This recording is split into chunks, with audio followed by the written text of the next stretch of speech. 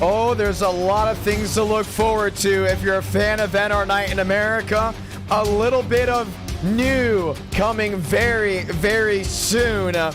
But tonight, it's all about that new Toyota as we get ready to go green tonight for 4 guaranteed races and possibly a 5th if we hit 300 likes. Ladies and gentlemen, my name is Jonathan Ramos, the voice of NR, as we get ready to rock and roll here tonight. The new Toyota is on track. The new Mustang is on track at Talladega. This is a race 3 of the Super Speedway Shootout. The tournaments continue to be the talk of the town, but something else has really caught the eyes and the attention of the viewers that we'll be watching and looking at very, very soon. What am I talking about? I continue to tease it, but we're going to confirm it very, very soon. Let's not wait around, as so many of you have now joined this great stream. Ladies and gentlemen, my name's Jonathan Ramos, the voice of NR. Let's get ready to start off with the schedule tonight. I think it's pretty solid. We changed it up just a little bit for the ones that didn't know. Yesterday we teased that the rumor had it we were getting a brand new model for the NASCAR Cup Series Mustang, and for the Camry, well, we've never showed off the Camry before, and that's why it's in the title. Whole lot of new 2024 Camrys on track as we get ready to go green. So, race 1, Talladega, right off the gun. We haven't done Talladega, I believe, all year. We get ready to show it off here tonight. Race number 2, let's go Old Atlanta. I don't think we've ever done Old Atlanta with the NASCAR Cup Series, including with the Next-Gen. So tonight will definitely be a first. A lot of drivers said it's a really good car track combo. We should try it out. It should be fun. Should be exciting. Well, that's exactly what we're doing tonight, and I think it's going to be an absolute blast. Race 3, Auto Club Xfinity. Another good car track combo. It's always been an absolute beaut. We just came off an e-ticket event at Auto Club. It's an opportunity to get drivers back open to the wheel-to-wheel racing and showing off Fontana once again. In race 4, Texas IndyCar, and everyone's asking, why are we going back to IndyCar? What's going on? IndyCar's the talk of the town. IndyCar is exciting. It's electric. It's fun, and it's so much that you guys get to look forward to. We've never done a Texas IndyCar before. We're looking to do a lot more IndyCar in the future, so let's continue to hammer back at it. Now, the real question is, what are we doing Friday? We've already talked about what we're doing tonight. We should not look away from what we're doing tonight, but with 2 minutes left here in practice, we have time to discuss what's above on the horizon. I can confirm we are doing a multi-class Daytona 2.4 this Friday at 8 Eastern, 7 Central on youtube.com/IDKplayer. It's going to be with the NASCAR Craftsman Truck Series, the NASCAR Xfinity Series, and the NASCAR Next-Gen Cup Series. It's going to be amazing. It's going to be exciting. 60 drivers can enter, and technically, we will have 3 winners. Best part, under the lights at Daytona this Friday. It's a special event, not an e-ticket event. So get ready to look out for that one as we get ready to roll on off. I'm excited. It's going to be awesome. We've already had signups go out. If you haven't already joined the Discord, signups are in announcements. They're just under the live now that have just gone out. It's going to be amazing. It's going to be fun. And this opens the door to a lot of new things. We have new overlays coming in, so you, the viewers, can watch on extensively what's going on in the Next-Gen Cup Series class, what's going on in the Xfinity Series class, and what's going on in the Truck Series class as well. So it's not just all 3 racing for one top of the board. They'll all be racing their own separate race, just 3 races in one, IMSA style, just with NASCAR. It's going to be a blast. It's going to be an absolute fun day of watching racing. There's no guarantee of a race 2, 3, and 4, but we are really excited for it. We already started testing. A lot of drivers think it's going to be a great idea. Now we have IMSA overlays that I just bought, so it opens the door for a 12-hour Sebring in the future. How about a Petite Le Mans? Maybe a Nürburgring? Maybe an actual 24 hours of Le Mans. It opens the door for a whole lot, but it all starts this Friday at 8 Eastern, 7 Central. You will not want to miss that event. Tonight, though, it's all about the Camry. Tonight, it's all about the Next-Gen for those first 2 races as we get ready to go green. Just 10 seconds left, ladies and gentlemen, before we head trackside. My name's Jonathan Ramos, the voice of NR. Let's get ready to go green as 60 drivers have entered Talladega, and we get ready to see who goes home. Just one more time. Results are in. Lewis, Champagne, Walker, Mosteller. That's your Fast Four. Donskoy, Gavin Austin, and so many others have lined on up as we get ready to take the green flag. I'm excited for it. If you're a viewer of NR Night in America, this is something to be excited for. How about Max Swears in his new Camry? Rolling out onto the racing surface. That's right. 3 races in one, a Daytona 2.4 with NASCAR, the trucks, the Xfinity, and Cup. You will not want to miss it. That will be this Friday night at 8 Eastern, 7 Central. Not an e-ticket event. And don't forget, ladies and gentlemen, if you haven't already seen it, the Florida 500 has been confirmed. It's the Darrington Woodworking Florida 500. We'll continue to talk about Darrington Woodworking throughout tonight, leading into the e-ticket event. So many have already showed up and signed up for the next e-ticket event, the Florida 500. That'll be February 9th at 8 Eastern, 7 Central.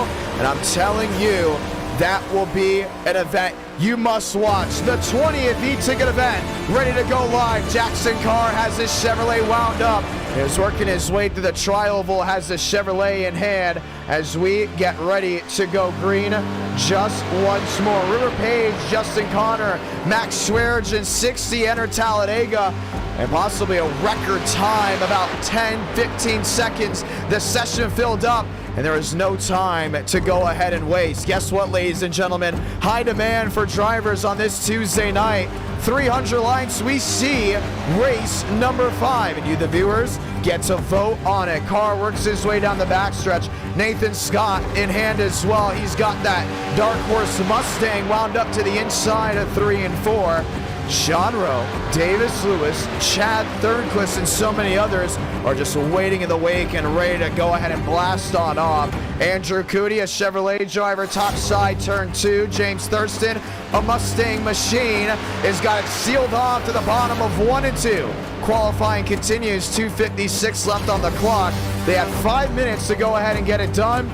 40 will race out of the 60 that enter. How about Jumpman Max Steinmeier? Ooh, he did not update that Camry, and it looks all busted completely around.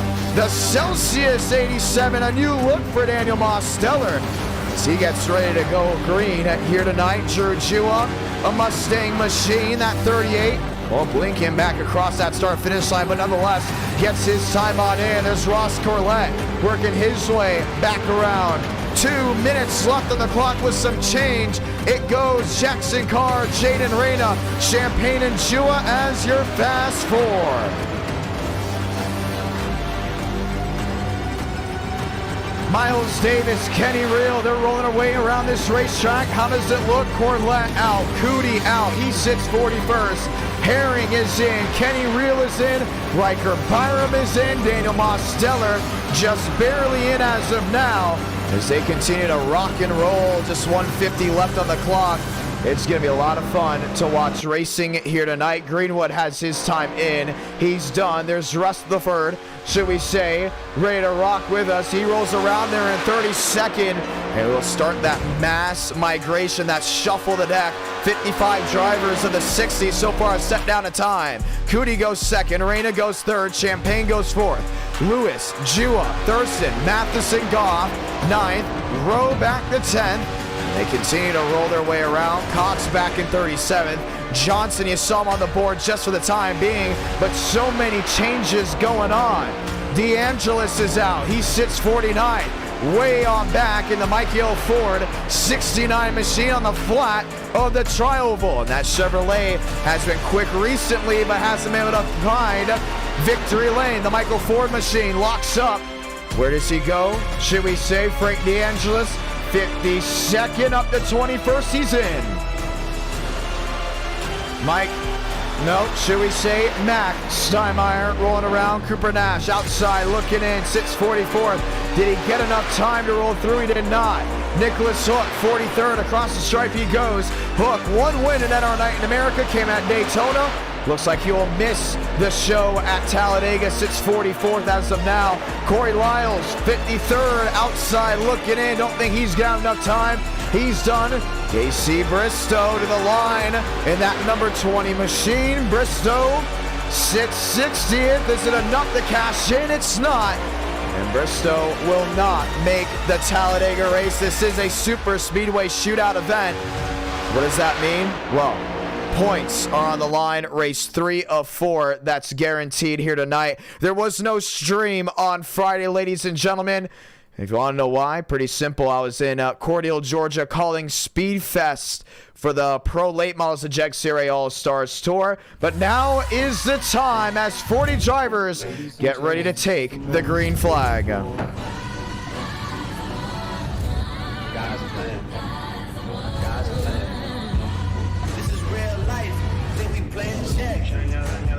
Mosteller car lined on up. Working 8-11 on the East Coast, 7-11 Central. This is NR Night in America, live from our studios in Nashville, Tennessee. And I'm telling you, the greatness just continues of these races. As we get ready to roll, Ross Corlett and company, they've lined on up, and they're ready to go green. Milano, Thornquist, Carpenter, top 12 score points. Everyone else goes home as we get ready to ride just one more time. Jaden Reyna back in that 5th position, mainly joins for the super speedways. The driver ripping around the Carolinas. It's ready to ride. Thurston, Matheson, Corlett, Shaq, Davis, Bomar, DeAngelis.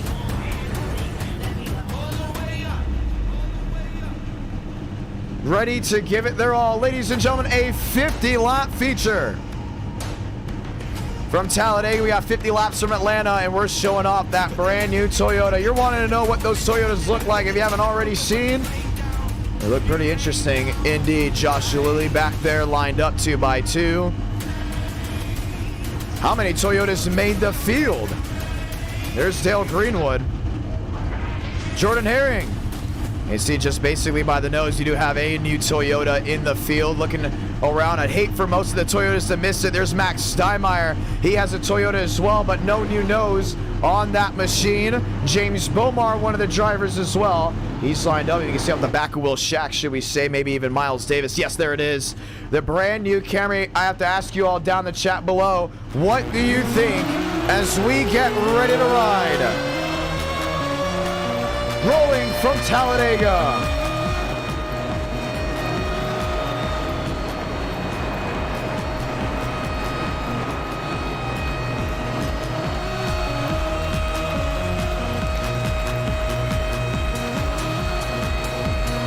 Let's go and say those magical words. God speed drivers.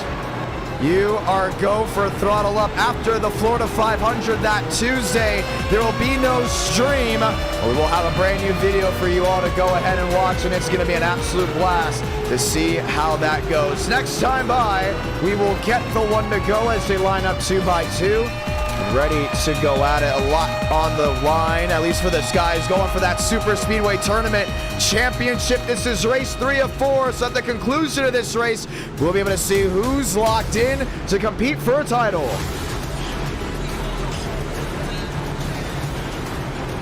Jaden Reyna, Daniel Mosteller. Lined up, ready to go green. We're letting you guys know right now, sign up if you want to race in the Daytona 2.4. The first time already just acknowledging it. And we're already up to 44 signups. You can join the Discord link. By clicking that link, you'll see the sign-up sheet. 44 have already signed up. Gonna be an absolute blast to see how everything goes. Lights on the top of the pace car, so this time by, we will see the one to go come off at the start-finish line. 50 laps, 40 drivers, a lot getting ready for the Florida 500. No, we have not picked anyone just yet, but the Darrington Woodworking Florida 500 is something you are going to want to watch. Chevy, road number 1, Chevrolet Ford, back to road number 2. A new era of NASCAR stock car racing. Well, it's here on iRacing. Lights off, ladies and gentlemen, the one to go. The question goes to you. Who do you think is going to go to victory lane? A lot of great drivers really just waiting in the wake as we get ready to go green.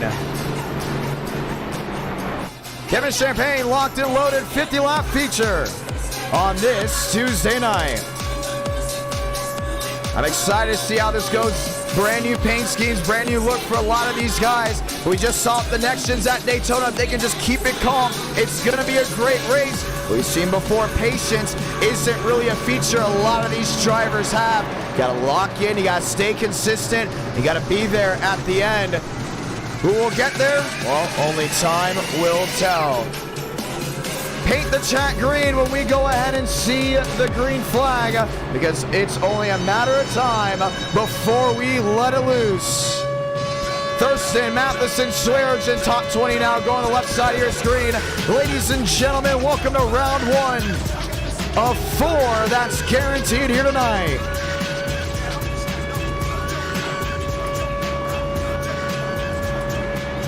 Cootie, Jua, Reyna, Champagne.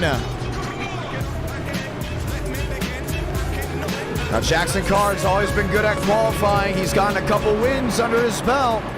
But is it time for PBR to rise again? Man, they've been hot, and they've been looking for another e-ticket event win. Last time PBR, as a team, found victory lane in an e-ticket. Mikey G, Michael Gregory. Should we say, where did that come from? The 2005 Daytona 500. It was held in 2022.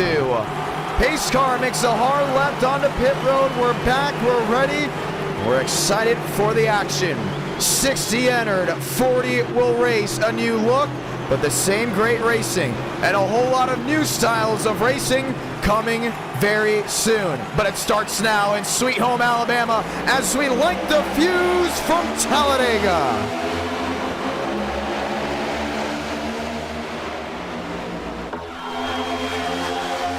Car top side, shoved in the back, still no move for that 3-wide look. You see James Thurston just peeking to that outside lane. It's not gonna work. Oh, a clip through. And Jackson Carr with an internet issue already flew way back on the outside lane.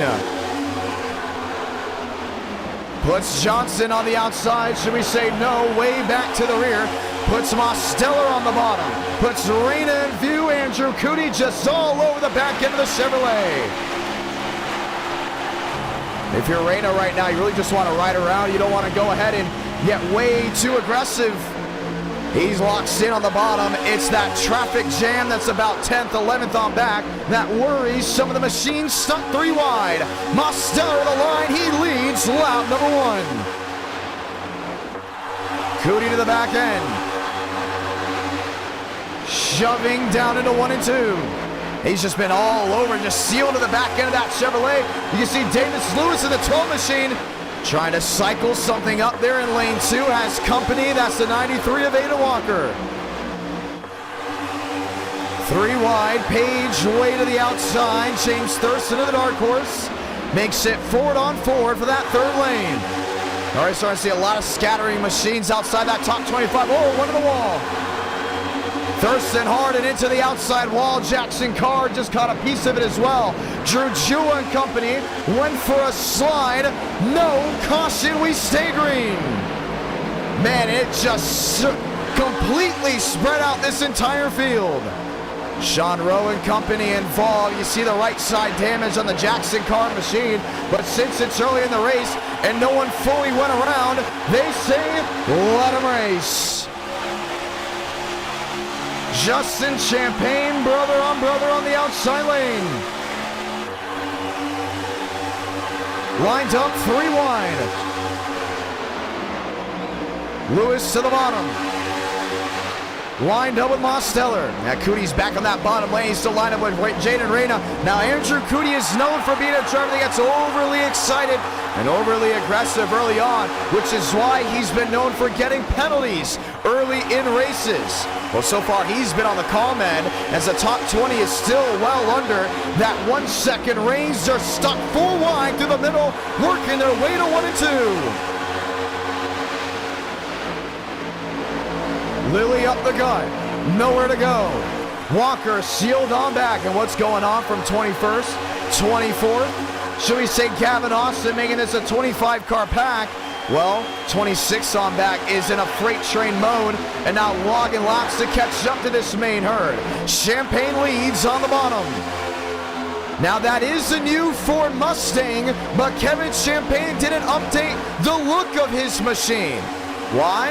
Well, he didn't have time, and same with Justin.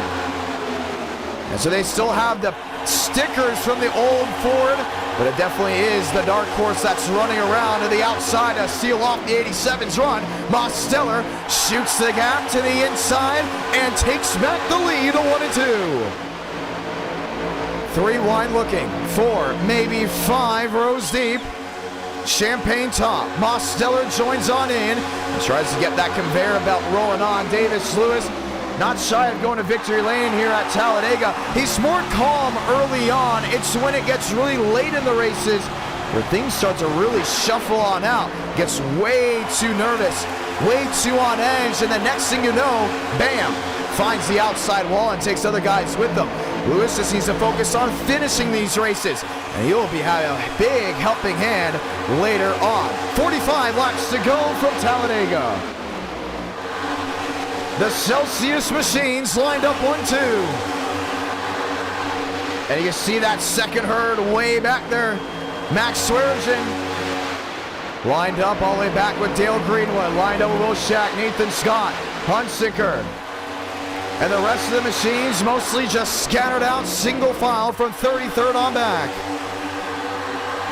And it's still early in the race. Now, NR Night in America rules are a lot different versus e-ticket event rules. In e-ticket events, you can get your laps back really whenever. No, let's rephrase that. In e-ticket events, you can't get your laps back whenever. At NR Night, you can unless it gets down to that 1 to go, depending on what racetrack it is. 4 wide, Lewis stuck to the bottom. Now stuck in a position where he does not want to be. Mosteller continues to lead. Justin Champagne now part of that line effect on the outside lane.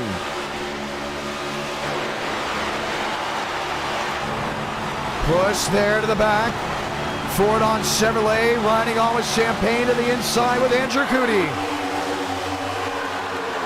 So what does that mean? In NR Night in America, since it's technically public lobbies, you can go ahead and make those big moves, or possibly those very conservative moves to go a lap down or two. Because if you get a caution, you will get those back. But an e-ticket event, a completely different strategy. The e-sport events, almost night and day now, different to the NR Night in America races. Keep that in mind, because we've seen drivers perform absolutely to their best in NR Night in America, and then come up empty in the e-ticket events. Talking about James Thurston, talking about Daniel Mosteller, 2 big names that have yet to win an e-ticket event, trying to get one February 9th at 8 Eastern, 7 Central for the Darrington Woodworking Florida 500. How about Freddie Bassins to the inside and the dark horse up front, this time shoved by James Bomar. Bomar has been making a name for himself recently. 1 win came from Rockingham in the Truck Series. He's running up front consistently. Big, bold machine, making bold moves as well. Does James Bomar get his 2nd win in NR here tonight? Maybe at Talladega? Only time really tells. He runs just outside that top 10, but in this main group, here comes the Guardian guys. Andrew Cootie leads, but Ross Corlette's in 6th. Both them teammates trying to go ahead and make something work that they can find each other. But right now with Andrew Cootie, he knows the outside lane is just his daydream. If he can stay up there, he will, no doubt about it, possibly find victory lane. Because we all know, either you want to be way up front or you want to be towards the back. One of those 2 strategies usually work in the favor of the driver going top of the board. Top 3 have all lined up. Josh Lilly back there in 4th, riding on board with him now. Lilly, a Red Bull machine. He said, I found my identity. I found my sponsor. I found the car that I want viewers to recognize me with. He sits 4th, single file now. Josh Lilly has gone to victory lane in the past, but not in quite some time. Does he get one here? Well, looking his way back towards 1 and 2. Lilly trying to go ahead and really make things work. But right now it's all calm as the top 10, top 11 have gone in that bullet train formation to the high banks of 1 and 2. This is NR Night in America. If you're just joining on in, we say hello. we say welcome. It's rush hour from the high banks of Talladega. An incident did happen early on, but not enough to warrant a yellow. But it has shuffled the deck completely. We look at this top 25. They're in this main group. This is what Gavin Austin sees by being the caboose in this main pack. A lot of pushing, a lot of shoving, and Michelle just found the back end there of the 12 machine. That was Davis Lewis. Gavin Austin continues to just sit in that 25th spot. But how about our friends back in 26 and 27? They have now gained time. Sean Rowe, Dale Greenwood, Will Shack, Hunsicker. Well, they're lined up, and they can definitely make this a 33-car battle for the lead. But so far, it's going to be tough to break that turbulent air. About 6-7 machines still lined up on the outside lane. And Champagne's never been a fan of just riding in line on the bottom, trying to make something work.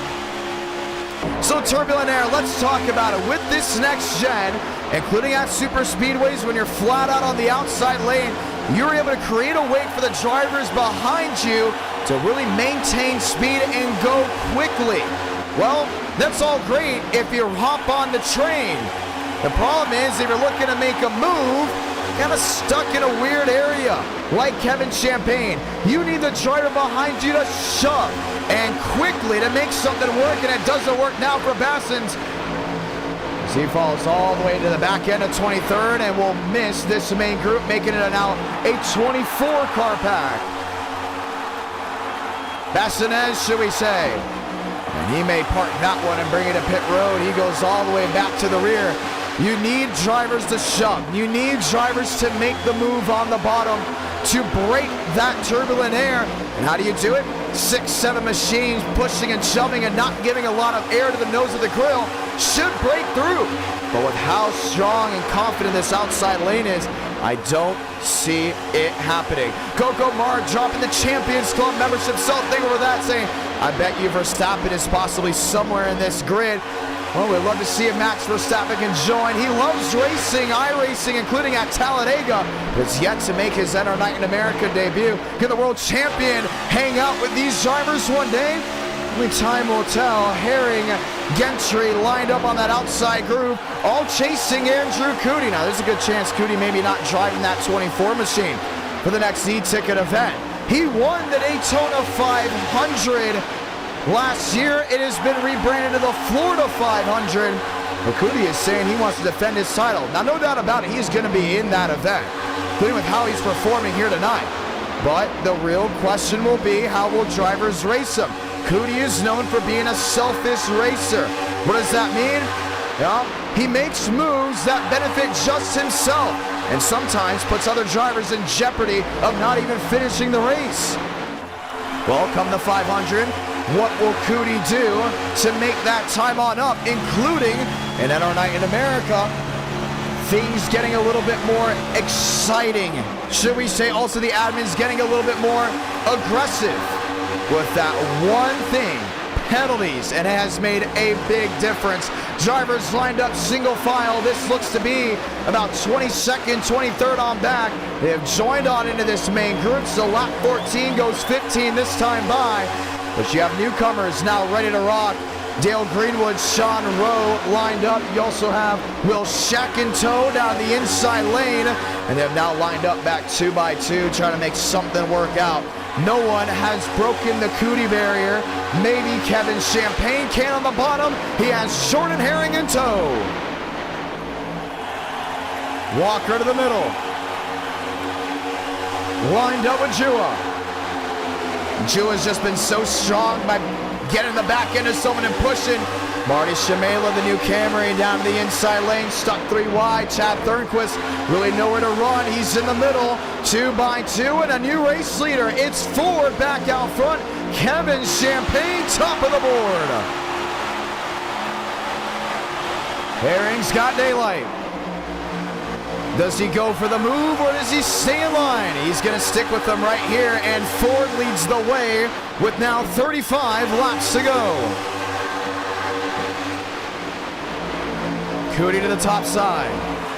Lined up with Moss Stellar.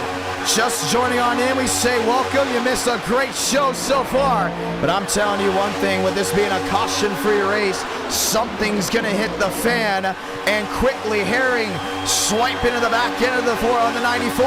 Can't find a way through. Cootie on the outside. A shove to the Toyota. Here comes Shugol down to the inside. Has the 94 swipe the barrel of the 91, and Shugol now runs Catbird. But what about Jumpman Max Steinmeier has found the third position. 34 to do it. Milano, Corlett, Shamela, Herring, Davis, Lilly, trying to make something work. Lilly in the middle. Cootie on the outside. There were Corlett. They finally found each other. They were about 6-7 machines separated this entire run. And the Guardian Esports drivers have now lined up nose to tail and start pushing and shoving. The only issue is they're not really moving forward. They've been on the back trend so far on this run. As Andrew Cootie now drops back to maybe that third groove, that third lane, as Josh Lilly now takes the lead in the Red Bull. 33 laps to go from Talladega. And a huge shove to the outside. Oh, Andrew Cootie sideways, right in the middle of the field. The big one to the high banks of 1 and 2, and the caution will wave.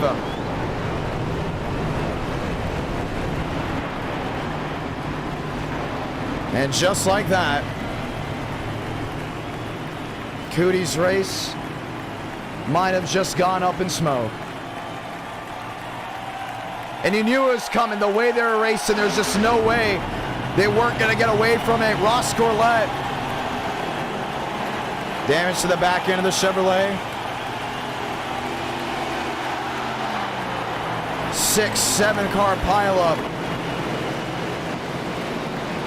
And that just shuffled everything. Eric W. member for 11 months, saying 300 likes for race 5. Like and subscribe. Thank you so much, Eric, for being such a proud supporter of NASCAR Night in America. Well, this changes things up big time for the drivers that wanted it to go caution-free. Watch again. There was just really nowhere to go. High banks, this is 3 and 4.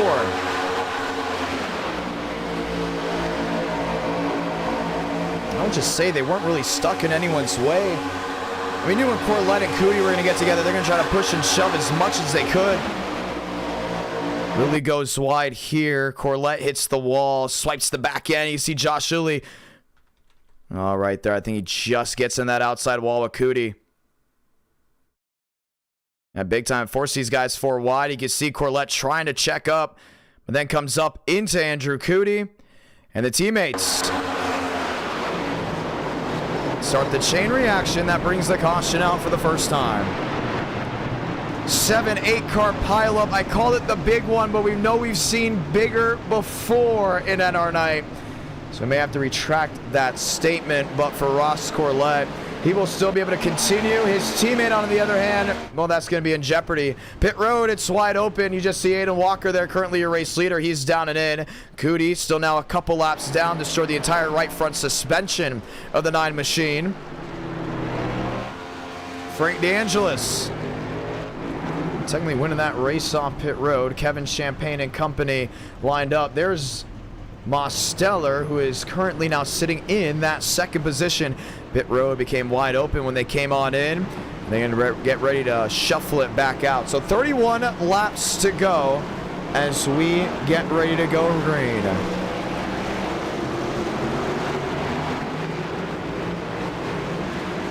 So the talk of the town has now been the Florida 500 and also the Daytona 2.4. But what's great about the Florida 500, ladies and gentlemen, is we got that sponsor. A lot of talk was going to be, who's going to be the sponsor of the event? Is it Drive Smart? Is it Into the AM? A lot of rumors started circulating on who is going to be, but Darrington Woodworking stepped up and they said, we want to be a part of this event. If you guys don't mind, go in and check out Darrington Woodworking on Instagram and SD. as they make absolutely fantastic pieces. They're coming on board. They love the iRacing. They love the esport events, and they can't wait to be a part of the next event. I'm telling you right now, Darrington Woodworking, if you guys want to have high quality work, go ahead and check them out. Follow them on Twitter. Should we say follow them on Instagram? Link to that is in the description below. And should we say also in the line chat.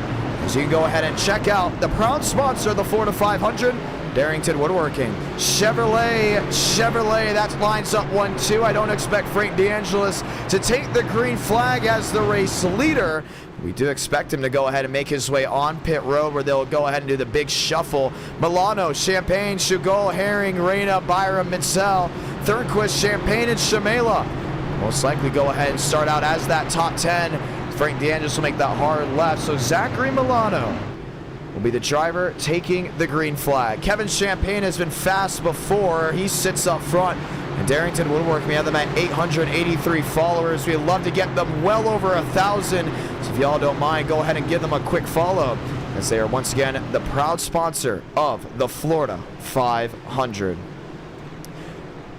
Lights off this time by. We'll see the one to go, and they'll line up 2 by 2.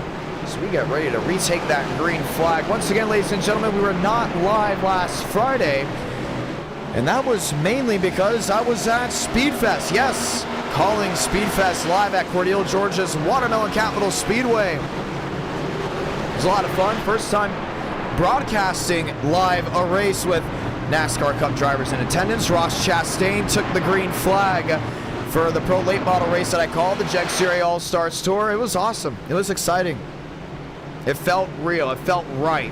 And I can't wait to call more races in the future in person. I should be back at the National Fairgrounds Speedway with select races also for the Jag Series All-Stars Tour. Track TV, an absolutely fantastic broadcast they put on. Amazing quality. I'm telling you, Track TV really paving the future for grassroots racing, including on the broadcasting form. Can't wait to see what's to come. Ladies and gentlemen, it's time. Let's go ahead and take the green flag. 1 to go. 30 laps left to go here in race number 1. We'll have Atlanta race number 2 as we get ready to go green.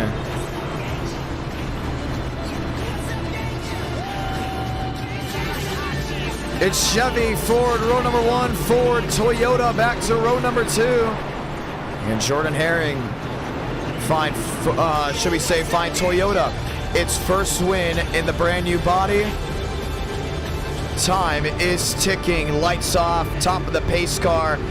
They'll make that hard left down onto pit road as we get ready to try this all one more time.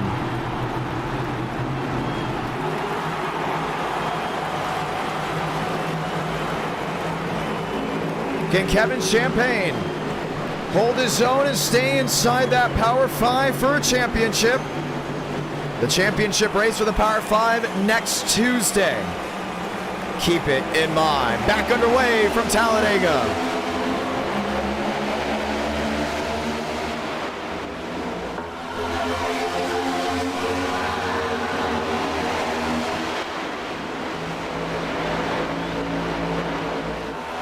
Milano on the bottom, Champagne on the outside, thundering down on turn number 2. Trouble, middle of the field. Davis went for a slide, collected 2, maybe 3 more machines. And they're going to throw it a quick yellow and the caution will wave. Daniel Mosteller. Damage all over the left side of that 87.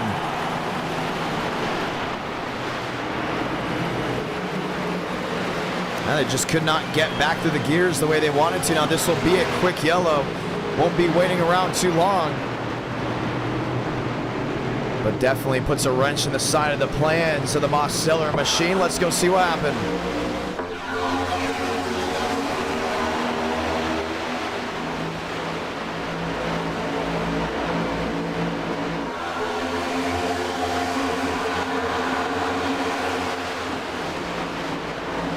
Oh man, just a hook from the bottom lane. You can see it here. That was once again Noah Blandino.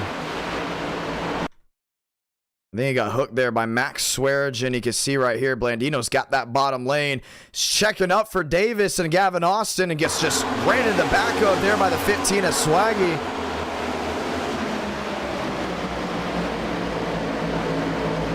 As the caution will wave once again.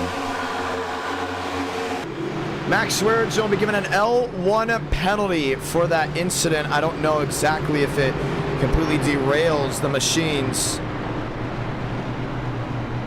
of Blandino and, should we say, Daniel Mosteller. But you will be given an L1 penalty. Pit road, it's wide open, but we do plan on going green this time by. So we'll go ahead and drop the 1 to go once again. It wasn't the safest start, but it was a start that definitely kept drivers on their feet. Hunsicker, Reyna, Shamela. I got to ask you viewers down in the chat below, quick question. Are you excited for that next race? How about that 3-driver run-in? Well, should we say Max Swearigan's trying to protest it? And no, I don't think that's going to change. It had a check-up, still got into him. And he will go ahead and serve that penalty. Are you guys excited for that next race that's coming up? The Daytona 2.4. So you could sign up to race in that. I wouldn't call it an event. I wouldn't definitely call it an e-ticket event because it's not an e-ticket, but a special event that's happening this Friday.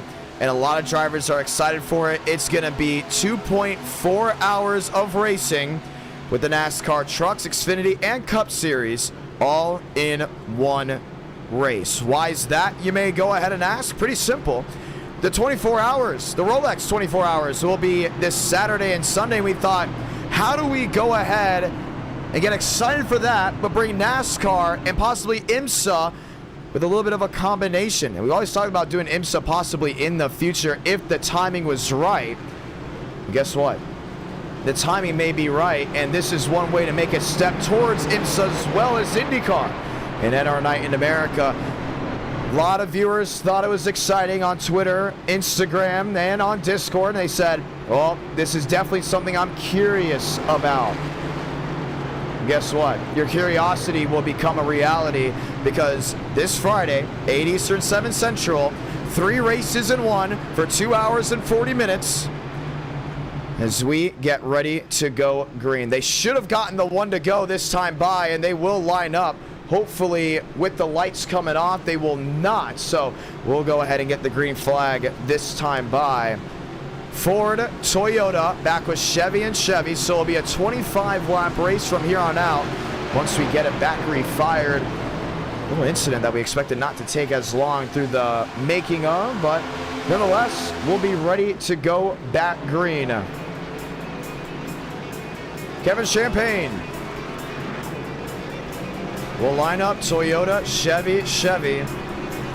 And you look through the middle of this field, you start wondering, okay, who's got a shot? Who's maybe got a piece of this action? Here's Davis Lewis back in 25th.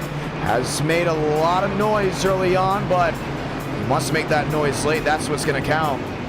How about Nathan Scott? He's on pit road once again. He's going to get left sides up. Frank DeAngelis in as well. But Max Swearigan back towards the tail end of this field. Josh Jalili, David Johnson lined up right to the thunder. Andrew Cootie still on pit road, wanted something to work.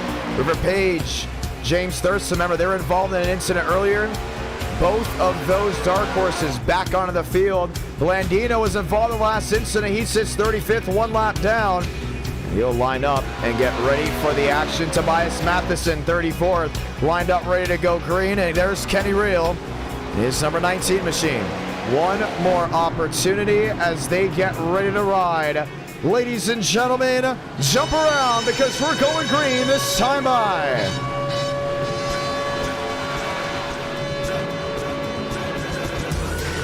Who do you have winning?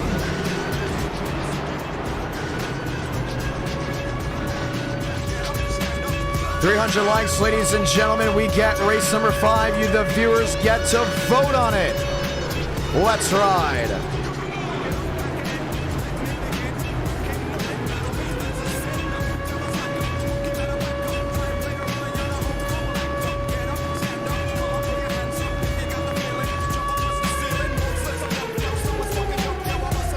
It's way too early for me to guess who would win, but definitely Kevin Champagne looks like the favorite as the pace car makes that hard left onto pit road.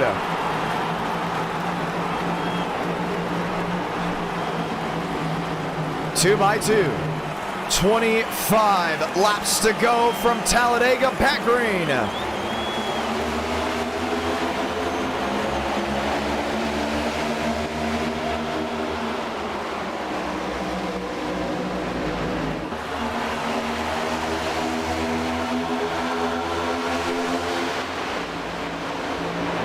Right into the outside.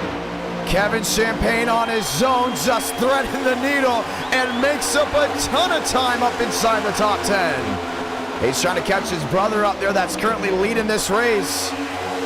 Byram shuffling. Gavin Austin in the bottom of Goff forces him 3, now 4 wide as they continue to make things adjust and change. Goff stuck in the middle. Jackson Carr goes around with Josh Lilly. Caution will wave again. Overly aggressive, and another penalty is definitely going to be issued off of that alone. Kendall Carpenter, a lot of nose damage for that 52. And we say restack them and let's see what happened.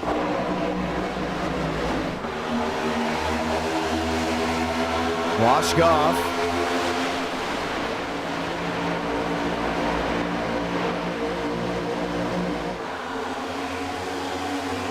On the bottom with Gavin Austin. Josh Lilly and company were involved, but at the corner of the screen while we were live, we saw this shuffle here. I mean, knew that wasn't going to work out, and Goff went right up the track, was stuck really just in a rock and a hard place. But didn't make the corner at all. So an L1 and L2 will be given out there to Joseph Goff as the wrecking continued right behind. So a long green flag runs, or a long green flag run backs up with 2 back-to-back yellows. Shuffling it all again. They might be calling for the relaxed yellows to soon come back out. Watch it again. Just went right up the track into Carpenter. Carpenter was going down. And the thing about Talladega wrecks is they usually always come when there's shuffling going on. Drivers trying to get out of each other's way, trying to make a move. The next thing you know, you have to do it all again. Here's Kevin Champagne. What happened here? Jumps to the bottom end of the racetrack. And we'll have to go ahead and wait for the pace car. Went way over it. 22 laps to go from here. This will be a quick yellow. That's what they want to give it. So the lights will automatically come off and we'll be ready to go back green flag racing. Carr and company back onto the racetrack. 2 by 2. Let's try it again.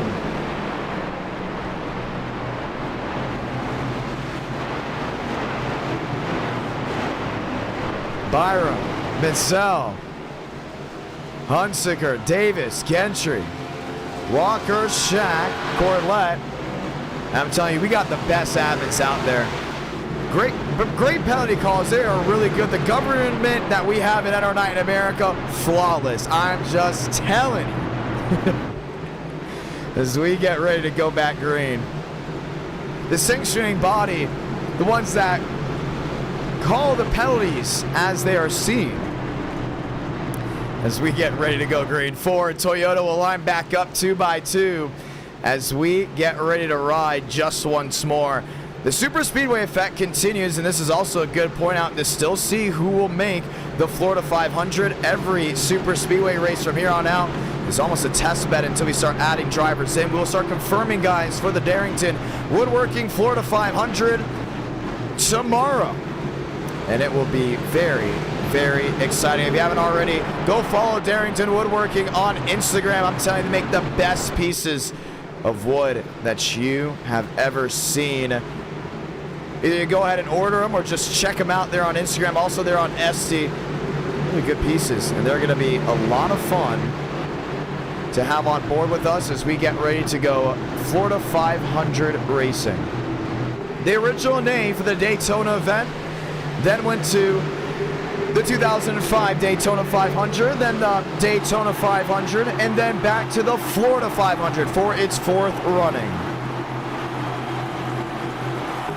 22 to go. Toyota Ford back underway from Talladega.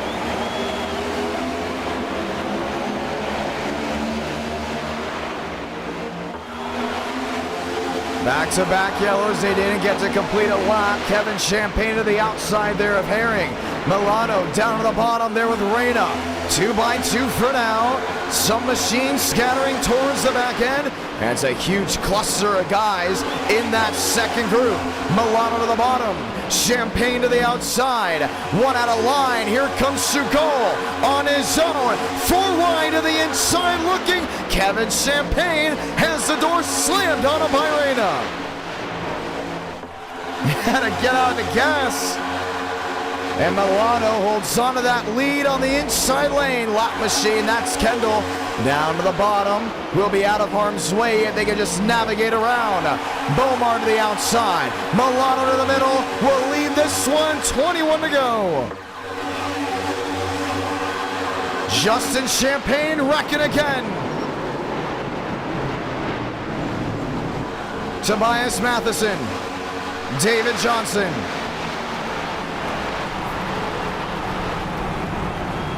Shugo and company, and the caution is out again.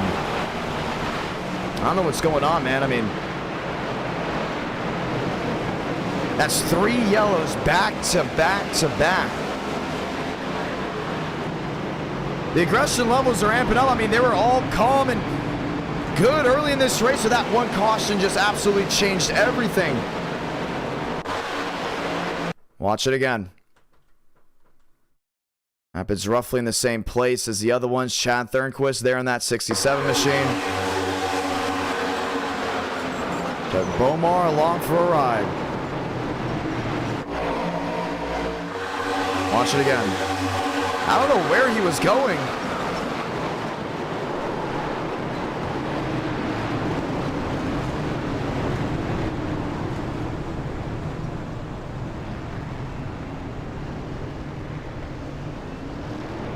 And the drivers have been let know the L5s are next if the caution is called very early into a restart, and relaxed yellows are on.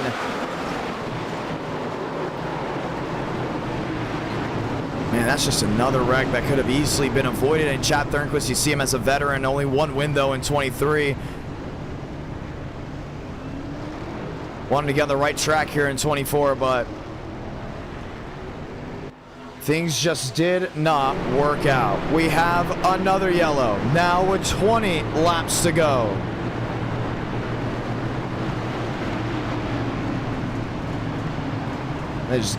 You just gotta calm down, right? Because 20 laps at Talladega is equivalent to, what, 60, 70 laps at Bristol?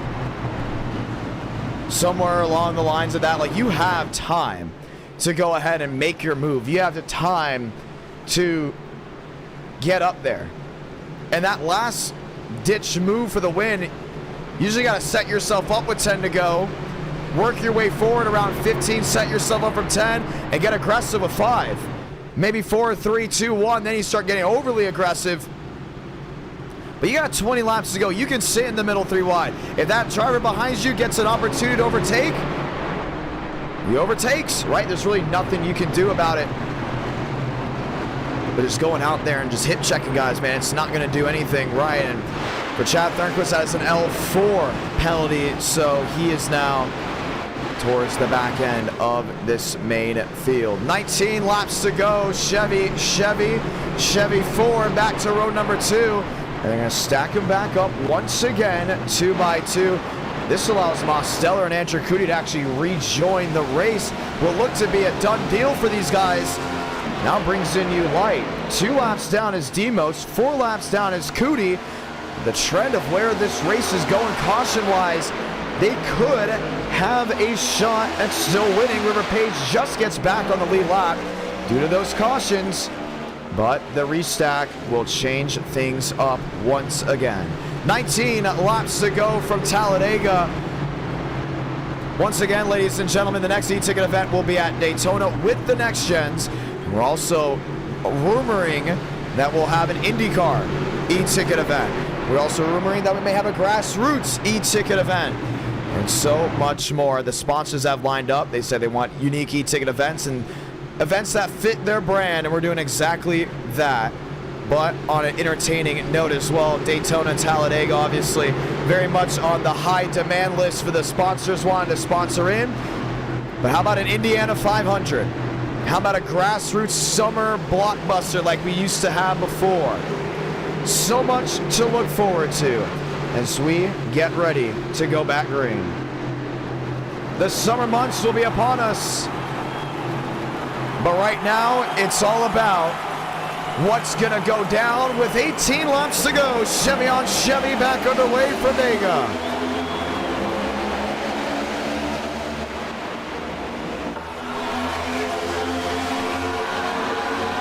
Three wide, Champagne at the bottom, both lined in. Oh, Mitchell trying to go ahead and squeeze to the bottom. And the caution will wave once more. He may be out of the night with that one.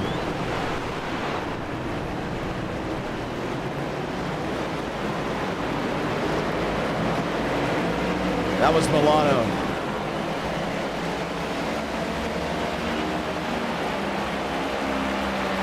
Unreal. What was he doing? And the driver's got the warning. Next caution. If you cause it, you're getting an L5, which is a disqualification, as almost a way of keeping things in check.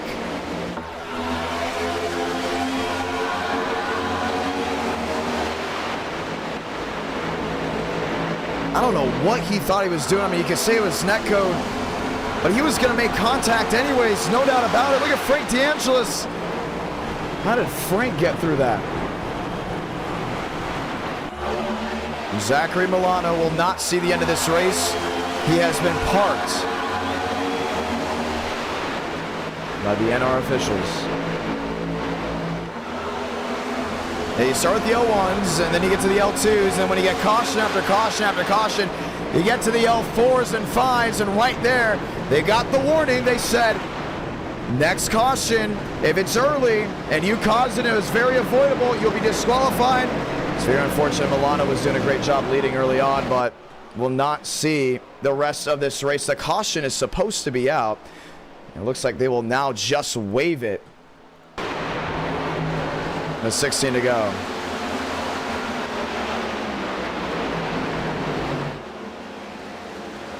So they took an extra lap to go back around. Basically a race back to the line, but Kevin Champagne, Justin Champagne, Reyna, Herring, and Walker all lined in.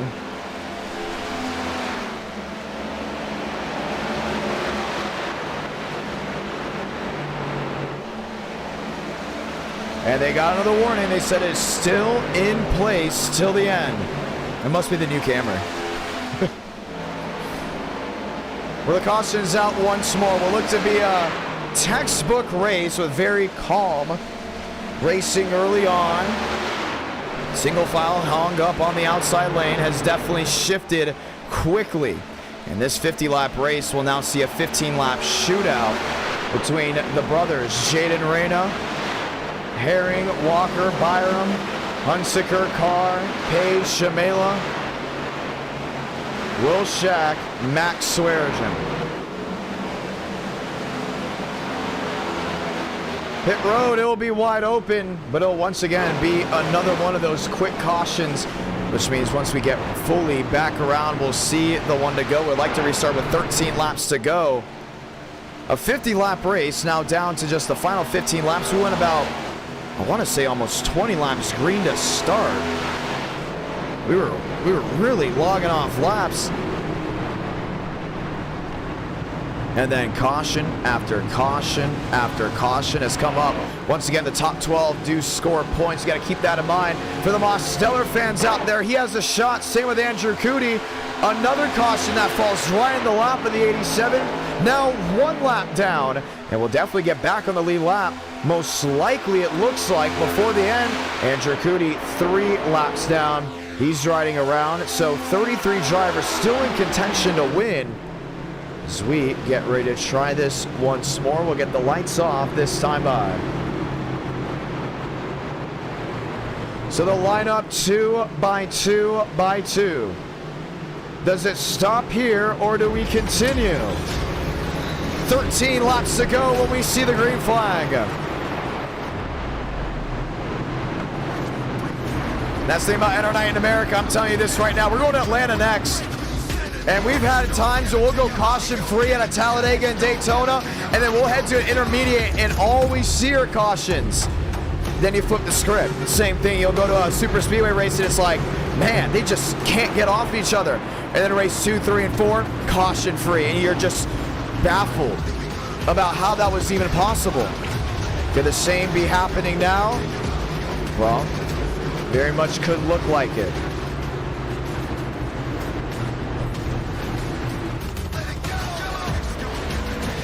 Ford on Ford. Chevy's lined up. And the warning has been given out once again. They're making sure they have everyone know you caused another incident. It's not going to look very, very good. Pace car will make the hard left once again on pit road, and we'll get ready to go green.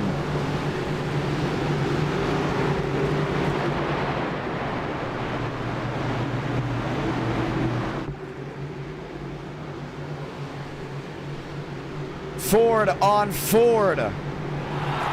Lined up, ready to go green.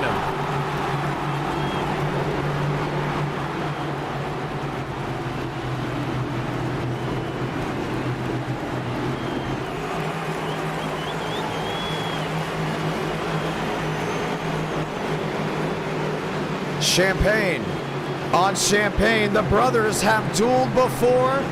It'll be the first time we get to see it in 2024. 13 laps to go from Talladega.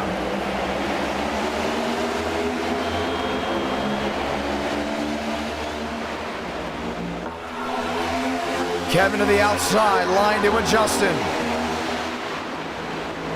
Reyna on the bottom, lined in with Walker. They're already trying to go ahead and start that conga line up there. You see them getting right up to that outside wall. That's to see if they can just log enough laps to start that turbulent air from becoming an issue for the drivers on the bottom lane. Reyna to the outside, Walker on the bottom. Walker pushed by Hunsaker. Hunsaker shoved by Shamela. Kevin Champagne out of the pocket, stuck in the middle, spinning in the rear. Out of harm's way, way in the back, we stay green. Kevin Champagne, Justin Champagne now dueling it out. 12 laps to go from Talladega. We're hearing that most of them got it back refired with minor issues. Let them race. Herring on the outside, Byram tagged there by Jackson Carr. And the caution will wave again.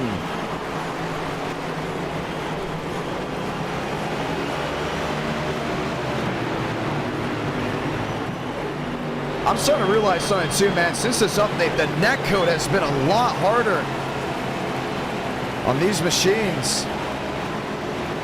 And Jackson Carr will not see the end of the race, as he has also been part. What is going on?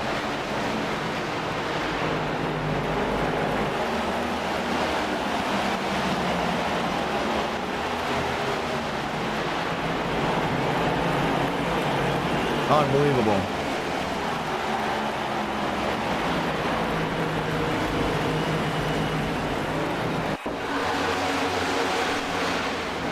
Watching end to 1 and 2. Jackson Carr thought we just needed one more wreck and got right to the back end. He was going to make contact no matter what. Once again, I understand the net code was the issue. Oh, wow.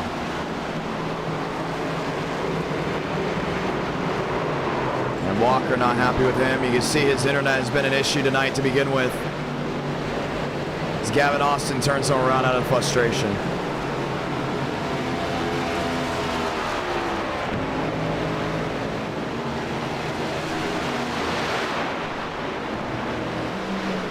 Well, it's also a good representation of who not to allow in the event.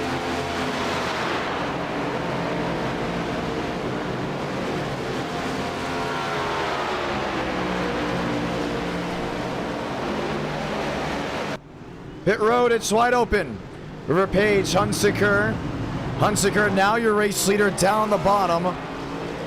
Shamela lined up. It'll be single file once again. The caution still waving. It will now be 10 laps to go at the line. Wow, I mean, it's just completely changed everything on how things work.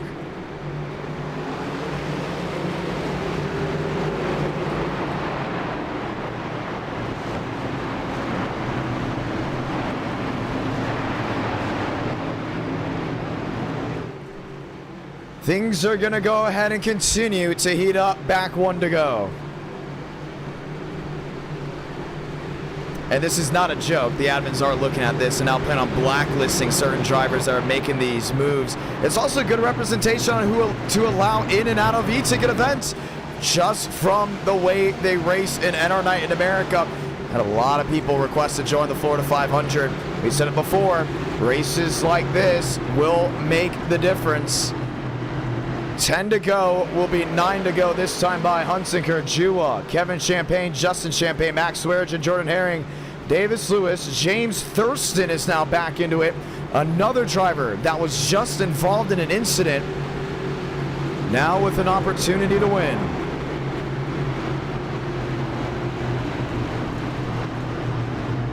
Ten will be 9 laps to go from this point. Shamela on the outside, Hunsaker on the bottom, Jua, Champagne. And then we got race 2 at Atlanta right after this as we continue to work our way through all 4 races that are guaranteed here tonight. 300 likes, we do get race number 5. Keep that in mind. You, the viewers, would be able to vote on that. Pace car, hard left onto pit road. Let's try it again.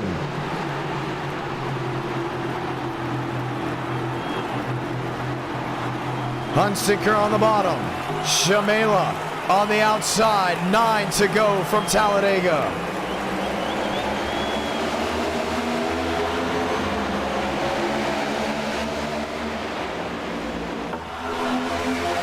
Frank on the apron. Trying to drop to the rear. Kevin Champagne in the middle. Oh, Max Swearage.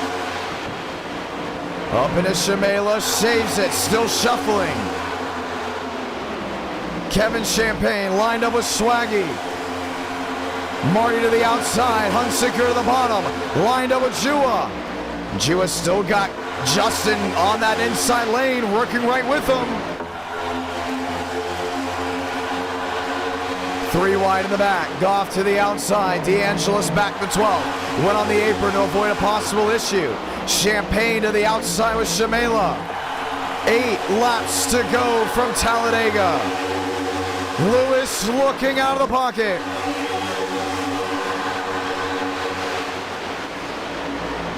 Climbs the banking of 1 and 2, and they've cleared that turbulent out on the bottom. They're trying to keep as many machines out of this finish. Spinning Shonro.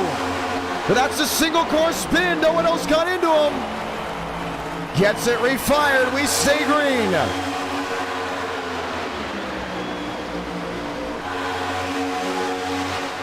Swears it on the outside. Lewis is going to be looking for a way around. Now they can go to the bottom and leave Kevin out to dry, but it just opens the door for every other car lined up right on that inside lane. 7 to go.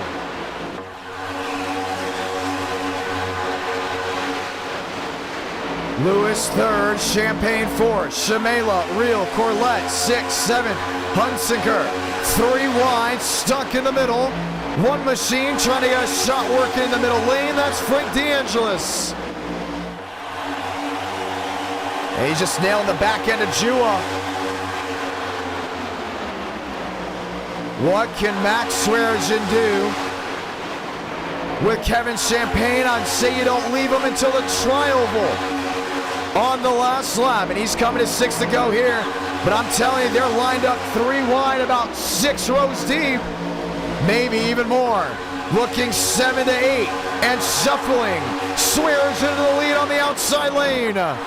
6 to go. Forces Lewis on that bottom.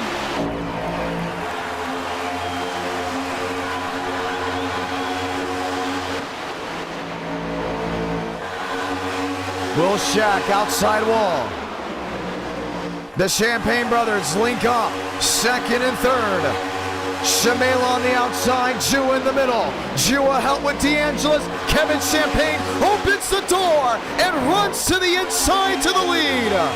Man caught Max Swearengin looking. They were looking for him. We were wondering when he was going to make that move. 5 laps to go from Talladega, and this pack has shuffled the deck again. One spinning to the bottom. Saves it out of harm's way. Thurston, Jua, Swearengin, DeAngelis still shuffling in the middle.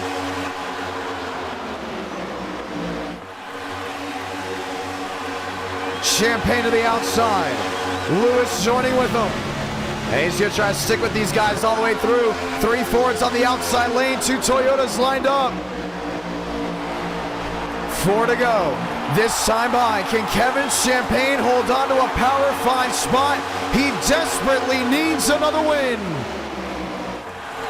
He could be bumped out by James Thurston. You see Thurston up there at 11th. He needs a good night. He needs to do better than Conklin. 4 to go.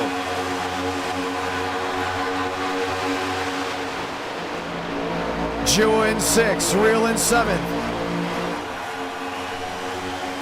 Trying to make a move, Davis Lewis. He has an opportunity down in this inside lane, but I don't want to think he would leave these guys in front of him now. See Kenny Real trying to make a move with Corlett. And they have now moved to that middle lane. They're lined up with Jua. They're lined up with DeAngelis. Hunsicker on the bottom, lined up with Thurston. 3 laps to go from Talladega, and they're spinning through the middle of the pack. DeAngelis, Carpenter involved in the incident. The caution will wave again.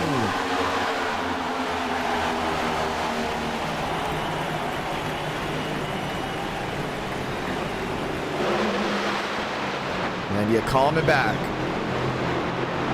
We will see overtime once again from Talladega. Max Steinmeier got on through. We're looking for the Frank DeAngelis machine. River Page. Another one bites the dust for him. Blandino. Dale Greenwood. Nathan Scott. Miles Davis, a lot of damage. What happened? How did it happen? Let's see here. Let's start with Frank in the middle. Oh, maybe not. Goff again with a bad move.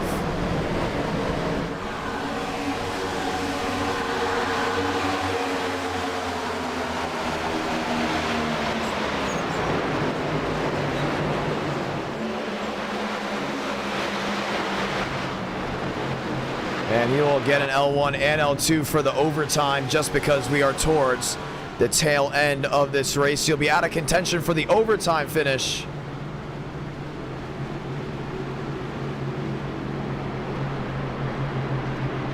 And Goff is out of the race. They're saying he will not be able to continue.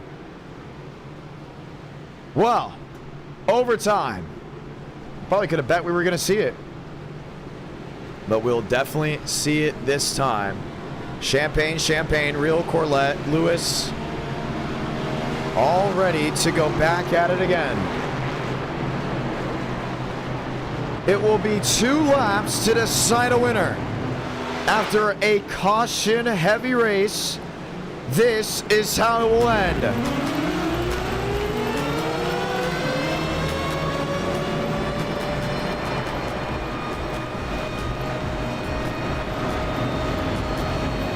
Atlanta, race number 2.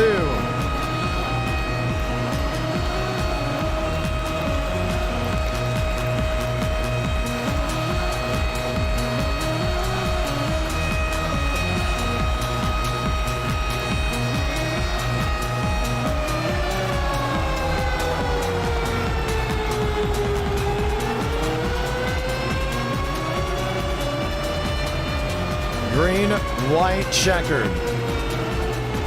Can one of the champagnes blast out of the cannon? Real, Corlett, they're lined up in second. Chua, Lewis, Shamela, Steinmeier.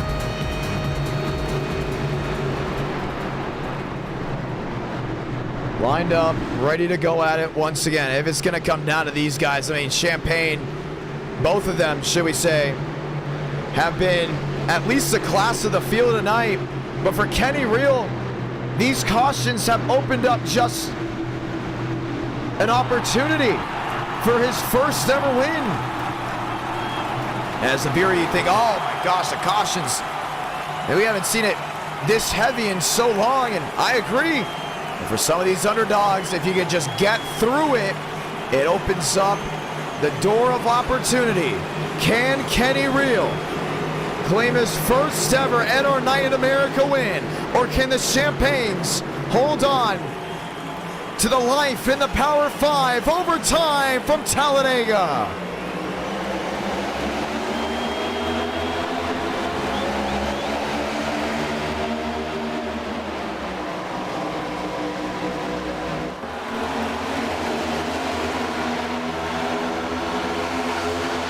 Lined up, nose to tail. Corlett trying to make a move. Justin blocks top. Jua runs the middle. Here comes Cootie. Here comes Shugo. Shugo on the wall. They're 3 wide, stacking it. 3-4 rows deep. Max Swearingen down that inside lane. Oh, has to give it back to Real. We see the white. This race is official. Justin at the bottom. Kevin Champagne, a bump out of the groove.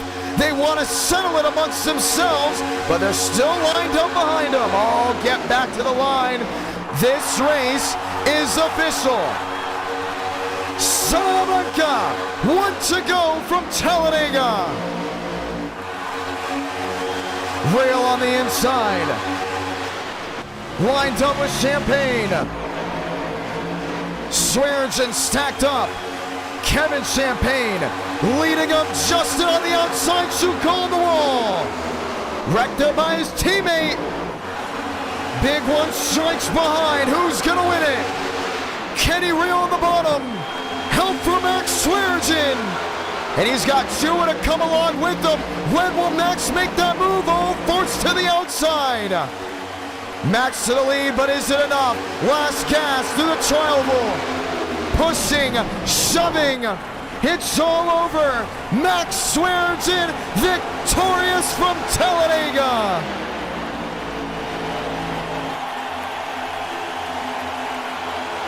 Real in second, Greenwood third, Kevin Champagne comes home fourth, and Toyota with the new body wins in its first attempt in NR Night in America.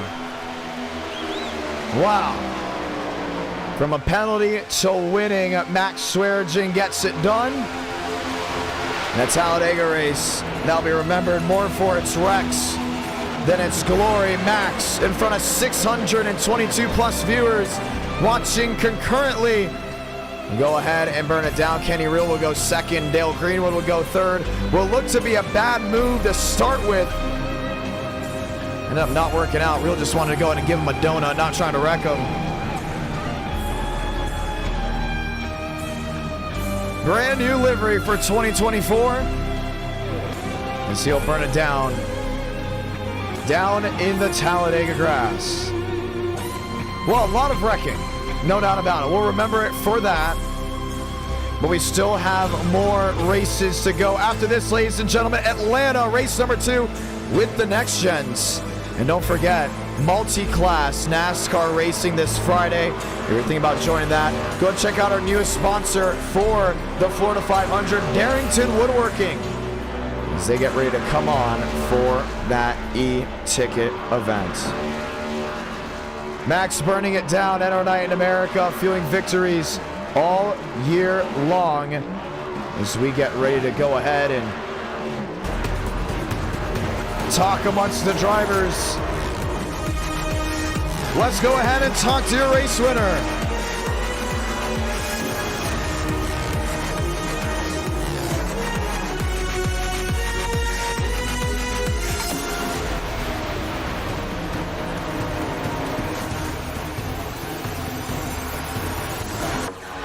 Max going to victory lane, gonna go ahead and dial him up. Once again, ladies and gentlemen, Atlanta race number 2, top 12 in this race did score points. Frank DeAngelis, Mazel, Steinmeier, Davis, Lewis, Blandino, Reyna, Hunsaker, Champagne, and so many others.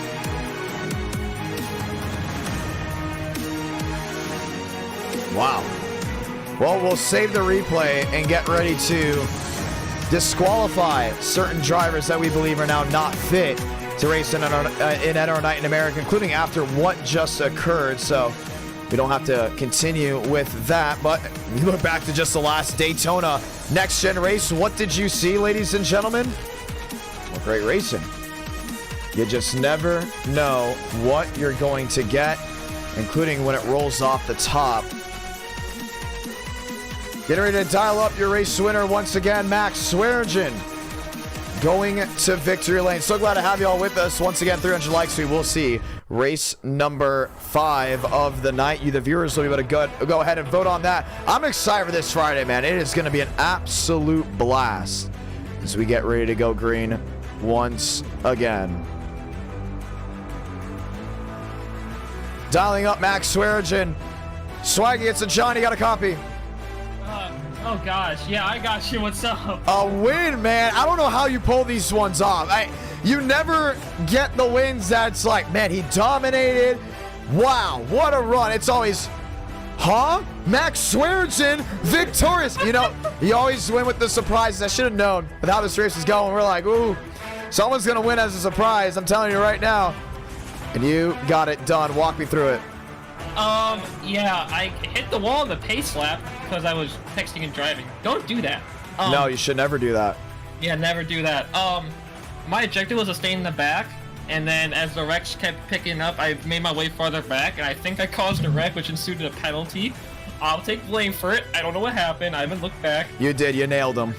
I nailed him. Well, I'm sorry to whoever I hit. And then I don't know what this race was. That was a little chaotic. But I green my checkered. I saw Kenny. I'm like, dude, I gotta push him. I gotta do my move. And then I saw Drew behind me in 3. And so I'm like, I think Drew might help me out right here. So I go high. Drew goes high with me.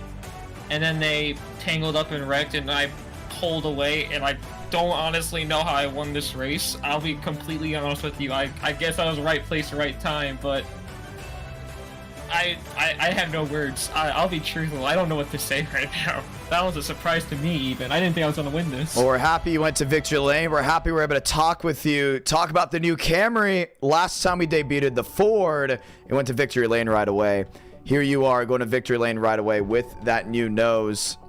Do you like the look? The more I see my paint scheme on it, the more I like it. I'll be honest. Once I saw the car blend, I'm like, oh, this thing looks like a piece of crap. Then I saw Eric Jones's.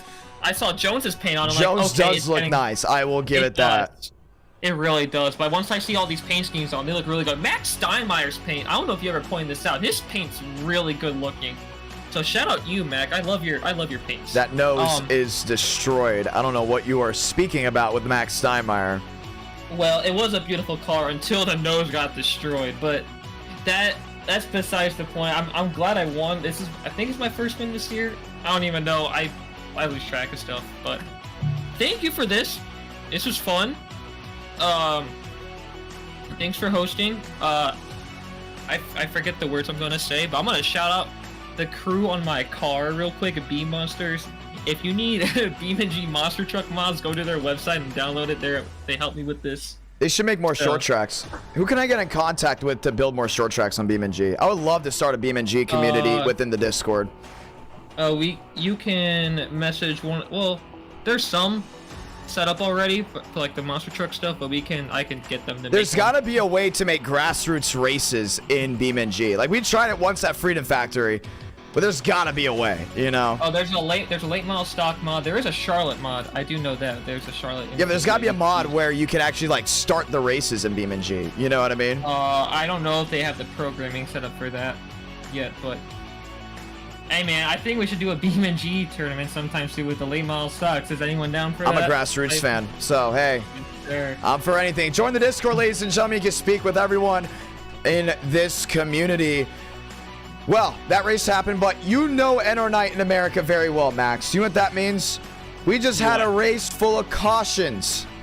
We're due for a race not full of cautions. And what did I said something before I left for Cordial in the Discord. I was like, you know what? We haven't had a true wreck fest in a while. Well, it just happened. But it does make it easier to pick who deserves a ride for the next e-ticket event, which is going to be also very interesting. That's what made the NWP 400 exciting. We had a Daytona event, or Daytona race way before that was just full of wrecks, and we were just able to pick and choose guys just from that race alone. I'm excited to see what Atlanta's got. I'm excited to see what the rest of the night's got. We know Auto Club is going to be a fantastic race. We know IndyCar, Texas, that's going to be a blast. I know you've been a huge advocate for IndyCar to come on in. We got more racing of that tonight. 60 laps, Atlanta. That will be up as I speak right this moment. Session is up. Password is IDK.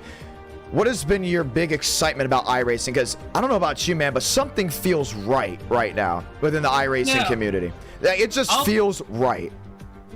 I just think there's a lot of stuff you can do now, especially me. I get a group of people in the Discord. We just run IndyCar for fun. Ever since we got ever since the license came back, we've been doing a lot of IndyCar. We do a lot of super late model stuff too. It's just everything collective feels right. Like, it just feels perfect now. I don't know what it is, but I think it's just the new influx of people. Plus you have all these other big people that want to hop on. It's just, I feel like iRacing's perfect, but I'm waiting for the rain to make everything better. That's interesting, and I hope they finally update that nationwide car. Oh yes, I know you love your bunny ears. I John. love my bunny ears. Bunny ears. Well, session is up. Also, Max, you know about it. I've talked about it already on stream. The NASCAR 2.4 at Daytona. Oh yeah. 3 classes: Truck, Xfinity Cup. 1 race, 2 hours 40 minutes. Are you excited to see that? I would say I am excited. I won't be here at all Friday, so I'm not gonna be able to watch any of it, but I'm very excited to see. I'm gonna replay it. What about curious? Curiosity is what's probably gonna be striking everyone on this, because I'm in the same boat. Yeah. I don't know really what to expect. We're doing testing and everything, but even drivers were like, man, this is gonna be something. It's gonna be a real learning curve, including for NR Night in America, because we want to do a Sebring 12 hour. We want to do a Petit Le Mans. We want to do Road America, Watkins Glen 6 hour. Coda, maybe the same way, maybe even bring, endurance racing to NR Night in America, not as an e-ticket event, but as a special race, or maybe just make an endurance e-ticket event structure where it's just all, like, it's just enduro events. I don't know how to call it, how it be, but 2.4 hours, it's gonna either open things up or put things back on the drawing board. But IndyCar has been a huge talk of the town as we get ready to go green once again. What are you excited for NR Night in America, including the future, as we roll into the session now? Like you said with the Petit Le Mans, that is one thing I would absolutely love. Road Atlanta, GTPs, it's a match made in heaven, in my opinion. I love GTP racing. I love road course racing. I do somewhat do road course racing, but it's the diversity that you're implementing now, because you're implementing super lates. We need to bring those back, by the way. We do. Super lates are a lot of fun. We've been late model stocks. We do those occasionally. Gen 4, beautiful car, and then you're adding all these other things in. Collectively, all one night, just one night of like one race, one series. Like you do one IMSA race for like 30 minutes. You do an IndyCar. You do NASCAR. You could do maybe rallycross, but that sounds a little too far-fetched. We're not there yet. We're just exploring multi-class racing. We're not there yet. But one day, you just never know how. Maybe if it was a tournament bracket style, we would be able to make it work. But at the end of the day, I'm really excited. Max, we got to cut you off here, my man, but congratulations on the win. We're getting ready to roll into the next race, and we'll see what you can do the rest of the night and into the future. Congratulations on your first win in 2024. Oh, thank you, man. I appreciate it. This is my only race of tonight, but thanks everyone for watching. Like the stream. I think we get a race 5 automatically, so I don't know. No, we get one if we hit 300. Oh, we're 80 away. We got to let you go. Max Swearigan, ladies and gentlemen, winning that one. Always fun to talk with Max. Talk with drivers that love chatting it up with us. But yes, I did see some questions in there. You're talking about a 3-class Daytona 24-hour NR night style? And the answer is yes. And it's going to be really, really fun how it would be. We continue to talk about the future of NR because we love NASCAR. We love stock car racing. That's still the heartbeat. That is our roots in NR night in America. But an IndyCar event is very possible now for this year. The 3-class race at Daytona, 2.4 hours, is just made the way on Instagram and on Twitter. Everyone's talking about it. I'm super stoked to have it happen this Friday night at 8 Eastern, 7 Central. It'll be at the Daytona Road Course, so keep that in mind. It will be our version of the Rolex 24. So for the ones that don't know, the Rolex 24 has multiple classes racing.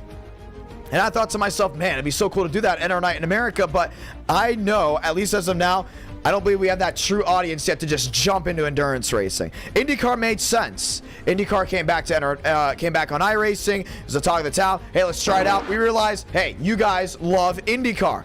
I love IndyCar. Let's continue to do more IndyCar.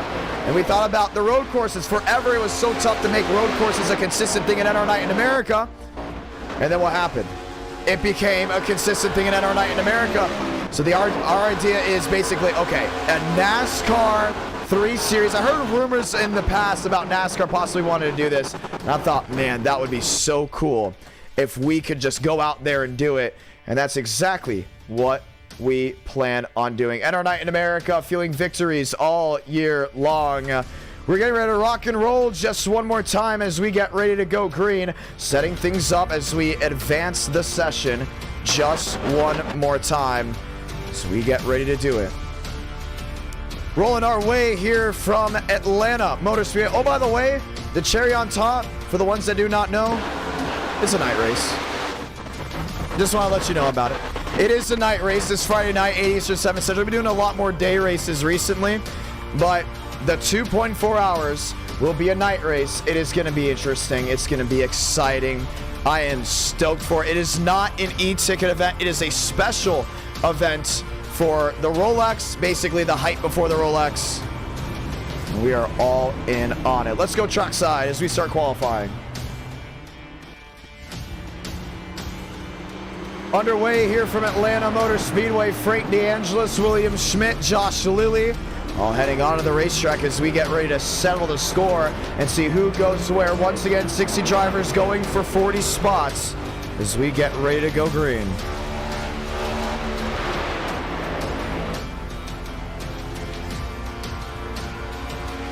Trading paints loading on. Kevin Champagne. The machine to the outside, James Thurston. Now the schemes look all white for now because Trading Paint still has to load in all 60 cars with the correct overlays. So it could take a little bit of time, but we know we're looking at Kevin Champagne, who is now in a brand new scheme. Oh, no, should we say he has not put his scheme on just yet? Should we say hasn't loaded? Nick Norris, Yaroslav Donskoy to the line. Cooper Nash, Frank DeAngelis, Nathan Scott, top of the board. Now this is old Atlanta, and usually we do new Atlanta, but we've never done this car track combo before.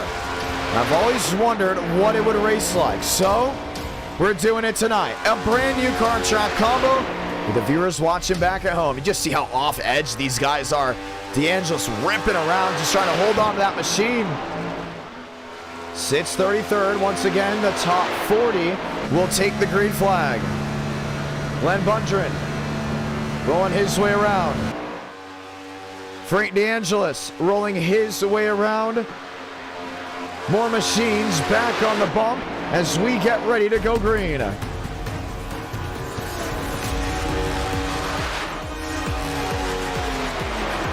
James Bomar.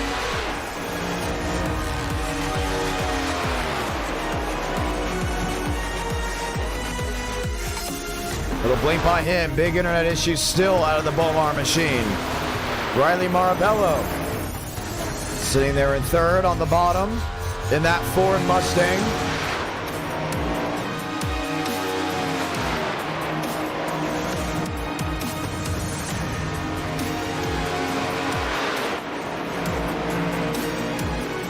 How about Barrett Polimas? Polimas was on the board at some point. River Page there in third. Drew Ledsack, Kendall Carpenter. Carpenter there in 13th. Mitchum pulling his way in 18th. And he's going to start it right where he is. Guys on the outside looking in. Justin Connor, no time in just yet. William Schmidt, 48th.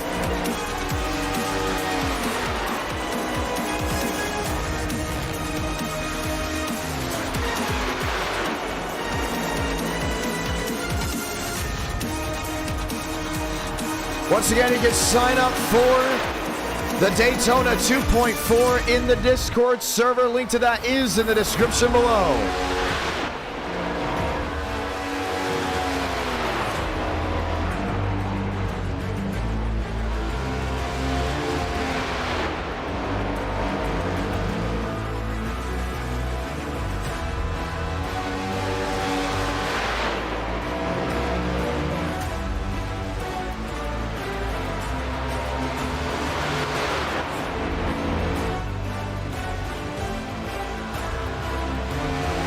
Bennett Allen, Wayne Kennedy. Kennedy on the outside looking in. Gio Turpin outside looking in as well. Just 40 drivers will take the green flag.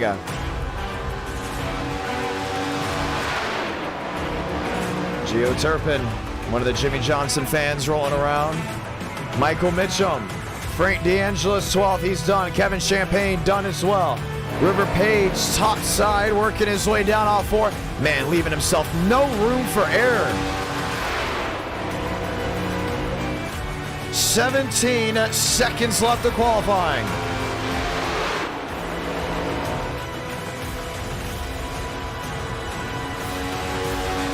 Page off two.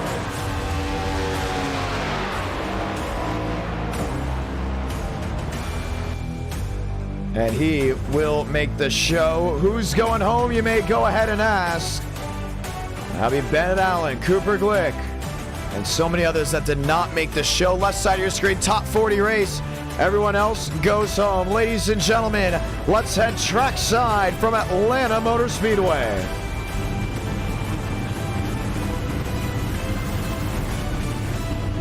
Joey Beck, River Page, Riley Marabello, Riker Byram. Lined up, ready to go green.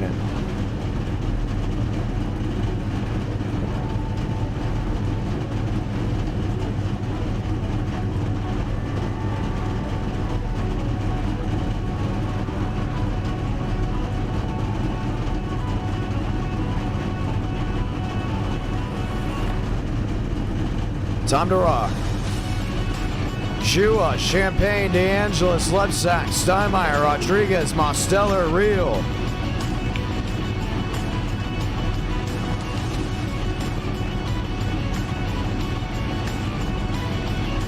Lined up, ready to go green.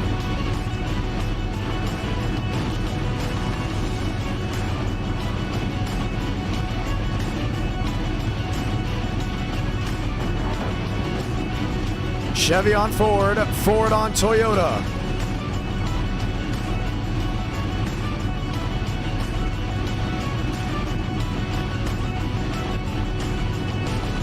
So 40 drivers take the green flag here in race number 2, and they have been reminded we do not want a repeat of what just occurred in that last race. So 60 laps of action are upon us here in race number 2, working 9:39 on the East Coast, 8:39 Central. This is NR Night in America as we get ready to rock and roll with race number 2.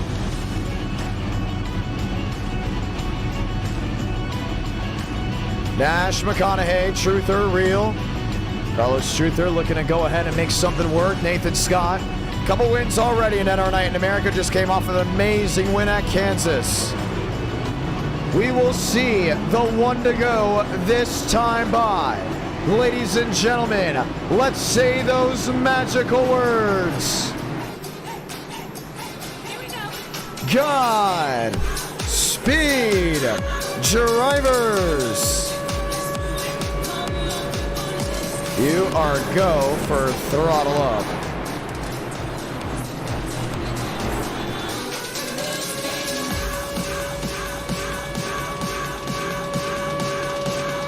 Ford, Chevrolet, Toyota, 4 back to road number 2. And they line up back 2 by 2 by 2 as we get ready to go green.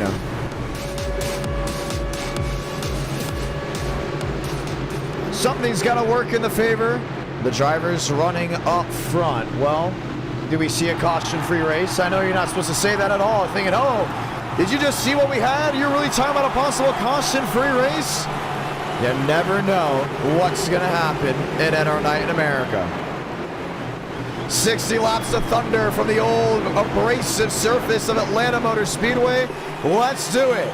Pace car, hard left onto pit road as the dark horse in the Chevrolet let us light the fuse from Georgia.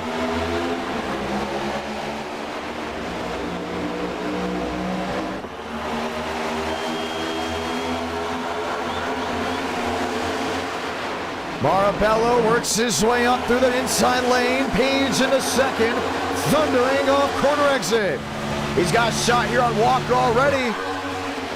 To the inside, wheel to wheel. Walker, Scott, Watson on. Scott wants a shot, can't get it done. Drag race to the line. Walker leads lap number 1.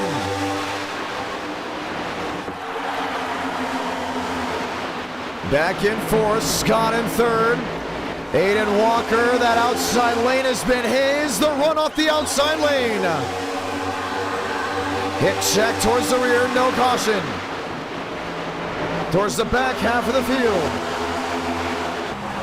And Joey Beck's just sitting there in fifth. James Bomar seriously blinking on that outside lane. Scott to the bottom, Page to the outside. 3 laps in, it's all Aiden Walker out front, a driver that has raced at Atlanta Motor Speedway before on that little quarter mile in the middle of the infield grass. Nonetheless, he has seat time around this racetrack. Scott back, trying to shuffle, an absolute minefield of machines back to the center of the field.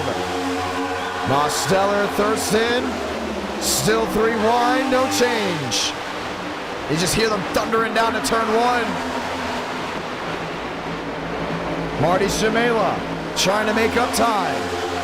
Joey back to the outside. Joey back to the lead for the first time this year. Man just drove right around the outside of Walker like he wasn't even moving.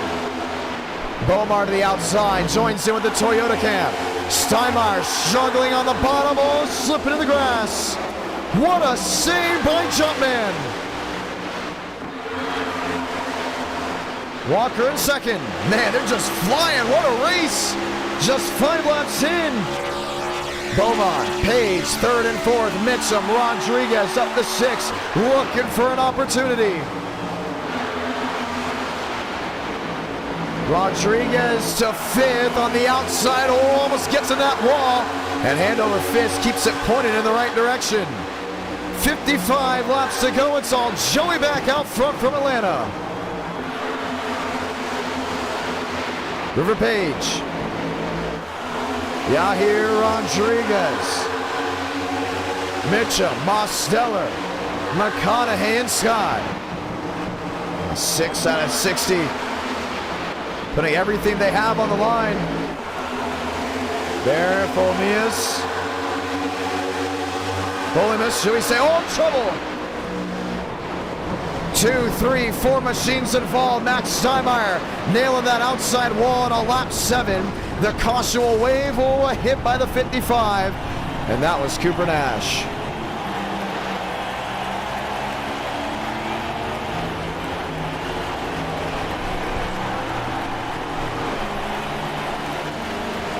man.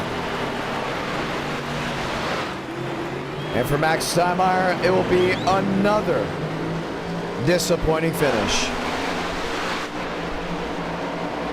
I want to point out, man, it looked like Joey Beck wasn't saving tires at all. I saw the chat talking about it just for the moment being. And here at Legacy Atlanta, you need to save tires, right? You just can't go out there and gun it, because they'll just slap you back as quickly as you thought you were making up time.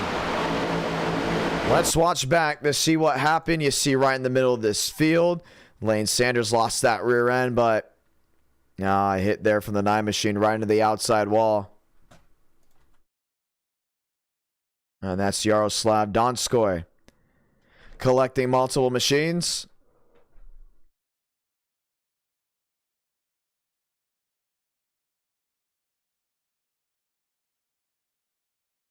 Man. Usually races well, Donskoy. They're in, should we say, the Indy cars, but I just couldn't catch a break here. Watch him slam this outside wall, and all that energy just forces back to the bottom. So he's riding tough here with Sanders. Sanders makes the corner. Yaroslav right into the wall. And really just nowhere to go from there.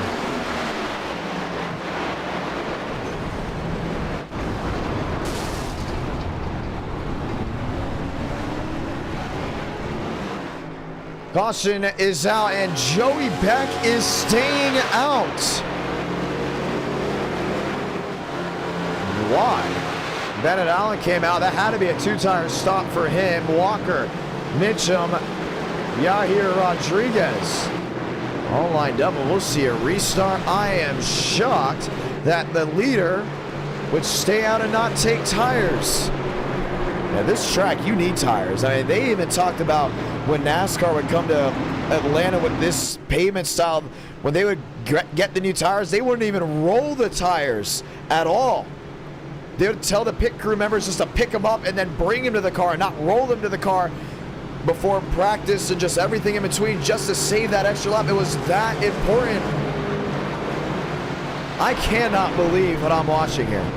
This just does not have the looks of going in the right direction for Joey Beck. But for Aiden Walker, he's just laughing it up, saying, the lead's going to be mine if we stay green. And Mitchum Rodriguez will join in tow as well. Lights off on the top of the pace car as we get ready to see the one to go.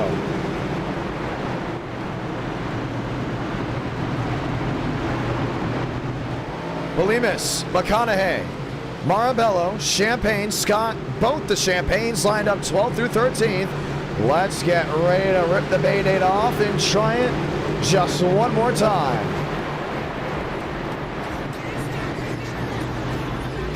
"50 laps to go when we take the green."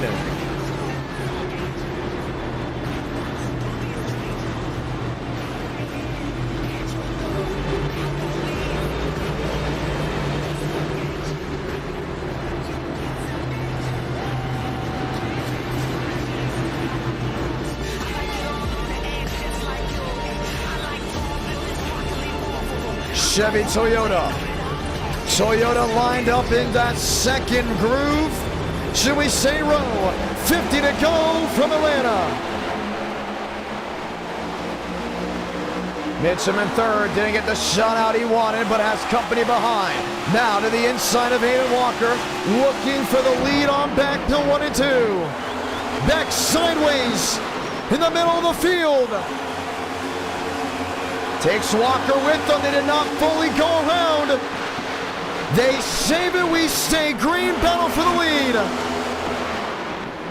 Mosteller and Mitchell make contact. Most saves it. Man, they're just running all over each other. Yahir Rodriguez, new race leader to 1 and 2. And put Marabello in the mix. Round that inside lane. Justin Champagne up the 4th. Bolimus to 5th. Justin P3. Can Yahir on the bottom hold on to it? And we knew Joey Beck was going to be struggling.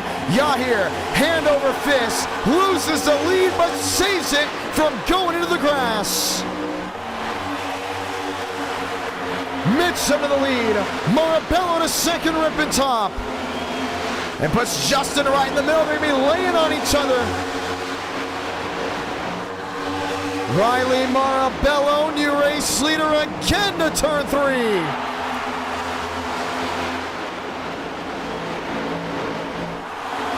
Mitchum to second. The move to the bottom. And he still has Justin Champagne just watching on. 2 Fords. And a Toyota lined up on that inside lane. Mitchum, a man on the move. Can he clear off corner exit? He does. And here comes Marabello with a drive down to turn 3. He's got the daylight to the bottom, has to watch out for Justin. Man, Champagne's been bowled before. He's going to bring it to the bottom. 15 out of 60, 4 drivers under a blanket. And Mitchum, man, he had to use the muscle there on Daniel Mostello. It was not going to be a popular move whatsoever, but it's got back the lead, at least for now. Most very much will remember that. Champagne to the bottom. And Yahir wheel to wheel. Once again, 15 laps in, 60 the distance. Yahir to the outside. Wants to clear on Champagne, he does.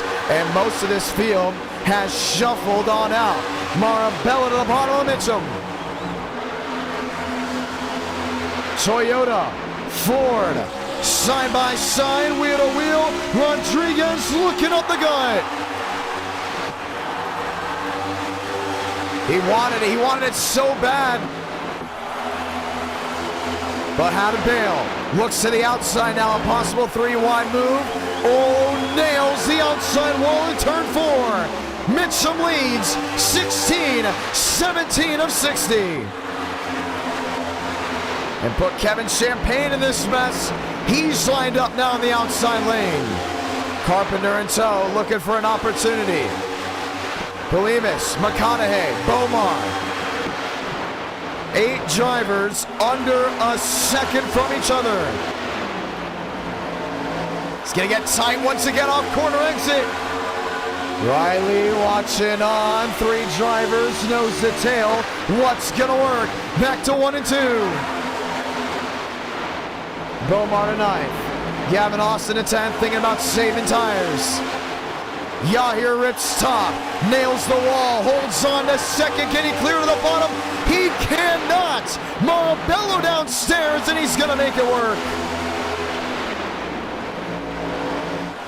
Michael Mitchum just mirror driving from Atlanta. 19 out of 60. Justin Champagne riding strong with his brother on the bottom.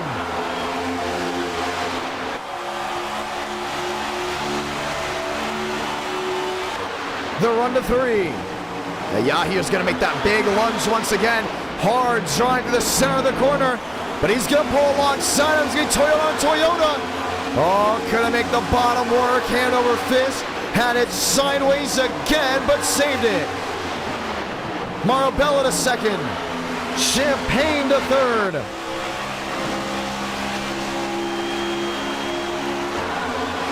And Mitchum's got to watch on, man. I mean, they're coming at him quick. Marabello looks top. Champagne looks at the bottom. Mitchum slot cars it in the middle. Nowhere to run for now, as Marabello might be able to stop him from clearing off corner exit. He does. Riley Marabello in the Mustang. Top of the board with 41 to go. 40 left in the tank. Mitchum will not go quietly away, but gets cleared off turn 2.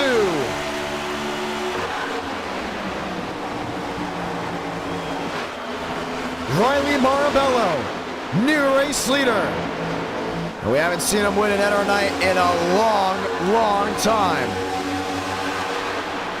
39 to do it. Carpenter, Champagne, Polimas, Yahir Rodriguez. Chasing and looking for machines off corner exit. You got Champagne back to that inside of Mitchum. Thought about it again. Wants to strike, but can't do it on that end of the speedway. Oh, he'll have definitely the run coming off turn 4 and heading to turn 1. Top 3 under a 4.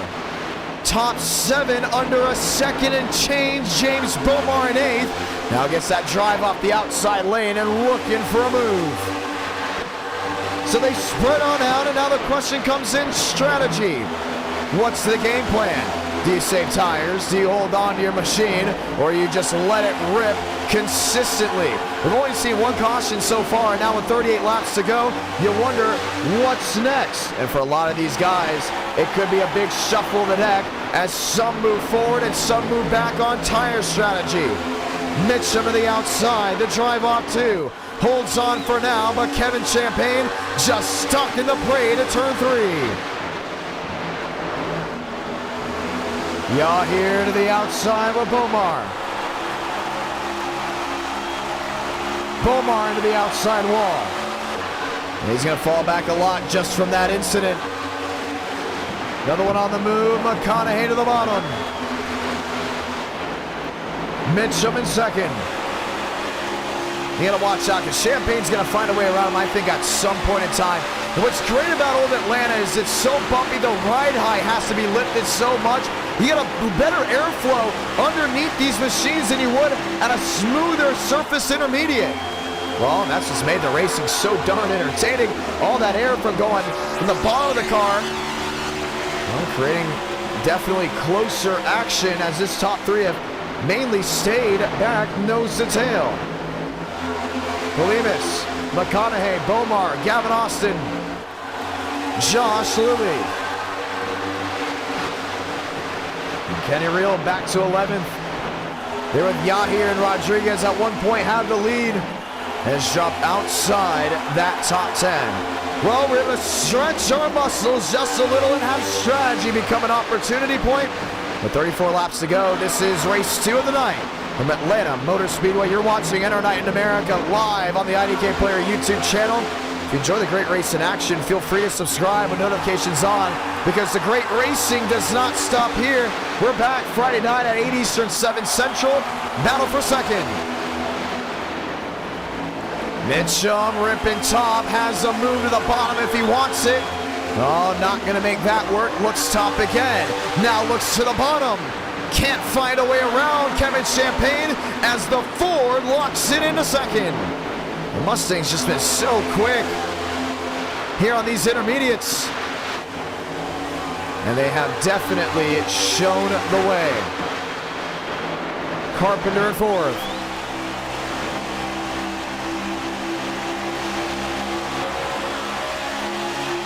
.32 laps to go.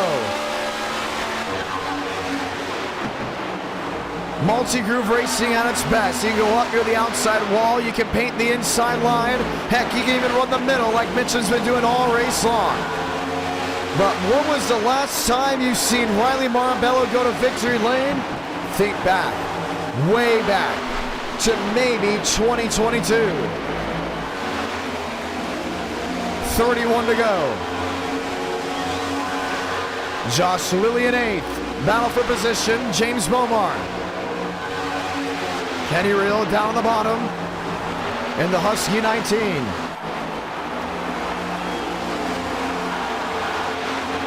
Battle for second, still raging on. Kendall Carpenter in 4th. Run to the inside. And Kendall Carpenter, strong outing here in January. Definitely a big fit for possibly a top 10 on the power rankings. Did fantastic last stream, moving up as much as he can. And a bold driver making bold moves.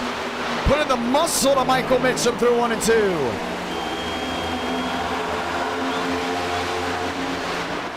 .30 to go. Mitchum to the outside. Marabello on the bottom. Kevin Champagne in line. Kendall Carpenter. Inside lane, we'll have the mirror drive, trying to hold on to Mitchum and Champagne. But man, Justin is tired of waiting and wants to find a way around that 38 quick. Here's the battle for the lead. Kevin Champagne, Riley Marabello, Ford on Ford off turn 2.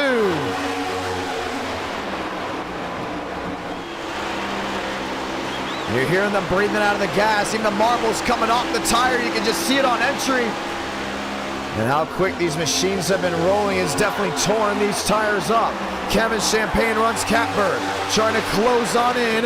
How about Aiden McConaughey? 7 drivers still under a second and change. Justin on the bottom, Mitchum. Oh, that's gonna be tight. What a save by Justin Champagne. Man just squeezed Michael Mitchum. And through goes Polimas. What a move. He's in the fast 4. Wow. My, oh my. Champagne now pushed back the 7th. His brother, 19 back to the lead. And Riley Marabello's got to be mirror driving to keep that machine behind. Kevin Champagne's going to pull up all the stops. I think if he's going to make the move on the lead, he's got to go way to that outside and just get that drive off corner exit. It's going to happen at some point when he pulls alongside. It's what Marabello does, and here he goes. Run to the bottom. He could clear. Oh, he's not going to be able to. Marabello ripping top. Back to the lead. Gotta watch out. Champagne ready to strike. Once again, looking for a move. Marabello in the wall. Does he yield? He doesn't. Champagne clears off 4. 25 to go. And here comes Carpenter.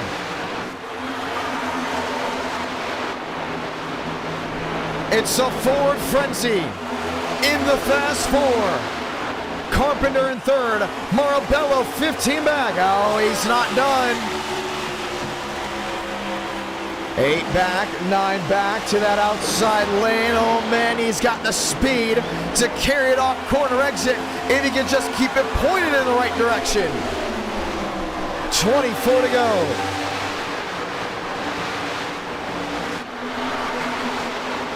Carpenter 3rd. Watching, Payne in that inside lane. Marabello sizes up for a move to turn 3.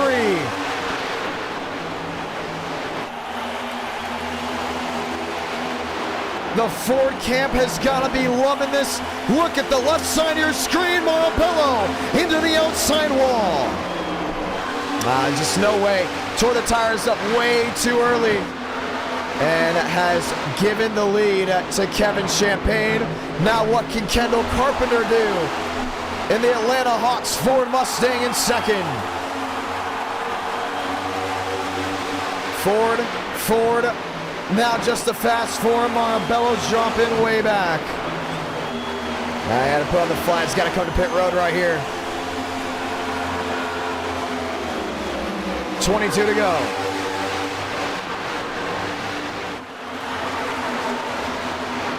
Barrett Polimas.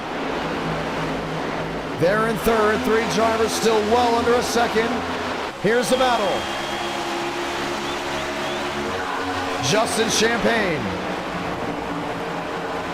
Oh, that's actually 2 lap machines. We're used to seeing that 93 of Aiden Walker up front. Remember, he was involved in the incident on that restart. Well, went for a lazy slide, no caution, but that was with Joey Beck. 21 to go. He's gaining ground, at least to the center of the corner, but he's lost ground overall. At one point was 4-1 to your race leader, is now down to a 4-8, 4-9. But is it time even to hit the gas the way you want to? How much do you wait if you do wait? This pack has seriously spread on out. 20 to go. Truther in 9th. Mosteller in 10th. And a lot of guys have now worked their way to pit road. That pit strategy coming on in. Polimas P3. Champagne P4. Mitchum on the outside. Josh Lilly at 6th. 19 laps to go from Atlanta.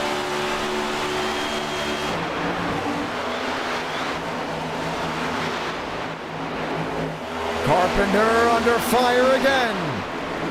It's all lap machines, though. He's battling a completely different set of machines. 3 drivers behind him that just want to get on through. He's half a second back to your race leader. Can Kevin Champagne walk off with a bold win?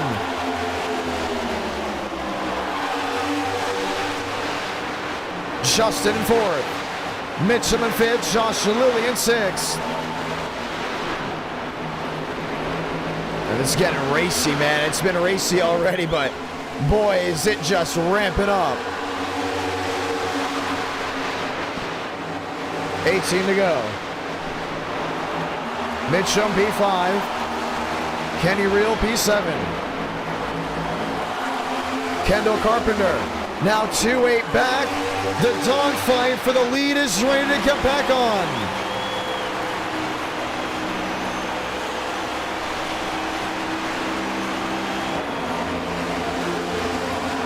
Down to the inside. Walker to the outside is able to clear.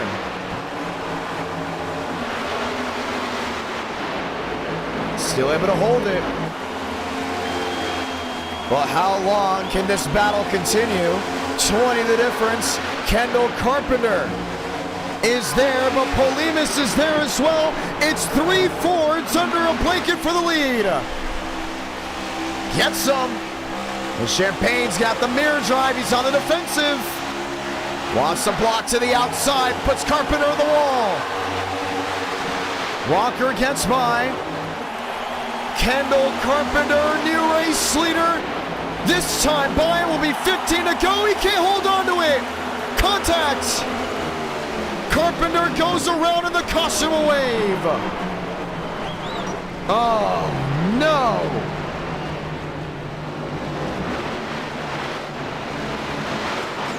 And that will end his race. Man, what a drive we've had tonight.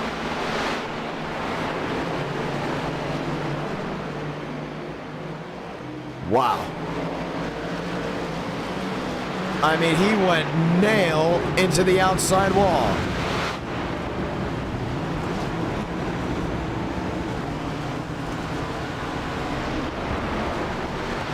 And Kendall Carpenter will not see victory lane. Let's go watch and see what happened.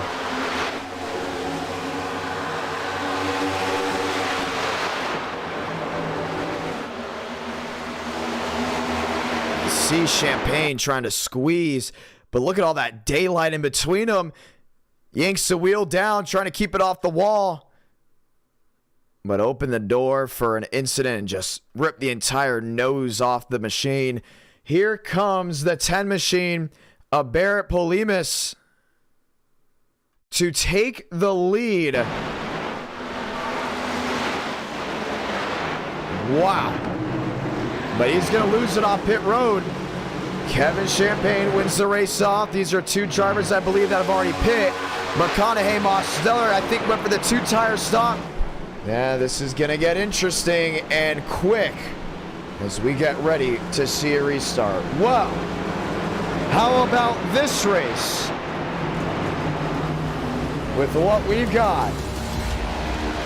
A shootout in Atlanta.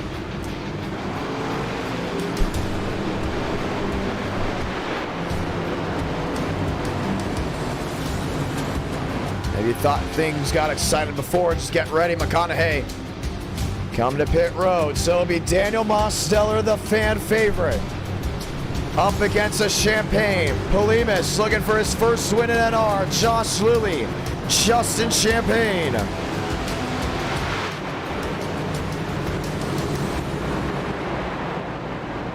Ready to go back green. He's on that 2-tire strategy.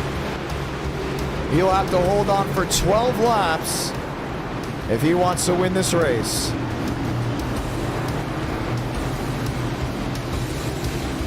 Who will find victory lane? Only time will tell.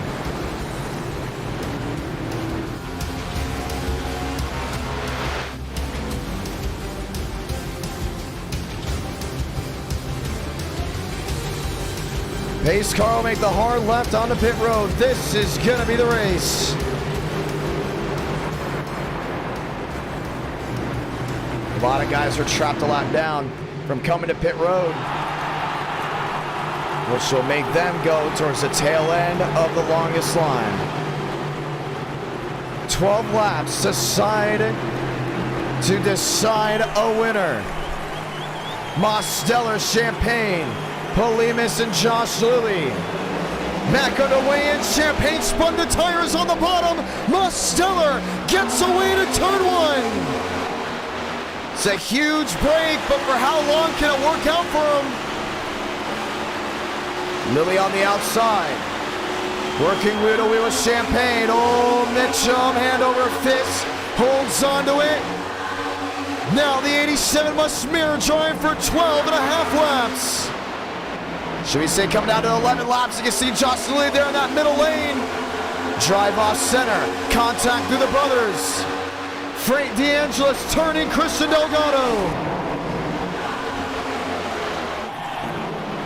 Bigger wreck back towards the rear, and the caution will wave again.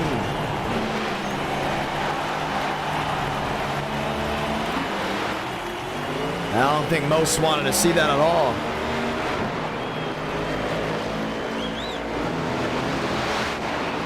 Wow. James Thurston, the no good, very bad day continues for him. And for Demos, he will have to do it all again. Let's see what happened to the rear. There's Justin Mons. Here's Frank DeAngelis.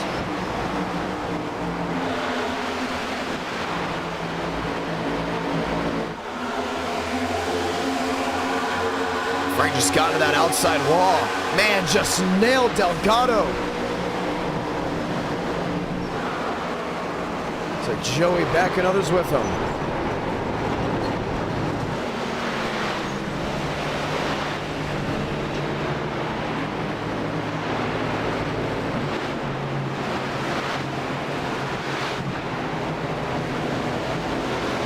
Frank DeAngelis will get an L1 for that. Watch it again. Watch the hit here from Delgado. Bam! It just lifted the entire car off the ground.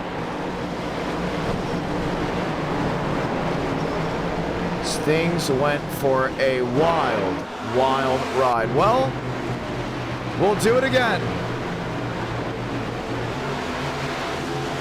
Chevy, Chevy, Ford, Ford, Ford. With 9 to go.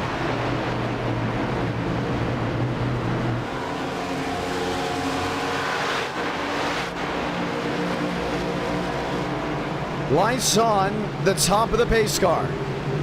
And now the question is, when do you get back green? Because I believe we're not going to go green this time by. So it looks like next time by we'll see that 1 to go. So he'll have to hold for 7 laps. And who's sitting in second? A Red Bull driver, Josh Lilly. Looking to make things work in his machine.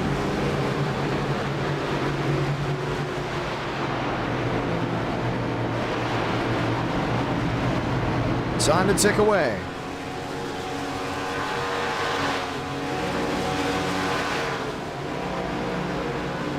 Time to go back green.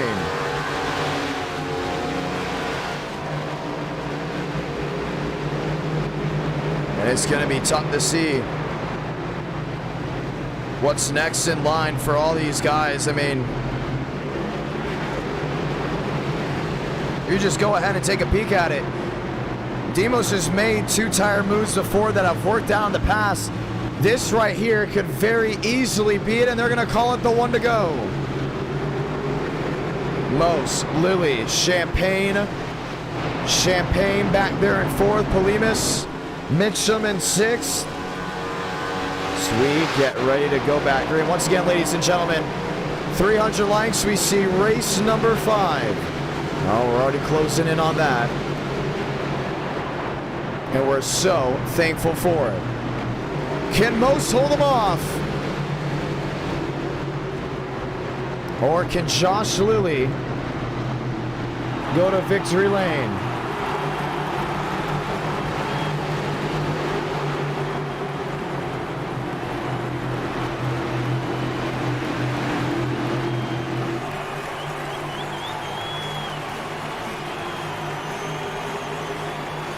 pace car, the hard left on the pit road. Chevy on Chevy, 7 to go.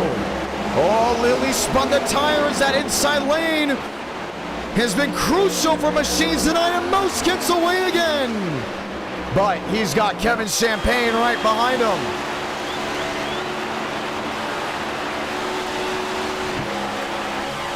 The drive off turn 2.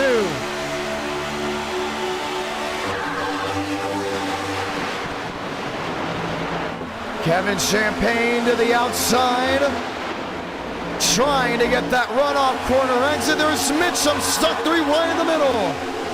And he's got that bottom side working back wheel to wheel.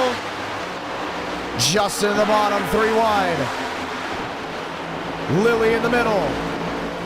6 to go, brings 5 to go. Mosteller walking away with it. Oh, Truther's got to save it. Polimas to the bottom, 3 wide. Holding it on Scott. Kevin in the middle. Mitchum to the outside. Scott outside wall wrecking. He's going to come back around, but he doesn't make contact with anyone else. Josh Lilly, he should get it refired. Parks it. They stay green. This is the battle for second. Truther, Champagne. They tangle up. Caution's going to wave.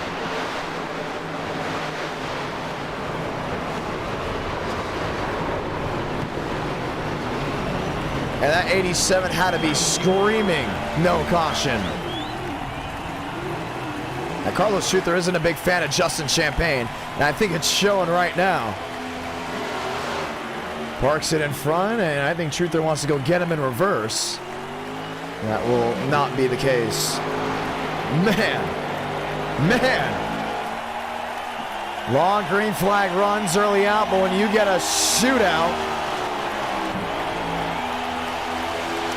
you just never know what's going to happen next. And for most, it will be another opportunity. Mitchum's been laying on guys before. I think Justin was just repaying the favor. And Truther was just there on the outside wall.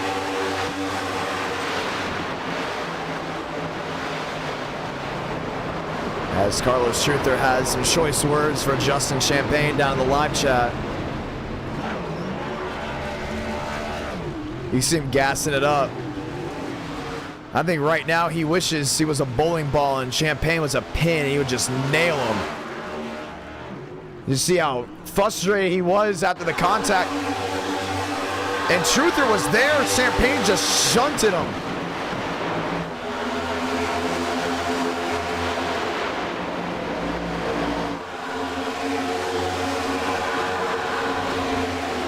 What's great about Enter Night in America, when you get these shootouts, the drivers come in the live chat and get very, very opinionated.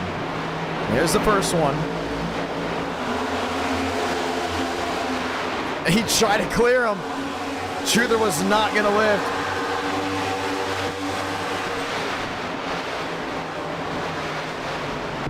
And I don't think Justin Champagne is still too happy here with Michael Mitchum.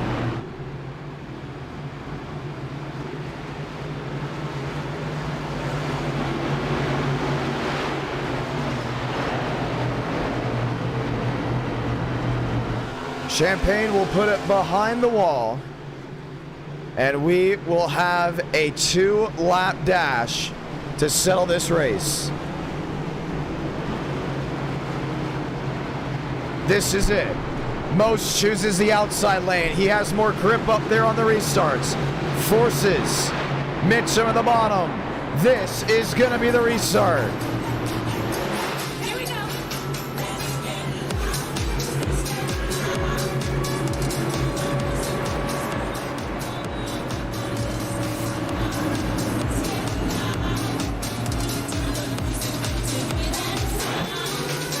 Well, it has been a very entertaining Tuesday night. We'll definitely give it that.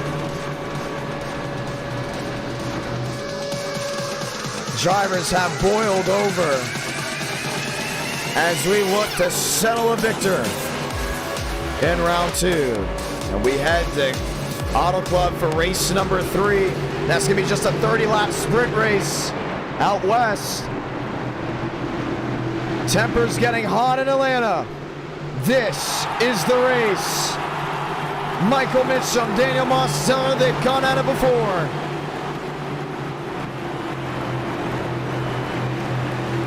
Polimas, a first career win, right in the palm of his hands. Overtime from Georgia. Oh, Beckman, oh, should we say Bomar. Slides into the grass, staying green. Mosteller gets away. Polimas on the outside, Mitchum on the bottom, and all they have to do is just get back for this race to be official. Slipping, sliding, spinning in the rear. 2, 3 machines are saying let them race. Mitchum in second. Mosteller in the lead. Salamanca, 1 to go from Atlanta.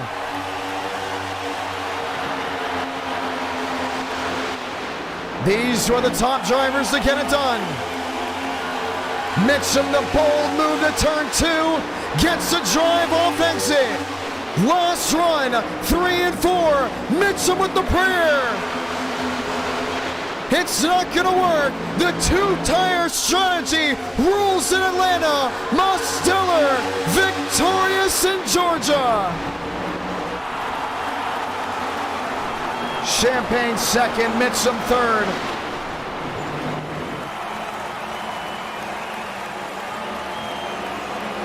And Mose showing why he is a Power 5 driver. And he is eyeing a championship.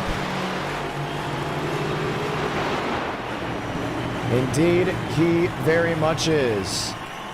Unbelievable. He's gonna burn it down. We will have a race 3 after this. Center Night in America, fueling victories all year long.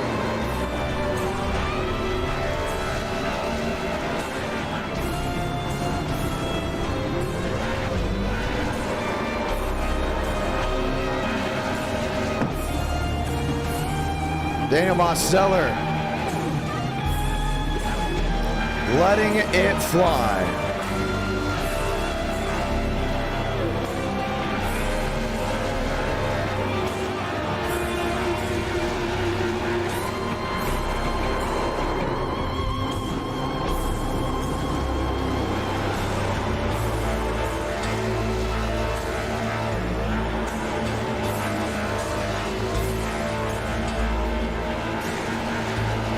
Burns it down on the start-finish line, ladies and gentlemen. And the fan favorite continues his winning ways. And it just does not seem to stop whatsoever. Mose to victory lane. And we're going to go ahead and talk with their race winner. Unreal. What a drive that was. And he was out of it early from Mitchum. Him and Mitchum making contact, changing what could have been the end of the race. Let's go ahead and talk with your winner. Live from above at Atlanta Motor Speedway. Demos, it's to John, you got a copy. And we couldn't reach him there. Let's go ahead and try him just once more. Mosteller, it's to John, you got a copy. Howdy. He said, howdy. I love that line. That's the line I consistently use. Wow, 2 tires, it worked out. What a race it was. Tempers have flared very much tonight, but you and Chevrolet stole it from the clutches of Ford and Toyota after dominating the first half and the second half of this race. Walk me through it. I'm him, that's it. Oh, you got your ego finally. We finally have some confidence out of Mosteller. You guys hear this? You're him. I love that line as well. How are you him? I'm the only driver that would be able to hold off with it. I'm kidding. I'm surprised 2 tires worked, but I guess dirty air was just a big factor. And before that last yellow, I had a 1.5 second lead somehow. I don't know what was going on behind me, but I was just driving away, hoping it would go green. But Had a typical late race yellow try to kind of mess me out of my win, but you know, I'll take it. I don't know what to say. I wasn't really expecting this. So usually I come prepared when I like dominate races. I just think about it during the race and I get bored. But maybe I was doing that actually during the long green flag run after I got spun on the restart. Warning Walker sitting in the middle of turns 1 and 2. I know it's at the end of the race, but that is a warning for him. Does it again, he'll be out. This was exciting. A car track combo, some were sketchy about because we have never done it before. You come out on top, you're just always on top here at Atlanta. What is it about this track that you just love? This track sucks. What? No, you can't say that after just winning. You cannot say that after just winning. Are you kidding me? I'm not kidding. This is just a top feeding track. I was on 2 tires and they couldn't do anything. Like surely 4 tires would prevail. I had the whole field was on 4 tires except for me, and they literally couldn't do anything. Well, they've done stuff before. It's happened before. The only people. Oh no, hold on. Now I'm going to argue with this, and this is probably towards you. Only you and Mavik have been able to make 2 tires work at this track. Everyone else that's tried the 2-tire strategy have failed. Now you are a good driver, a really good driver. I think it's because you are a great driver, because people have already made the top and the bottom work all race long. We have all 60 laps to prove it. You can't just say that you only won because they couldn't pass you because of the track. That makes no sense at all. I mean, did you see Kevin? Did you see Mitchum? They were up front all race and they couldn't do anything. I was sitting 10th place on pace. Actually, no. Before I got spun on the restart, I was like 5th, but I was on a winning car. They were way faster than me. I know. I'm the driver. I know exactly what's going on in my race car. I don't know. I don't believe it. I don't believe it whatsoever. Nah, I believe it. I think it was a great race. I think it's a great track. We're definitely having an e-ticket at this track, definitely in the future, maybe with a different car. Do you think it was the car track combo or just a track? Because we've done this multiple times before, and we've always had great finishes here. So it's definitely not a track problem. I would say, from personal experience, from what I've seen and what I've done on the sim, the track is part of the problem, but this car also, Frank did it at Kansas. Held it off. I think it's a next-gen thing.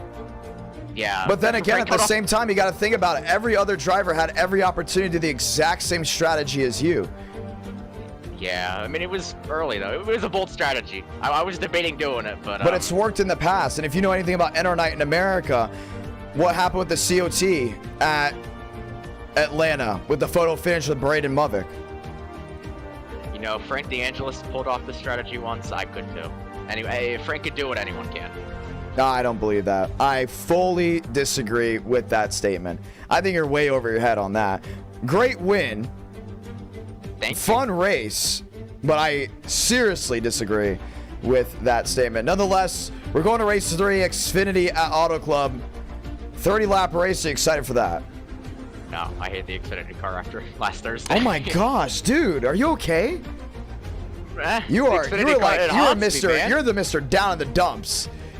What is going on? You gotta turn that frown upside down. You just won. You had over 450 watching you win live. You're the fan favorite.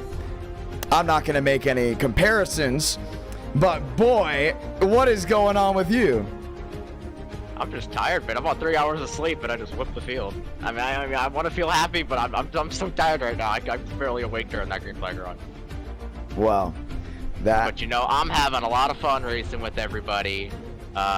Everyone chatting it up. All the beef going on. Justin Champagne, Michael Mitchum, Jordan Herrick, River Page, all that. I don't know, man. It sounds like you need a little cheese with your wine there. With how things are going. It's got to be apple juice. It's got to be apple juice. Actually, no, that's disgusting, actually. Oh my gosh. What is going on? Mr. Negative here today, man. I love apple juice. Anyways, it was still a great win. Congratulations. I got to ask you this. E-ticket event coming on up.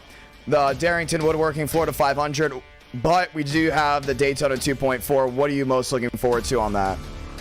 An endurance race, kind of. It's going to be fun. A multi-class race. I know it's not IMSA that everyone's wanted, but it's something new that I don't know if anyone's tried it before.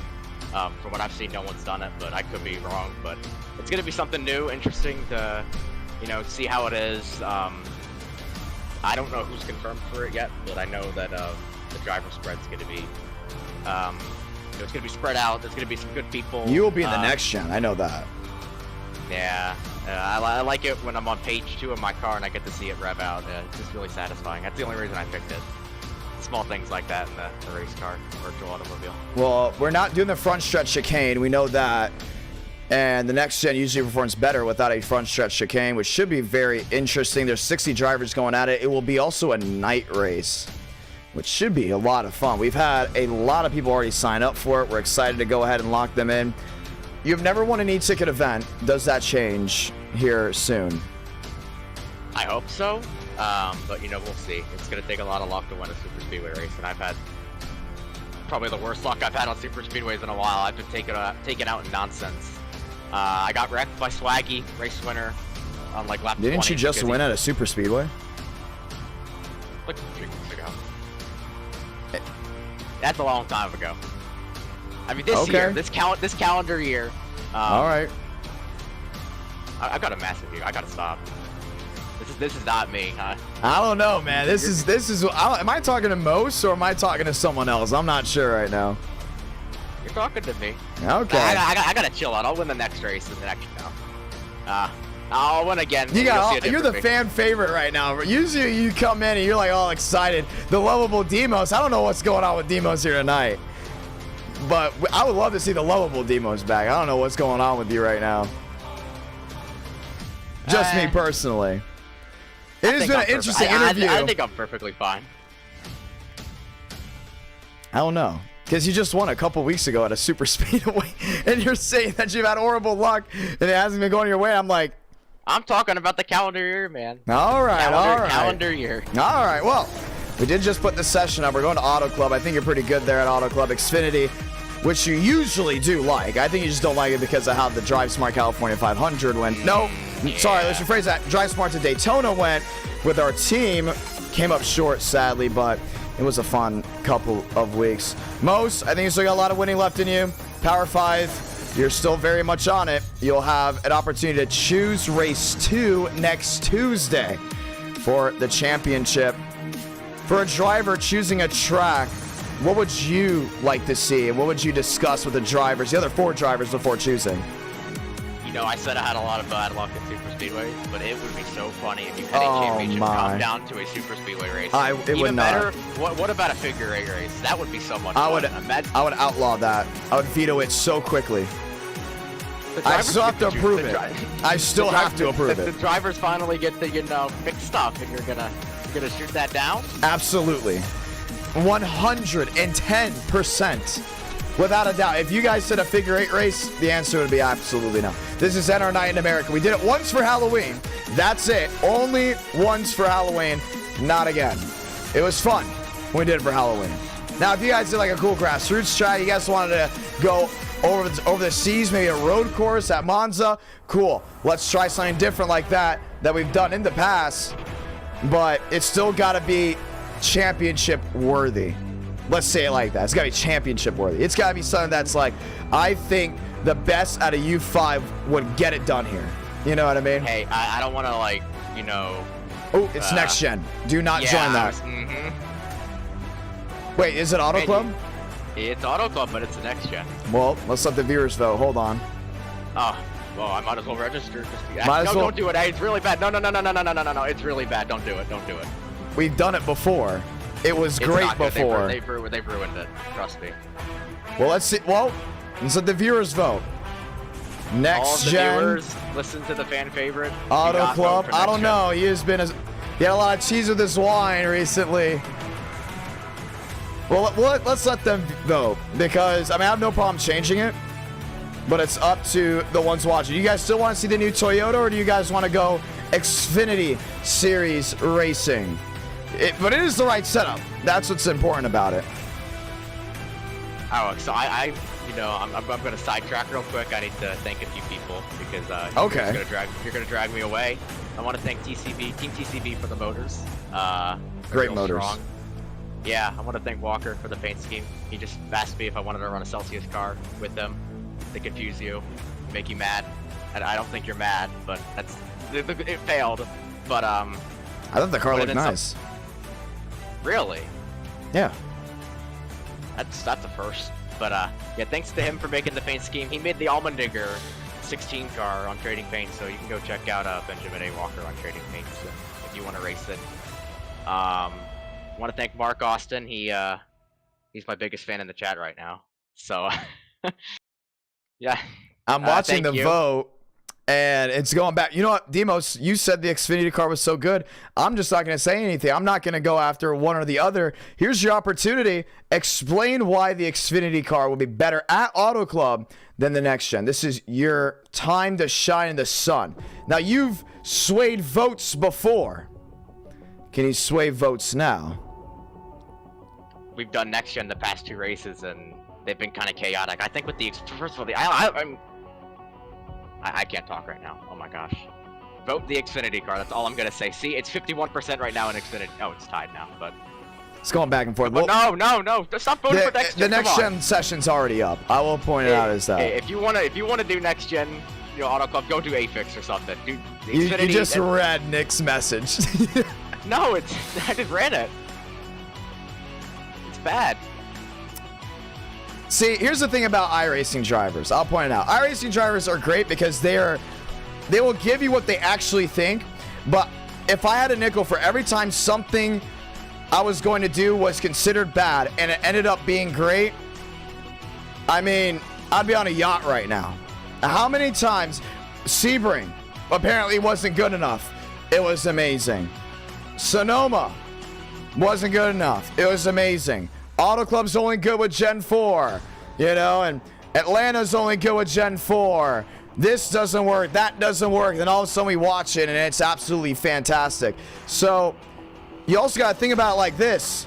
Every driver is a free-thinking person. Some like the car-track combo. Some despise the car-track combo. And if you have 60 guys racing in each session, racing a race, or going into the session to be the main 40 to race, you're going to have a good opportunity to get 60 different opinions. So, as a viewer, vote what you would like to see at the end of the day. And right now, it is very close. You're just waiting for the Next Gen to really go ahead so you can end it. No. We're at 125. It's still too close to call. But, I mean, how much time is left in the session? I actually put it as Next Gen. Now, here's the big question. Do we move Texas IndyCar? I hate moving I'd hate moving the schedule around because I have to stay consistent in the schedule. But we could just do this. If it's not Xfinity, let's just have Xfinity Race 5 at a track. There and done. But have Xfinity Race 5, but it'd just be not at Auto Club. If that's the case. I will throw my opinion out there. Get rid of the IndyCar race. It's cool and all, but we can't handle it as drivers, iRacing drivers. I disagree. We're terrible at it. Did you not see Vegas? Did you not see Auto? Not Auto. Vegas drives completely different than Homestead and Bro, I won that race too. Do you watch IndyCar? You must not watch IndyCar. Oh, I watch IndyCar. Then you would know Vegas drives completely different than Texas. I did advertise Xfinity. That's the big thing too. Joe does have that. If we do it, you're gonna be real surprised with how it drives. So I think we should still do it because also what Joe just said, I advertised it. So we're gonna go ahead and do it.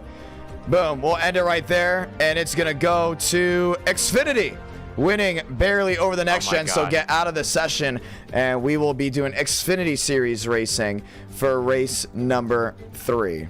I think we should do it. I think you underestimate our drivers. That's a rare W on your part. No, I don't know about that. This is an interesting interview with Daniel Mosteller. At least I'm showing personality. You were making fun of me like... It's not personality. There's I'm personality, and then there's whatever this is. There's a completely big difference on personality. I'm just spewing right now. I'm spewing whatever's coming to my mind. I think our drivers definitely can do it. I know Talladega was wild. I think Atlanta still was great. I thought it was a lot of fun. I think Auto Club will be fantastic. I think Texas still will be fantastic. You look at Las Vegas, consistently at Las Vegas, we've always had some type of problem when doing IndyCar there. It's just the way that track races. It's legit a super speedway. But if you watch IndyCar at Texas, It's a completely different style of racing. I wouldn't say more towards Homestead, but you saw at Homestead how they got away from each other. I expect it to be exactly like that. So I forgot what you're saying. You keep talking. Anyways, that's Daniel Massa, ladies and gentlemen. Congratulations on the win. Thank you. Also, shout out to Tyler Tinsley. And we're going to go ahead and work our way. I didn't know he was going to add on to that. I did not mean to cut him off. Ladies and gentlemen, let's get ready to go into the next race. I don't know why he's acting like that. I've never heard him act like that in my life. So, very interesting interview for him. But we're going to go ahead and set it up now. Xfinity Series Racing as we get ready to roll. I'm excited. I am very excited to see what more IndyCar is. I can't wait for the IndyCar e-ticket. That's going to be a lot of fun as we get ready to do it. But we're ready to roll. We're ready to roll. We're excited to see what's next on the agenda. So it'll be a day race. I will point that out. We're going to continue the day race stuff. The next night race, I plan on being the Rolex 24 as we get ready to go green. So the session is up. Password is IDK. You can leave that original Auto Club now for this one, the one that starts at 9:41. We will advance it once we do get 60 drivers in there as we have been ready to rock and roll. It's going to be fun. We're going to continue to have fun. Race 5, though, I mean, it's close. We might as well already start considering what we're going to be doing for that 5th race. Well, for some, you wanted to clearly see another next-gen race. It was a 50-50 shot of getting another next-gen race. I'm okay doing a next-gen race number 5 if you guys really still want it and see that new Toyota. We got 2 races with it. We definitely should see a 3rd, in my opinion. So we will keep that all in mind. And our night in America, feeling victories all year long as we get ready to go green. Rocking and rolling. 30 laps here. We'll then have IndyCar Texas. How about the Rolex 25? No, we'll not be doing a Rolex 25. We have been talking actually amongst ourselves, myself, Jared, and other people about possibly actually doing a Rolex 24 one day and at our night in America. But it would be a rotating booth, so it would be high production value all the way through. But man, it would take a lot to get that working, and I am all for it. I think it would be one of the coolest dreams we'd ever do if we were able to make it work. So that is something that I'm considering looking into, including a 12-hour Sebring. I think I can sit here and commentate 12 hours straight, which sounds crazy enough, but I've done 8.5 hours straight before. I've had a second person in the booth, maybe a third one come in to rotate and speak and everything in between. I think we would be able to really get it to lock in. So we are looking into it. A 12 hours of Sebring. I really want to do that as an event. But the thing is, we can't make these enduro races e-ticket events. And there's a reason for that. In an e-ticket event, it's our Super Bowl. It is our bread and butter. It is when the casual viewers come in, the hardcore viewers come in, the ones that really watch Our Night in America come in, and they get excited. They are ready to rock. They know it is time. This is the granddaddy of them all. You win an e-ticket event, you'll remember it. Viewers remember it. And this is our 20th e-ticket event. It's all been done in one way, shape, or form. It's been done by one driver wins the race. Not 2, not 3, not 4, not 100. There's no championship. The only e-ticket event that we originally had planned that was scrapped as an e-ticket event, actually in the middle of its running, was Race Jam. That was just a massive tournament, and that's when I said, okay, we got to classify e-ticket events, tournaments, and everything else different. So the idea is, if the endurance stuff does work, we're giving it its own classification that is nothing, absolutely nothing like an e-ticket event, but high value. Still keep the high value. So we're going to continue to look for names. We're going to look for everything in between. If you have a cool name, you'll love to make it. I'd love for it to come out from someone in a community like this one. We will keep it in check. 60 drivers have joined on in. We're advancing. Let's go trackside, ladies and gentlemen, as we get ready to rock from Auto Club Speedway.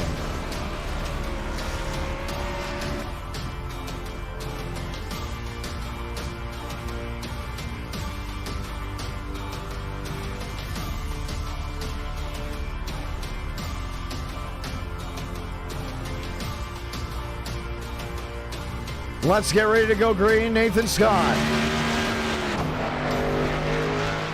Rolling his way onto the racing surface. This will be race number 3. William Schmidt. Rolling his way around.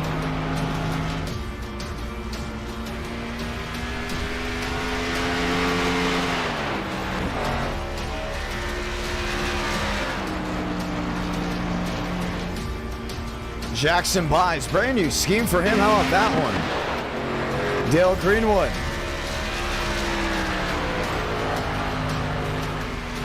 I'm thinking of names what we'd do the Endurance Championship as. I mean, it sounds like such a cool idea. Well, not really a championship like a league, but in the form of a championship as in its own separate thing. But all this is just talk, right? It really comes down to what we do next.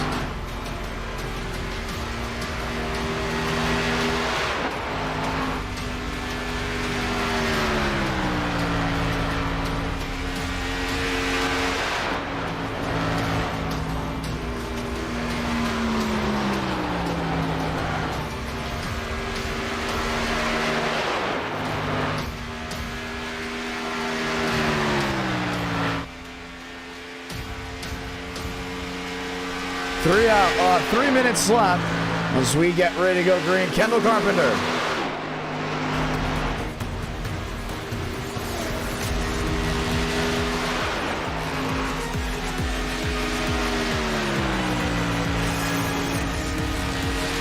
Going his way around, Cooper Glick on pit road, Hugh.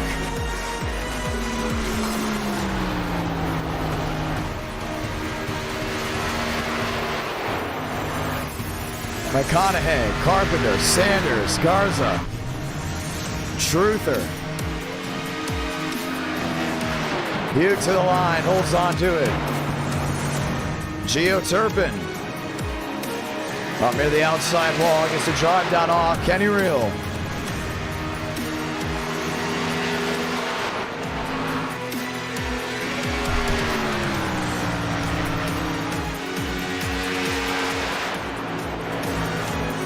Cooper Glick.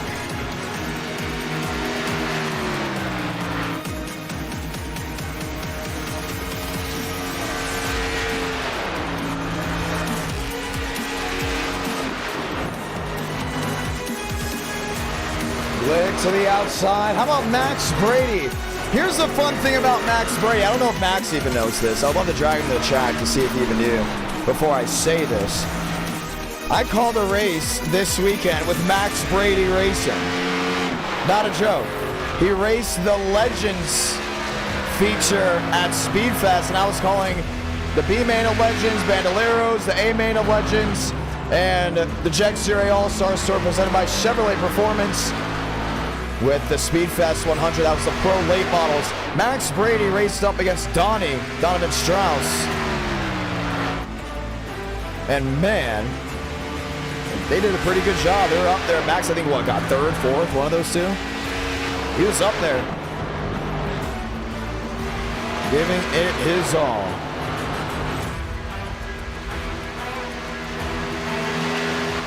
Let's get ready to go green.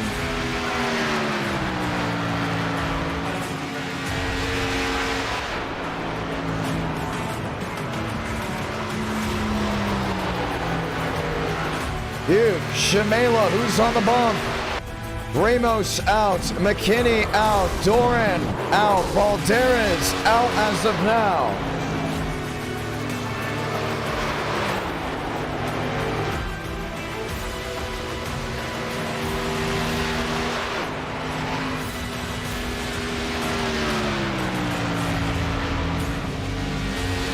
Almost that car just jumps up and down the backstretch.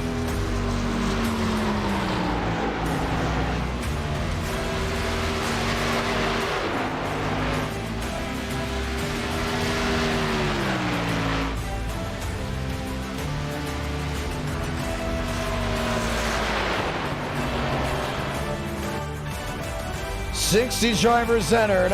40 will take the green flag. Gio Turpin will be the last driver to make it on in, and Alexander Balderas just snuck in. He goes 33rd. Well, we've already talked about the power rankings. We talked about how important it is to finish strong, start strong, really everything in between.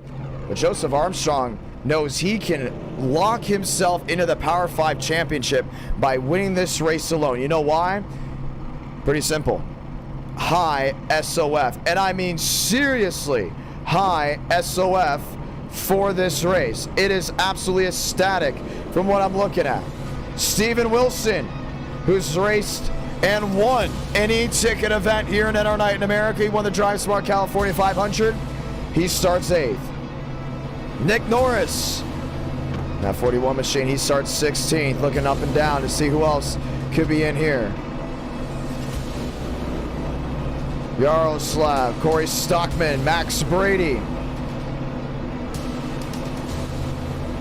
Joseph Armstrong, William Schmidt. Schmidt, high SOF race. He could go ahead and get something done here. Nathan Scott, a beautiful Fastenal 60 machine. He's on the outside.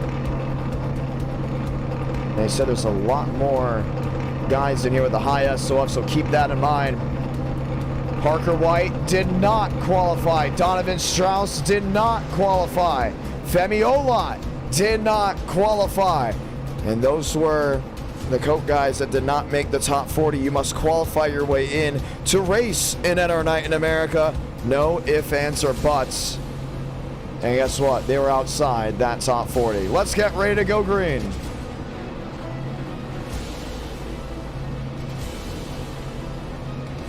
Juan Cobbs, all those drivers. Schaefer, Scott. Lined up and ready to go green.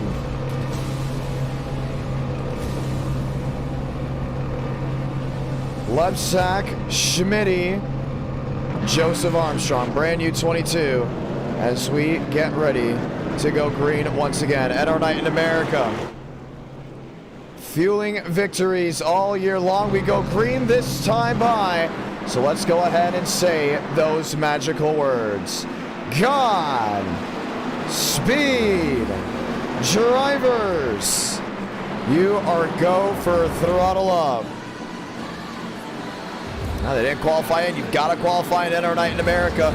If you want to go ahead and race 60 drivers once again, joining on in as we get ready to go green.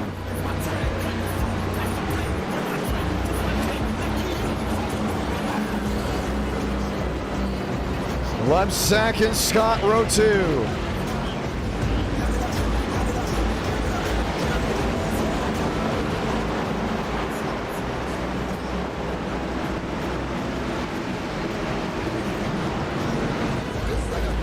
Schmidt and Joe, row number 1, a 30-lap shootout.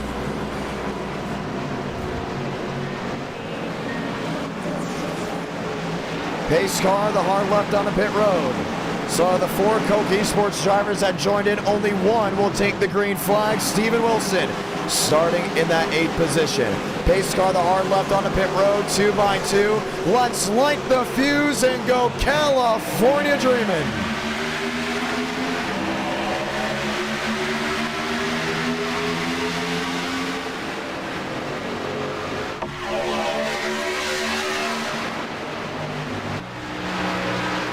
Schmidt on the outside, Lebsack on the bottom. 3 wide, 4 wide, looking back to the rear. Joseph Armstrong holds on. Trouble.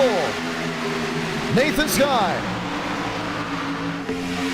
drops all the way down to the inside. He is able to save it for now. It looks like no. There was more contact way back in the rear, and he's able to keep it fired. Aiden Walker already on pit road. They say let them race, but they're wrecking even more. Steinmeier and others involved, caution will wave.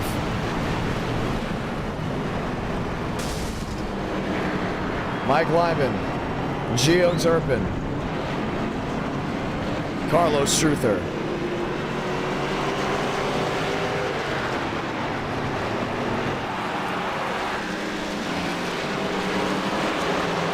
Oh, very tough restart for a lot of these guys coming on through. We will try this once again. Let's go see what happened. First, decided Walker involved right off the bump. That was way back to the rear. But they were already fanned out 4 wide.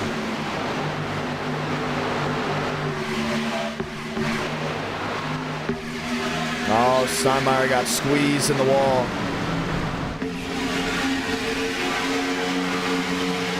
Brought that field right together. Watch it again. So he's up high already. You see Truther laying up. He was one of the reasons for the original contact for him, but where is Aiden McConaughey even going?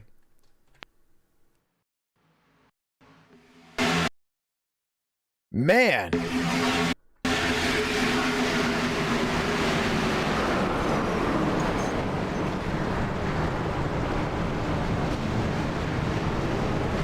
Wow.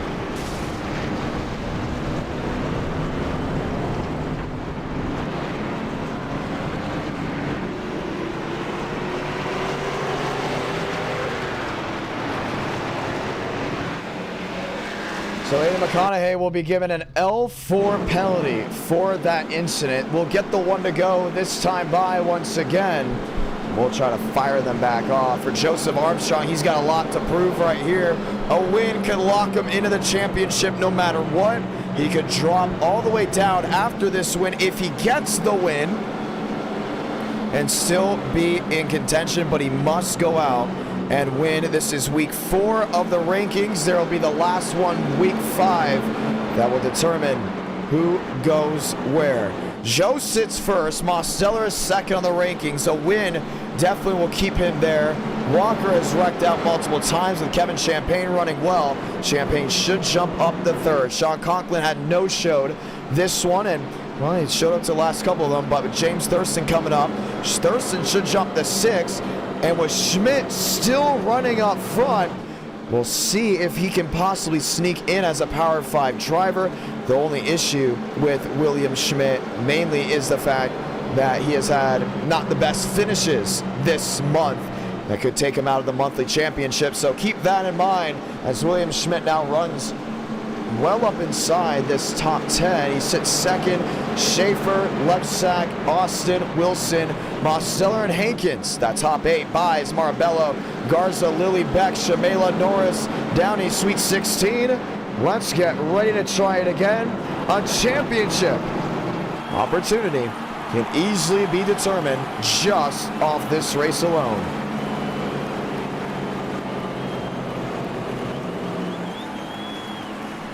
And we will not see the one to go this time. I thought they were lined up 2 by 2 from the way it looked. And that will not be the case, so we'll see the one to go this time by as we get ready to dial them all up again. So we'll restart with 25 laps to go.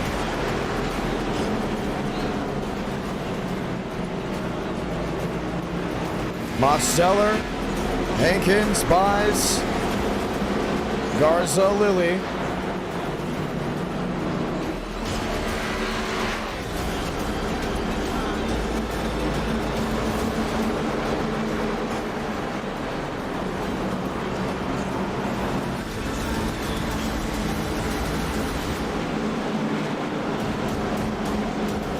Time to go green just once more.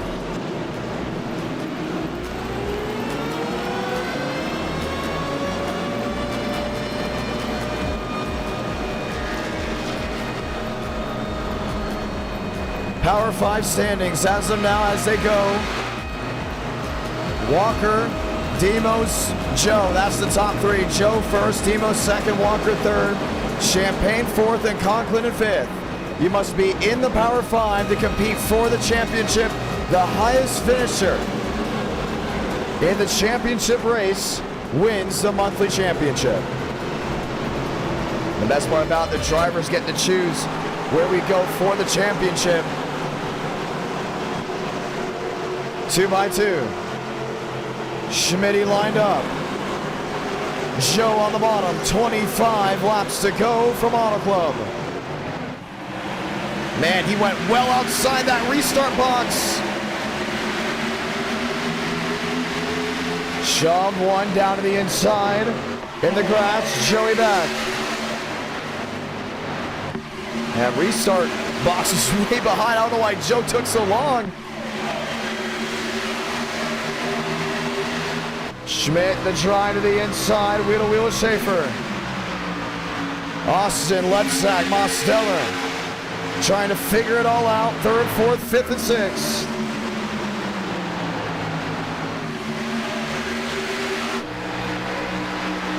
Left sack in sixth. Should we say in seventh? Max Brady looking for a move.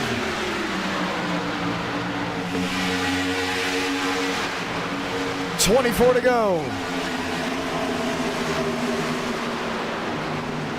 Schaefer on the outside.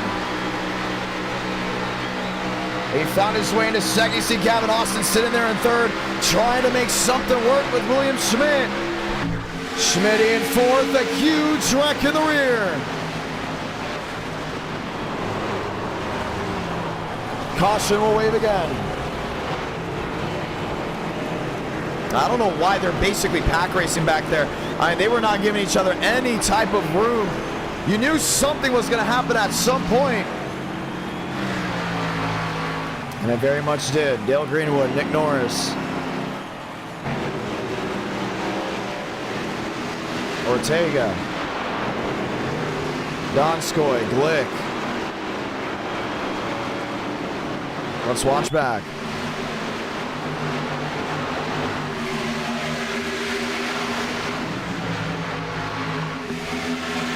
Alexander Balderas.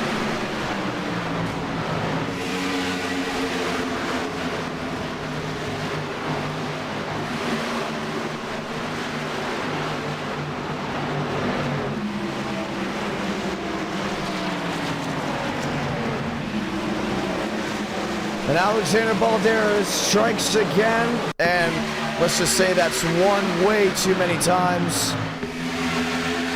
As he will be the one that will be given a park for this race, the rest of the night, and a while in NR Night in America.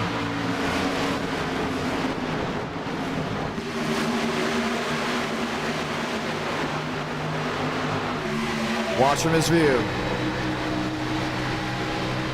Just turns right down into him.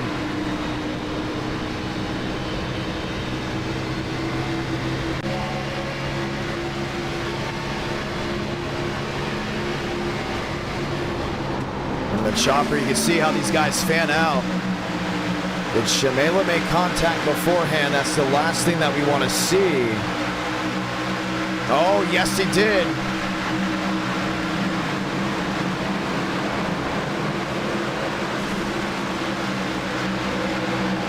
Marty came down and caused that huge pileup, and that was it.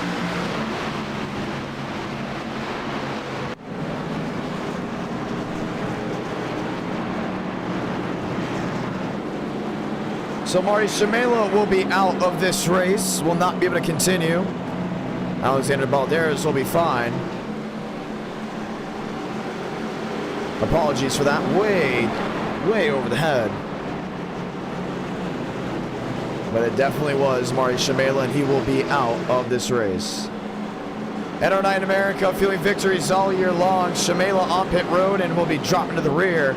Schaefer, Austin, Wilson, Schmidt, Mosteller, Lilly, Carpenter. Alexander Balderas will now be in the 9th position. Nash, Real, Glick, Lebsack, Garza, Marabello. As we go ahead and see the one to go, this time by for Joseph Armstrong. He's thinking, give me as many cautions as you can. All I got to do is go ahead and win this race. And they're just handing it to me right now on a silver platter. So they'll line back up 2 by 2 by 2. Wilson, Schmidt. That looks to go ahead and be sitting at 4th, 5th. Wilson be lined up with Gavin Austin on the bottom.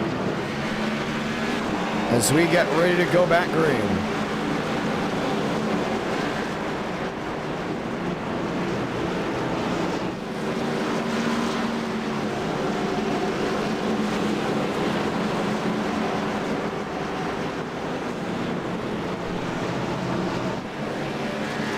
Toyota, Ford row 2.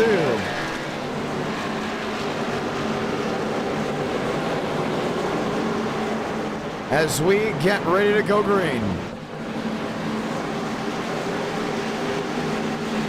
And Chase, we do not use the netcode exclusively that much anymore, just because we know with most netcode hits on iRacing, it automatically shows from the angle that they would have made contact regardless. So we really don't go after that netcode look. Some are saying it wasn't Marty's fault. I'll watch back on it later at night, but at least from what I was looking at, it looked like that was all on him. Nonetheless, 21 laps to go. This is what this race will come down to. Toyota, Ford, Ford on Ford. That's back to row number 2. And we'll get ready for a restart.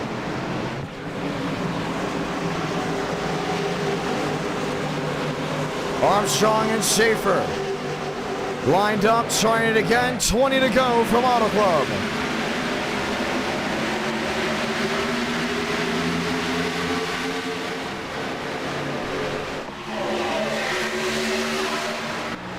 Schaefer, P2, Gavin Austin stuck in the middle. Wilson runs right back to that outside lane, trying to get the drive off corner exit. He's got it there in fourth. To the back end of Austin. Shoves him into 3. Schaefer in the middle. Joe on the bottom. 19 laps to go. Now, usually you don't see a lot of cautions at Auto Club, including when they spread on out. Look at Schaefer jump right back to that outside. Crosses over the bottom. Chase Schaefer looking top of the board from California. Wilson ripping top. Way wide coming down off corner exit. Schaefer on the inside lane. Pulls alongside the 22. He's got him dead even. Back to the center, 3 and 4. This should allow Gavin Austin to open up on that outside lane.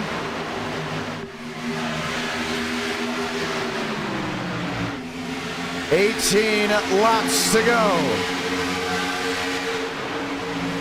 Schaefer on the bottom. Joe on the outside. Austin looking for the middle. Can he hold on to it? He does. 3 wide for the lead. And Wilson's just watching on. He knows he's got an opportunity to possibly make it 4 wide, but he shoves Joe to turn 3.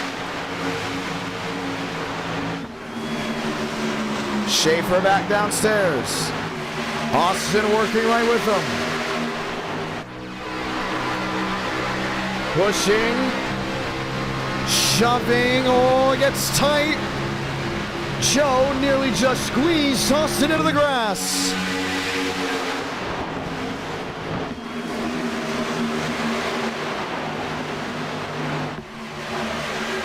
$16 to go will be this time by. It's all Chase Schaefer out front. Here comes Wilson on the outside lane.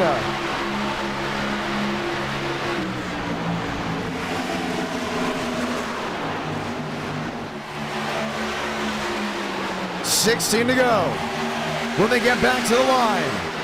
Schaefer on the outside. What a powering move. Holds on to the lead. He's got to watch out for Joe on a possible switch back to the inside. But you know Joe is just magnificent when it comes to racing at these racetracks. He's been strong all month, and he's going to stay red hot here. The only problem is you got now 7 drivers under a second.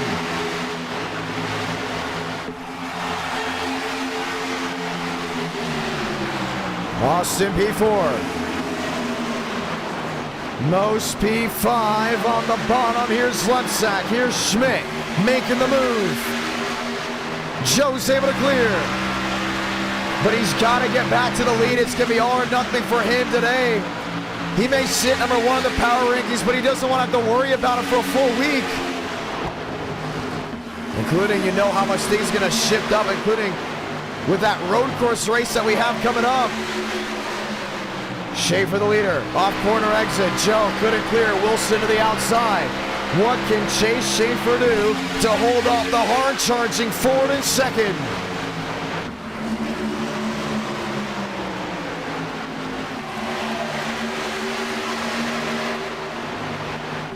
Left sack P6. 14 laps to go.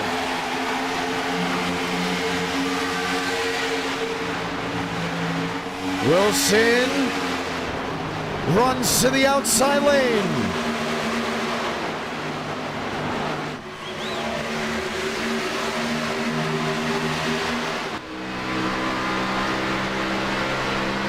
With 13 to go this time. You know Wilson's just ready to charge up a run to turn 3. Back to the outside. Mosteller joins him. Joe on the bottom. Lined in with Gavin Austin.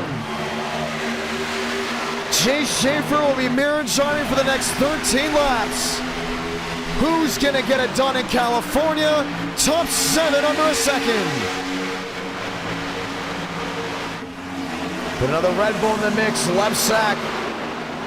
So close, so tight. Wilson looking to the bottom. Couldn't get it to work.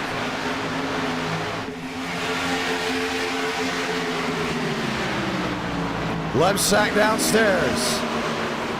Joe in the middle. Ford.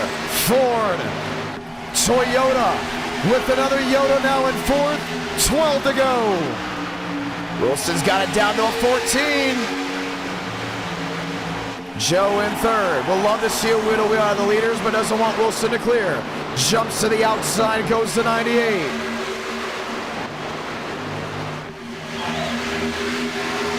Left sack in 4th. Run to the bottom. Oh, he just wanted to clear him, nearly turned that 22 machine. Man, they're just inches apart from each other. He just saw the weight shift out of the Red Bull. And you knew something was possibly going to go wrong, but Joe just gave him just enough room. Almost. Can he save it? Yes, he does.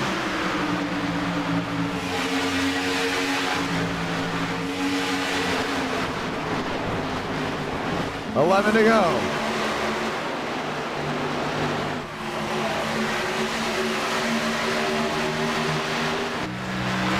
Wilson inside, wheel to wheel for 3rd.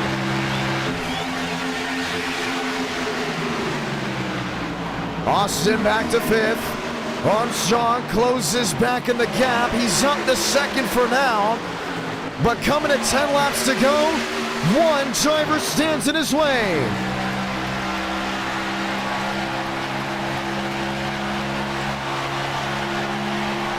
Schaefer the leader. But for how long? Left sack rip and top. Drive off corner exit, wheel to wheel for the lead. Schaefer on the outside. Armstrong on the bottom. The dogfight to turn 3. Schaefer thought about squeezing up to the center of the corner, but he's going to allow that Red Bull to breathe on the outside lane. Joseph Armstrong, new race leader. 9 laps to go for California. Left sack on the flat. Looked for a way around. Couldn't get through.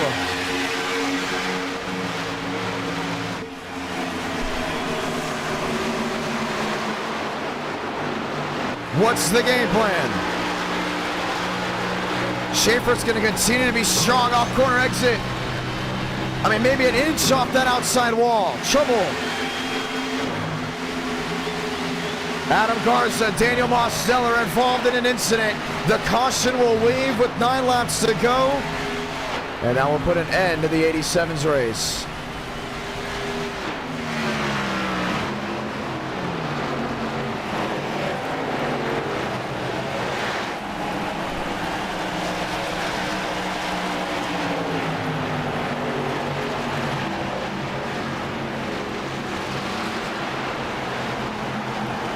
And we will have a restart.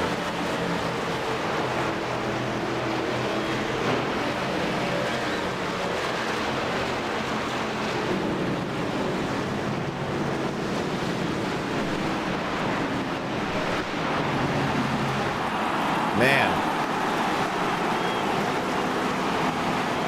Let's watch back.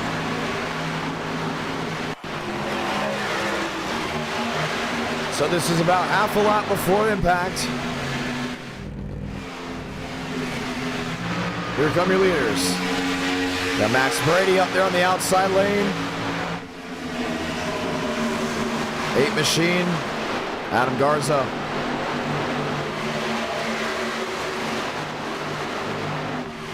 Oh, Gavin Austin just got right into him.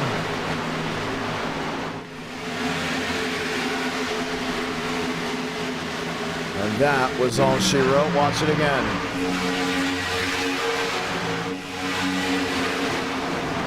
So they're 3 wide, right to the center of the corner.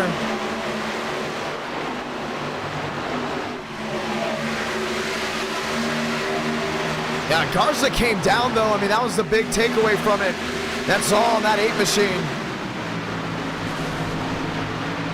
For Demos, it's a lick to the inside wall that changes his race up. Watch it from his point of view. Or should we say up top? Now what happened here? And Garza just came right off the wall. See Gavin stuck in the middle.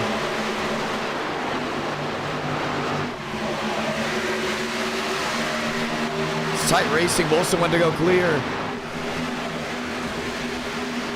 You can hear the thud. Lost all control. And we will have a restart with 5 laps to go in the race. When we get back going, Yaroslav Donskoy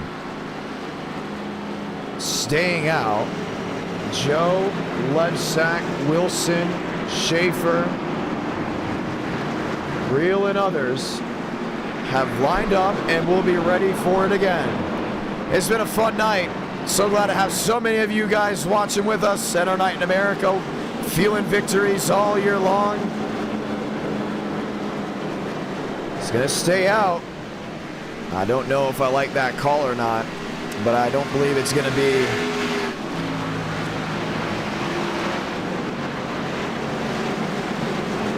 something that's really gonna change things up. Now they're actually possibly telling him to go to the tail of the longest slide. Usually when we have we see a strategy that may not work out whatsoever, we put him in the back end. Oh, he's got damage though. That's another thing too. And he's staying out.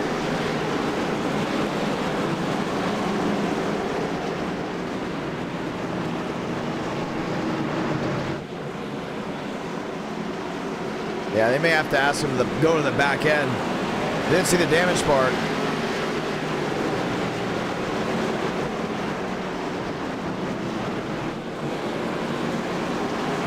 And they will. So it'll be Lepsack versus Joe.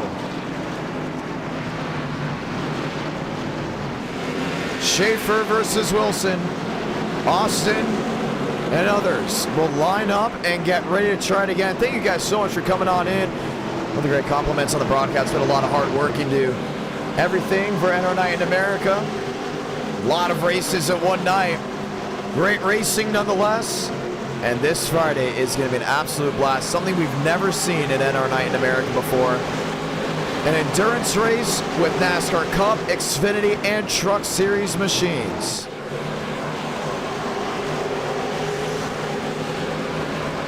Pace car, the hard left on the pit road. Back underway.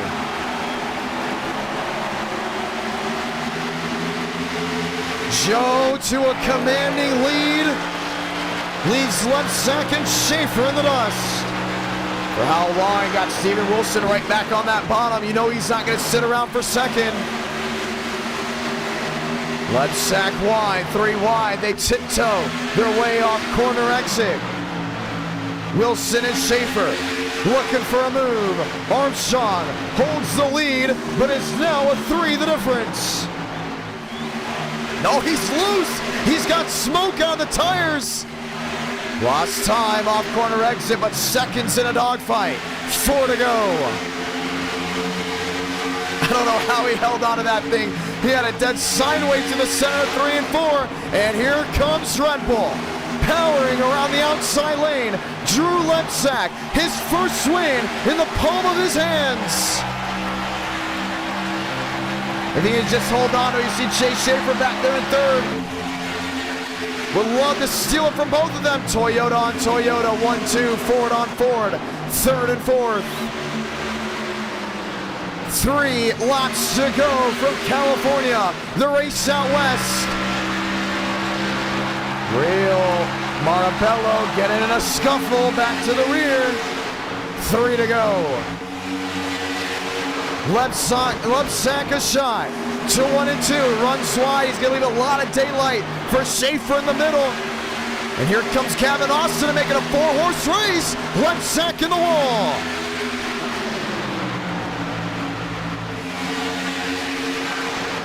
Wilson to 5th. Joe holds on to the lead.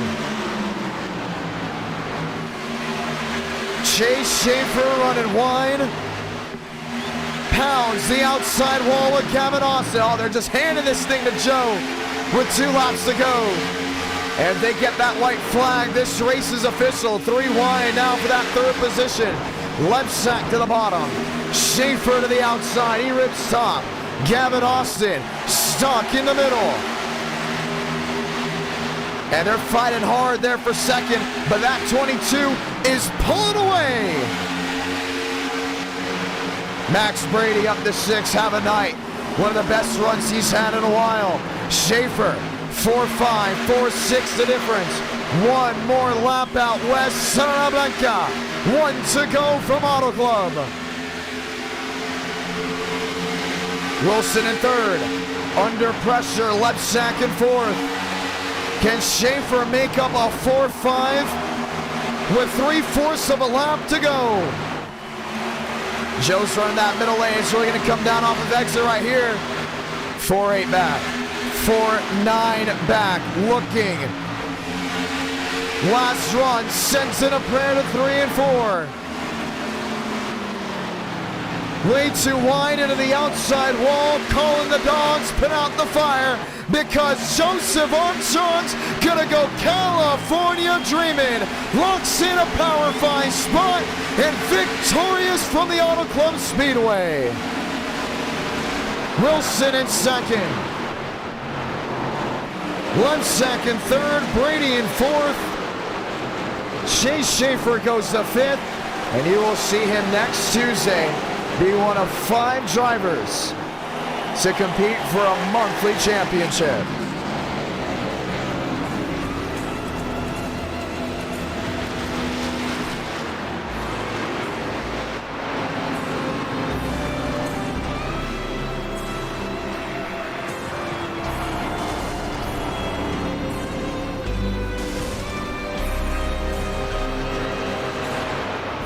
I love Auto Club.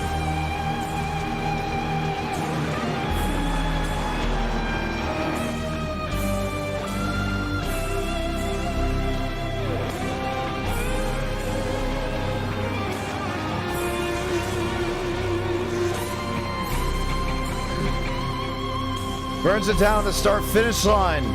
And our night in America, feeling victories all year long.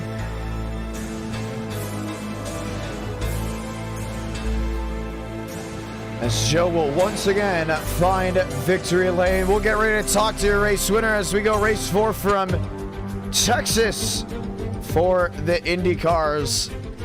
Auto Club always puts on an amazing race, and you just saw one right there. What a drive. And the first driver to lock in the Power 5 for the month of January. Joe, it's the John. You got a copy?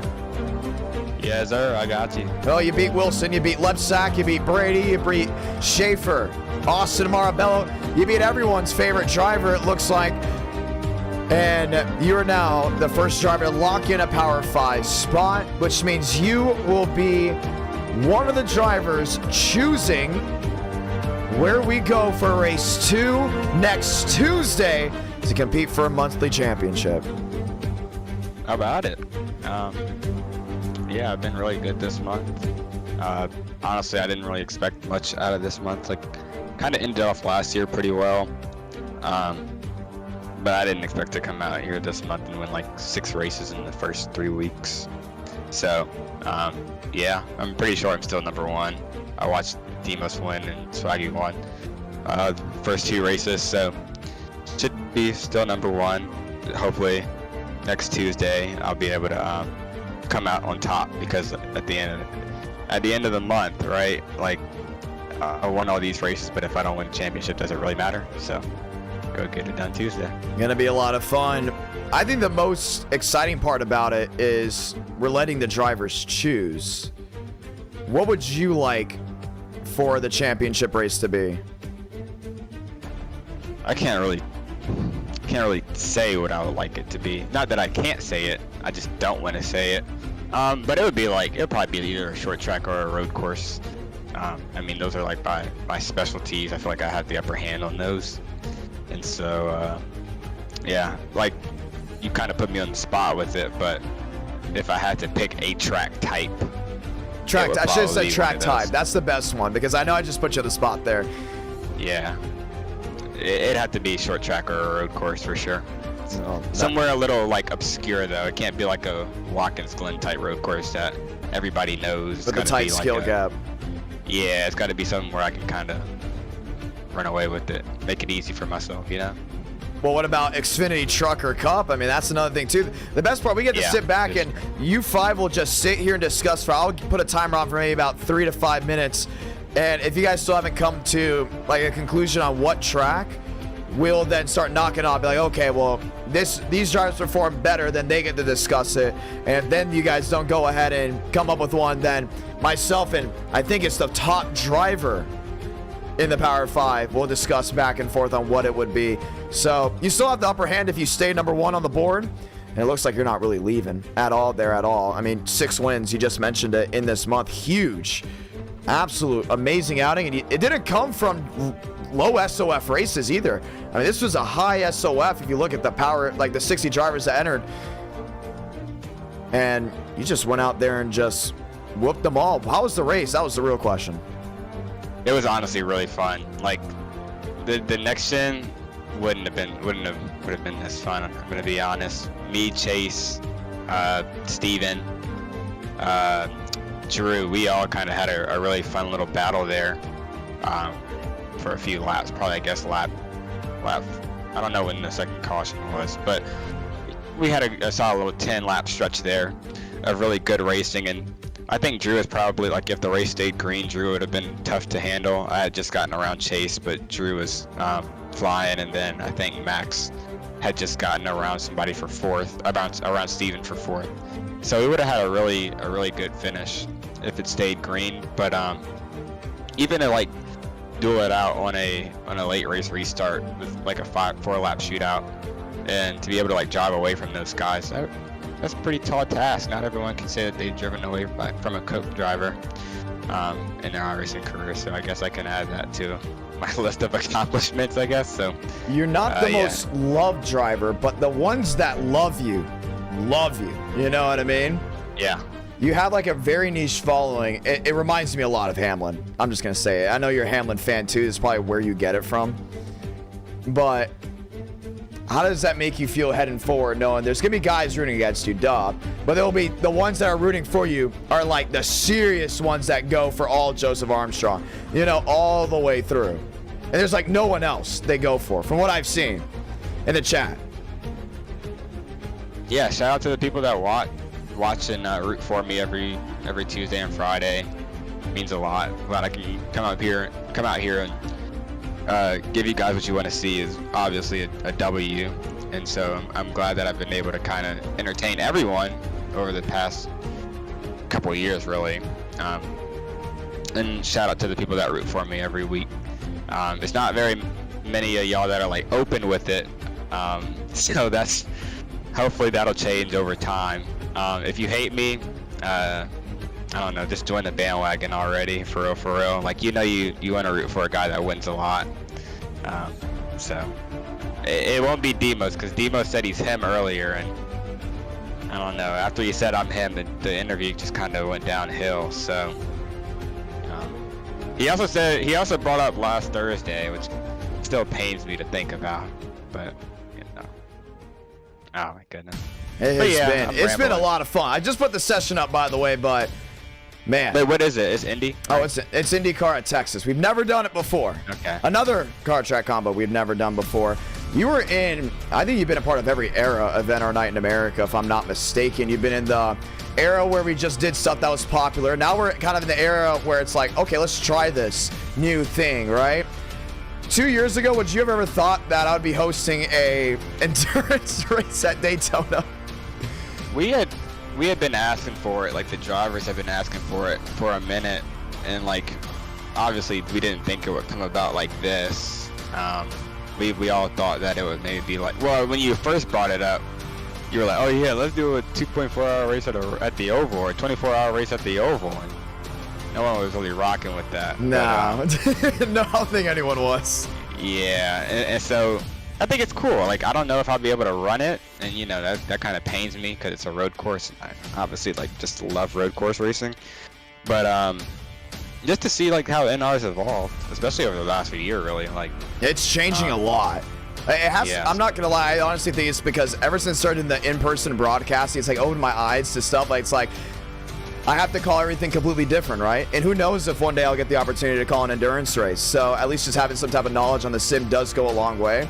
And I'll tell you this right now. I don't know if you already heard it. I don't know if you already heard it on the stream, but this could be a paving way towards an endurance series, like an endurance e-ticket style series where we don't do too many, right? It's mainly like when it happens, it's very unique. It's not e-tickets. It's not a league. It's kind of just in its own little middle ground. Because I would love to do a 12 hours of Sebring. I'd love to do a Le Mans. I'd love to do a Petite Le Mans. And this is going to open a lot of doors for that to be a possibility, like IndyCar just has. And it's going to be very interesting. I don't know what to expect. I don't think the drivers know what to expect either. That's my big thing. I'm excited, but I can't say it's going to be a slam dunk. It's going to be interesting. Like, the curiosity factor has got to keep everyone glued to the TV, in my opinion. Yeah, I think if you cover it right, you kind of go throughout the classes and stuff. Obviously, like the overall, probably be the next gen, but like if you just kind of go through, it should be entertaining. I think you'll have a lot of battles. I mean, there's possibly 20 cars in each class, so a lot of mix up and shake up amongst the classes and drivers who are really good that are running in a slower vehicle, from what I've heard, supposedly. And so that'll be interesting to see how they kind of stack up with the guys who aren't so fast but are in maybe the faster vehicles. So it'll be interesting. Gonna be a lot of fun. Race 4 just went up. Joseph Armstrong, congratulations. Hold on. Did you like the car? I did like the car. I thought it was nice. Yeah. Did you like know the original car, or like the truck? I guess. Is that off of Skinner? No, it's a Darrell Waltrip throwback. Really? Yeah, he ran it in I guess 04 would be the year, because that was the first year of the truck, the Toyota and trucks. It looked nice though. Yeah. It kind of looked like Skinner in a way though. I know Skinner probably drove a black variant with the flames. Like I saw the flames, I was like, oh, is this like a Skinner throwback? Like it kind of came to my eyes at first, but I didn't think much of it. But it was nice. Hopefully you continue to run these. I know you rebranded the 22, which is cool, so. Yeah. We will continue to see. Joseph Armstrong, congratulations. Thank you. Ladies and gentlemen, let's rock. Race 4 is next, and we are loading on in to Indianapolis. No, we're loading on into Texas for IndyCar racing as we get ready to roll the dice just one more time. Let's start asking, where are we going for race 5, ladies and gentlemen? Yes, I know someone mentioned the mustache. I'm growing it out just to see what it looks like, because I was at Cordial and someone mentioned that my face doesn't really match the voice, like, and they say I have a baby face, and I was just like, huh, should I try a beard? So I've been playing around with the idea of at least trying to grow it. I don't know if it's gonna work or not. Every time I do, I get made fun of consistently by my immediate family. Like, what are you doing? Stick with what works. So this might be gone after I watch back on the stream, but it's interesting. It is very interesting indeed. Because they heard my broadcasting voice and they were like, okay, I didn't expect that from you. And I was like, really? No one ever mentioned that to me. And I was like, that's it. I don't know if that's a good thing or a bad thing. You know what I mean? So I was like, maybe I should just try this. But at the same time, I like the clean face because I feel like it's more professional. You know what I mean? Like, I just see it as more of a professional look. You know, you see a broadcaster, usually they have that clean face. And I just think that's awesome. So, I'm just experimenting off the in-person broadcast. By the time I have my next in-person broadcast, I've already would have chosen this or not. Or just a clean face, so time will tell. You hear that, ladies and gentlemen? There's a lot of machines on track. Let's go trackside from Texas.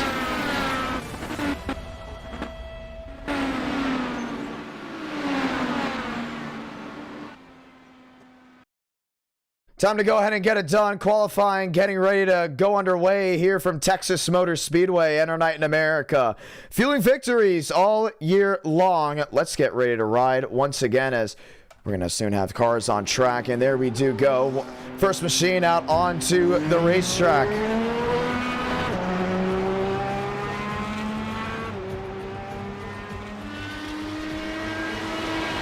Going around down to the inside.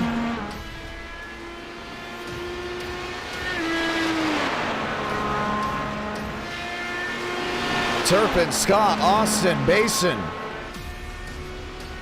Getting ready to go green.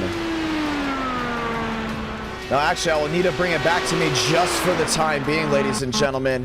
Have to go ahead and make a serious adjustment here on some of the overlays from what it looks like.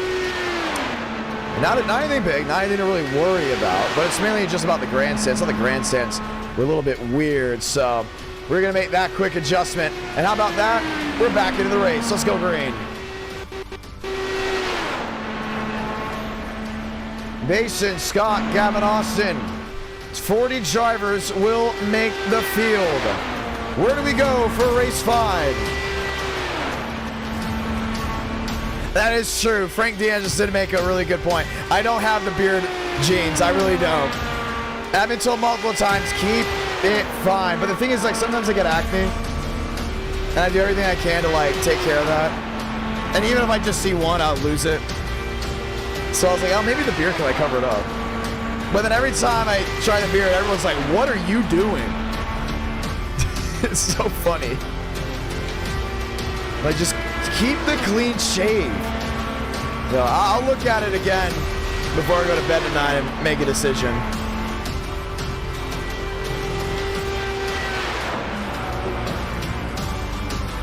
Cooper Nash. Oh, you guys want e-ticket trivia? All right, let's do an e-ticket trivia. 40 drivers will be racing from here. Let's give an e-ticket trivia out.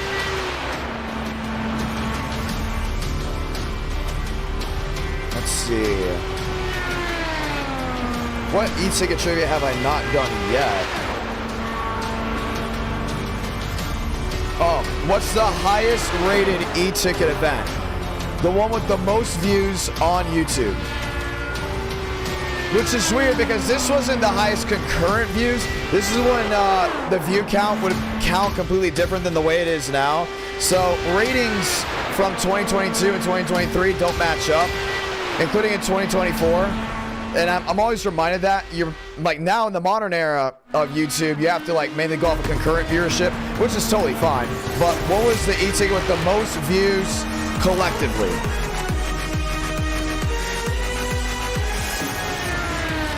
Who knows it?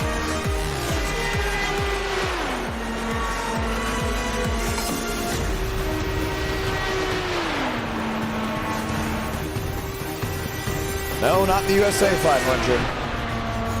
The USA 500 did well. It's still climbing. Armstrong rolling his way around. Aiden Walker. Jay Carter. Frank DeAngelis. The Geico 500, yes. The Geico 500 in 2022. I could not believe how many people tuned into that. That was just mind-blowing. Burrows on the track. We're still bumping drivers. As it looks like 5 will be going home. 1 minute left.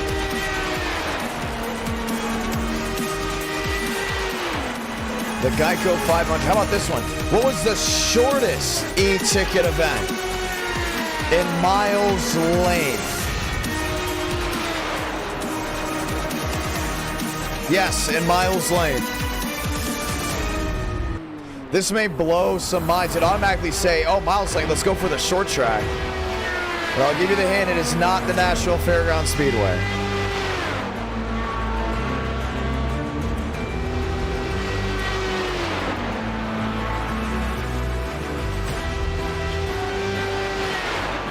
Aiden Walker, Jay Carter, Connor Zola. 10 seconds left. Max Steinmeier looks to be the final driver to qualify. It is. The memory of what I have in NR Night is just wild. No, maybe because I put like so much production time into NR Night, like it's just kind of hard to forget. Like all the stuff that's the same with in-person. Like I'll do an in-person race and I'll just remember things, and sometimes depending on the co-commentators I'm with, they're like, how do you remember that? I was like, I was just there for it. My memory is astonishing. Like I remember at Nashville, I mentioned something that happened way early in the season, and it was like something minor, like a driver got loose off corner exit in the same place consistently with the same type of track conditions, and I had someone tell me, they're like, how did you remember that? Did you write that down? I was like, no, I just watched it consistently. I was just like, I just got it. Does anybody know the shortest e-ticket event by miles length? It is pre-2022. The e-ticket was pre-2022. Let's go green, ladies and gentlemen. 40 laps of action. Looks like it's tough for everyone to go ahead and figure that one out. I'll just help you out with it, ladies and gentlemen. It was the 2021 Dynaco 400. That makes no sense. What do we mean Dynaco 400? What's the 400 for?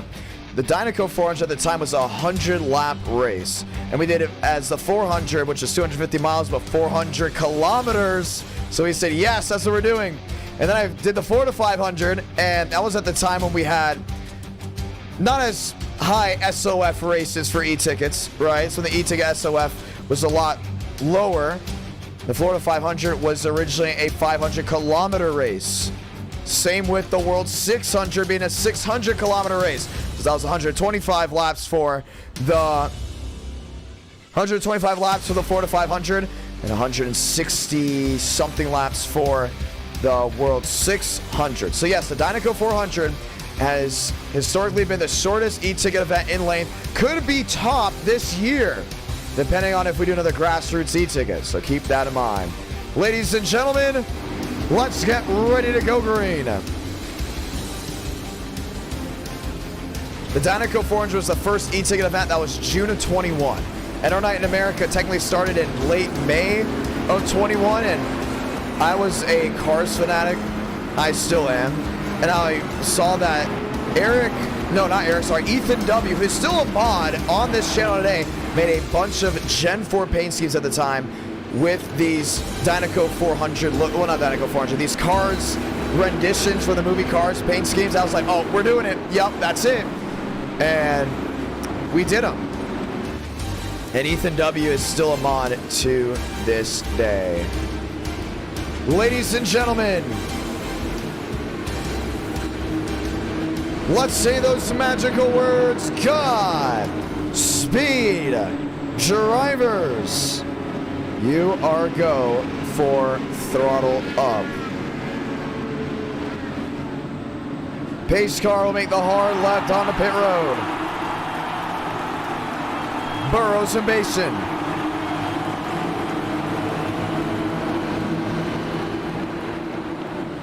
Akabuiz with Marabello. Let's light the fuse from Texas.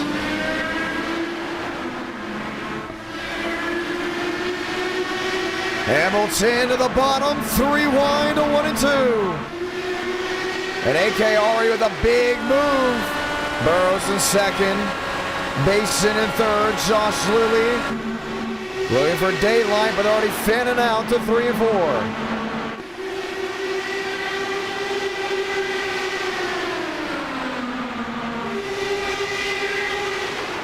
Basin to third, Lilly to fourth.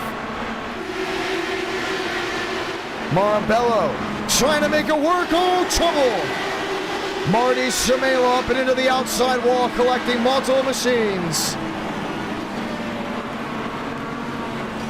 The big one strikes early in Texas. Unreal.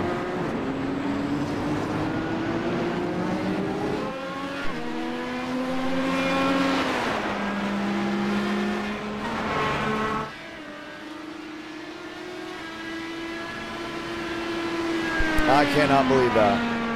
Wow.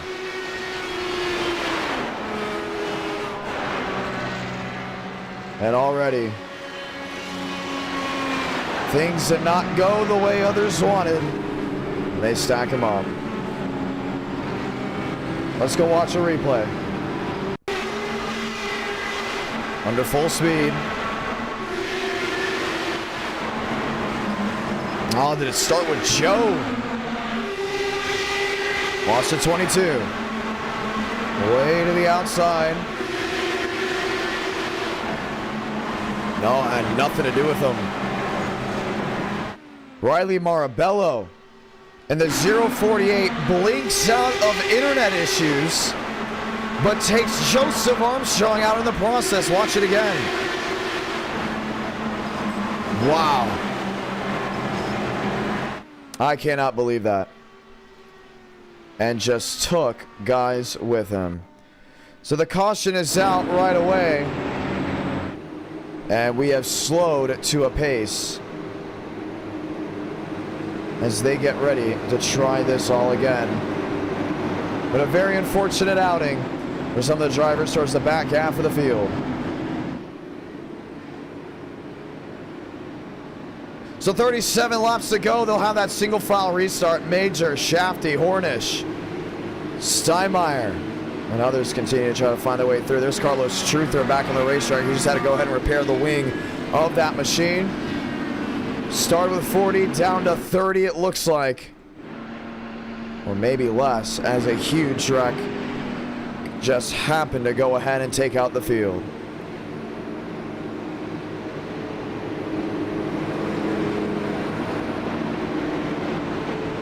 Well, we'll get ready to try it again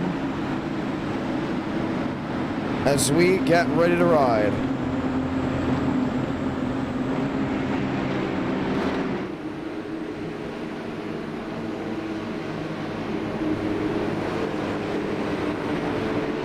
NO9 in America, fueling victories all year long, getting ready to fuel another one, this time with 35 laps to go.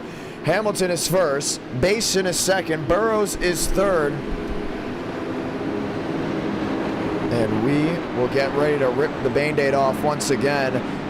Burrows, Lilly, Scott, Schmitty back to 6. Major, Carter, Shafty, and Page the top 10.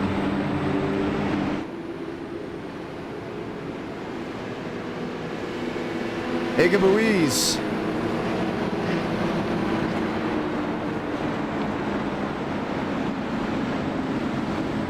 Oh, and I actually got the actual pronunciation for that. I'm sorry. I was struggling with that name, but it's his first time racing NO9 in America. What does that mean? Just give me some time. I'll figure it out. Akabuezi. There we go. Akabuezi, your race leader. Basin. Burrows. Lilly. Your fast four. They'll line up single file and try this once more. Pace car will make the hard left onto pit road, and we will be ready to rock and roll just one more time from Texas Motor Speedway. Akabuiz back on the way.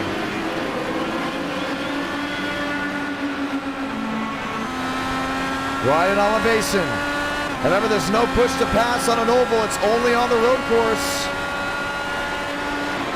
Separation far and wide. Not a lot of pushing and shoving to the center of a corner, as you can see in a stock car. 35, 34. Here comes Basin to the outside. Dylan Basin to the lead in 1 and 2. Oh, not so fast. Macabuiz to the inside, shuts the door. Mason back downstairs.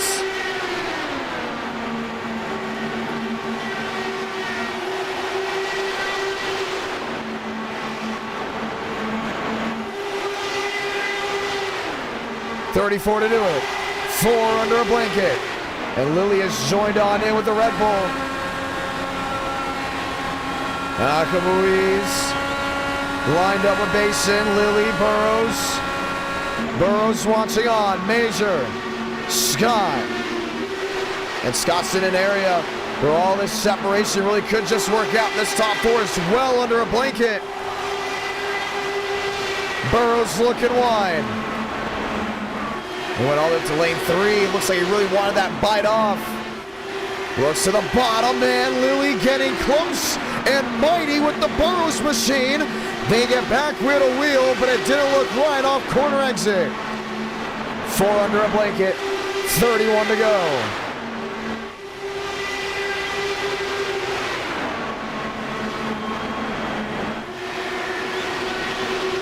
Hamilton squeezes wide, Basin tough to the outside lane and brings it back wheel to wheel. Still got Burrows right until you can see he wants to possibly squeeze that needle through the center. But there's no point of going for it right now. That just spells doom and gloom. Runs wide in 1 and gets the launch off down to 2. Lilly P3, 30 to go. Macabuiz, oh man, just shutting the door.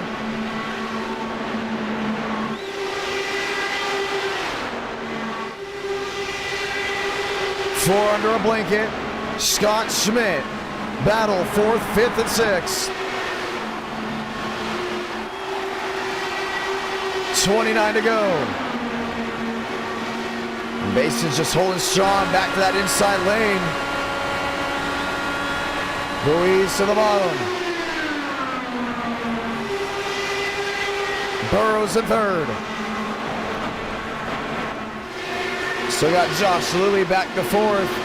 See Schmidt, see Scott, 5th and 6th. 28 laps to go.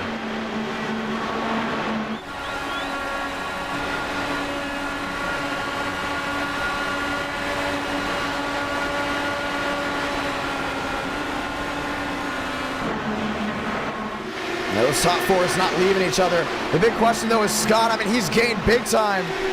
1 second back, and I think he's in the tow. River Page, William Schmidt, nose to tail, back to 3 and 4. Dylan Basin leads from Texas. 26 amazing. Ruiz to the outside.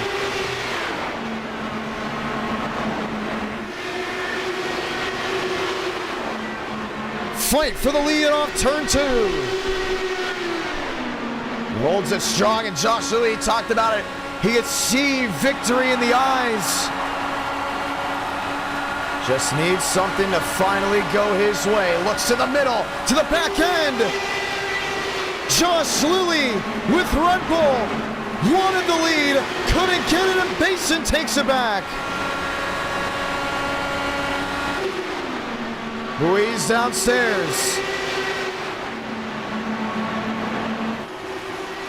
25. 24 to go. Basin loves that outside lane. He's got Burrows right with him. You see Anthony Burrows ripping that top lane. Oh, but for how long? 24 to go. Brings 23 and company abroad. Here comes Scott. Page trying to hold on, and Schmidt is now lined up there with Jay Carter.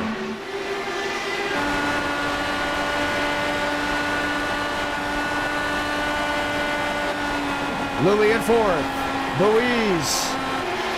A lunge to the outside, splitting the lap machine.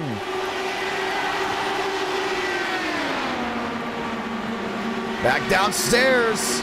And Basin just gave him the lane like he wasn't even there. Buies top of the board. 22 to go. And Burrows and Lilly are now that top four. Scott, he's in tow. He's got the shot. Look at Buies to the outside. He's got that huge run. Lilly to the outside wall. Might have kissed it.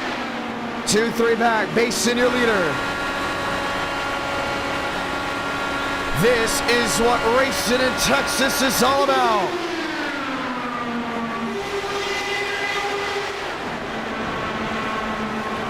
Josh Lilly to fourth. Anthony Burrows the third. Shuffling Basin to the bottom.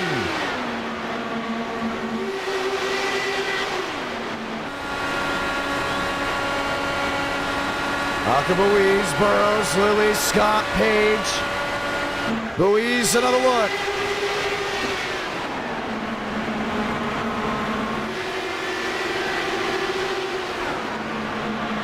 Basin. And we haven't seen Burrows make that move. I continue to go back to Scott. Top two continue to shuffle the deck back and forth. Nathan Scott's going to be a big underdog driver here. Burrows is really just waiting for that right moment to strike. To the outside of Basin again.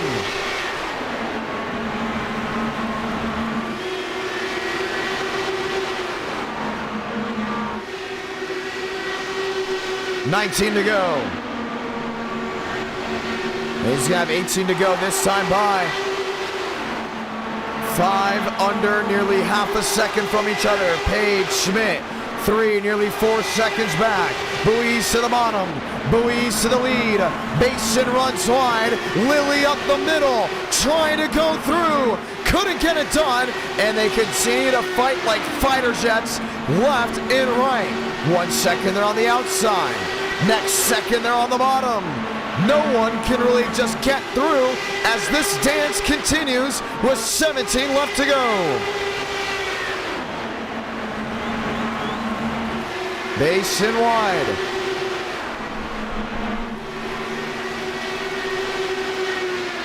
Buies watching on. P2, Josh Lilly.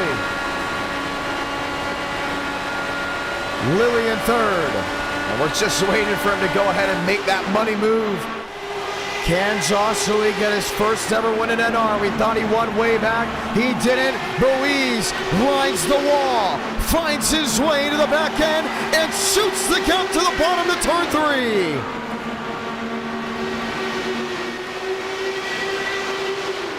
Wow. The rest of this field is playing checkers. The top 5 all playing chess.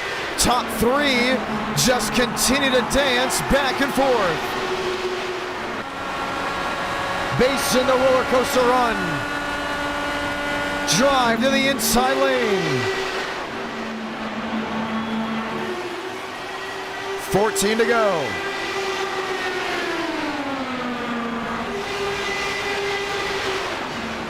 Buies, Scott, Burrows, Josh Lilly. He continues to go ahead and fight for that lead, but Basin's just so strong on that outside lane. Texas may not be known for multi-groove when it comes down to the Cup. Xfinity truck machines. But when IndyCar flies wide, 3 wide, it's every groove that counts. Basin to the outside, the switchback. Honda versus Chevrolet.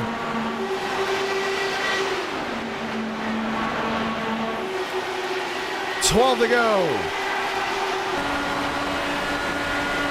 Buies continues to close that gap. Top 3 under a bubble. Scott gets through a Burrows. Now that's going to be tough for AB. Lilly is going to have sticks on the board as he brings Red Bull to victory lane. 11 to go. Buies to the bottom. Lap machines will be like a minefield in the dust. They have to pick and choose these battles. The only problem is Basin's starting to pull away. 10 to go.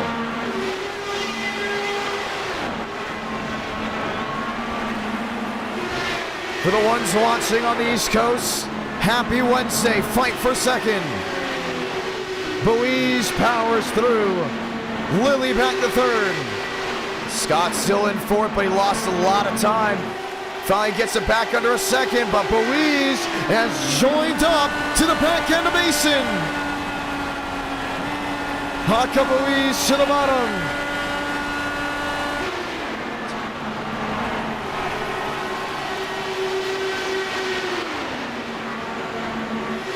Now he's saying, all right, the final dance right here. 8 laps to go. What do you got? Looks downstairs, goes for it, has it, with a wheel.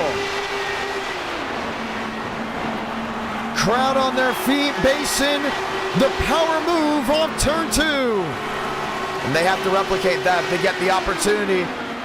Or just try to shut that machine, that Arrow McLaren. Or should we say was Arrow McLaren. 7 to go.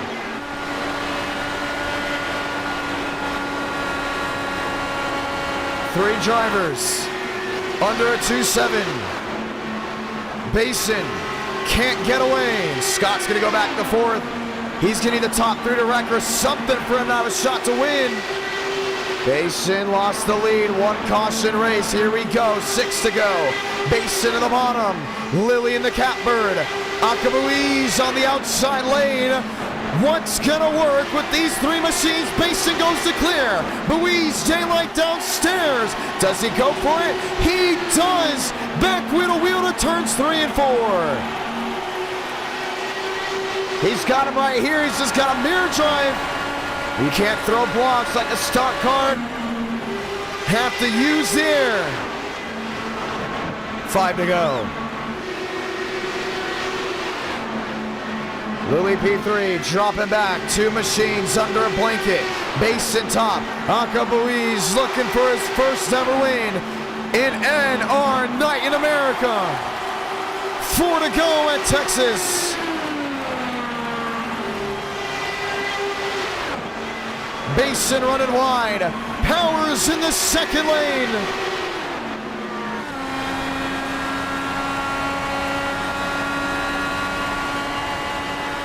What's the game plan? Down off corner exit. 3 to go. Buies downstairs. Burrows to third. He saved something here late, but I think he's way too far back. Tailing down the back, trying to break the draft. That slipstream is going to be so difficult to hold on to if he continues to play those games. Akabuiz, 11 back, 9 back, the run to the bottom. 2 laps to go in Texas. Basin, another powering move on the outside. That could be it. I don't know if Buies got another shot at him. Let's find out. Santa Blanca, 1 to go from Fort Worth, Texas. Buies downstairs. Powers to the lead, but he's got to keep Basin away from the drive-off too. Watch this line. No, maybe not. Last run. 3 and 4. Buies downstairs. Basin up top. It's going to be a drag race from Texas. Basin with the edge. At the line. Dylan Basin victorious from Fort Worth.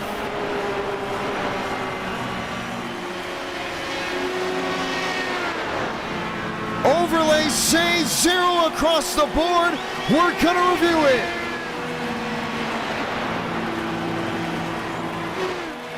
Wow. Overlay say one thing. 5 1/1000ths of a second. iRacing is saying Dylan Basin won over Akabuiz. What a race. What a finish. This is why you watch IndyCar. Yes. How about it? How about that? Dylan Mason to victory lane. I cannot believe that. What a race. A drag race from Texas. And this was the finish. Back to the stripe. I just cannot believe it.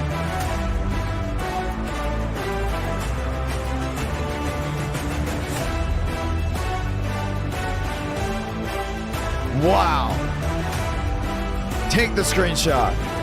Put it on Twitter. I said it once. I'll say it again.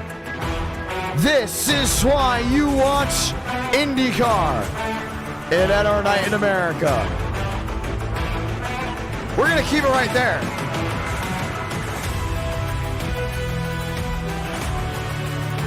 What a race.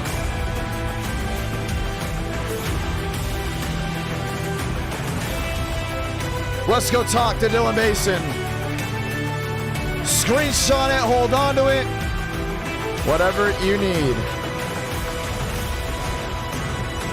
Dylan Mason, you are ridiculous.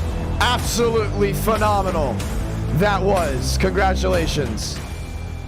Appreciate it. Yeah, just glad to finally get a win in 2024. Been wrecked in about every single race by every single way possible, so finally survived one and won it. I cannot believe that screenshot. That is unbelievable. It's just, I cannot believe what that finish was.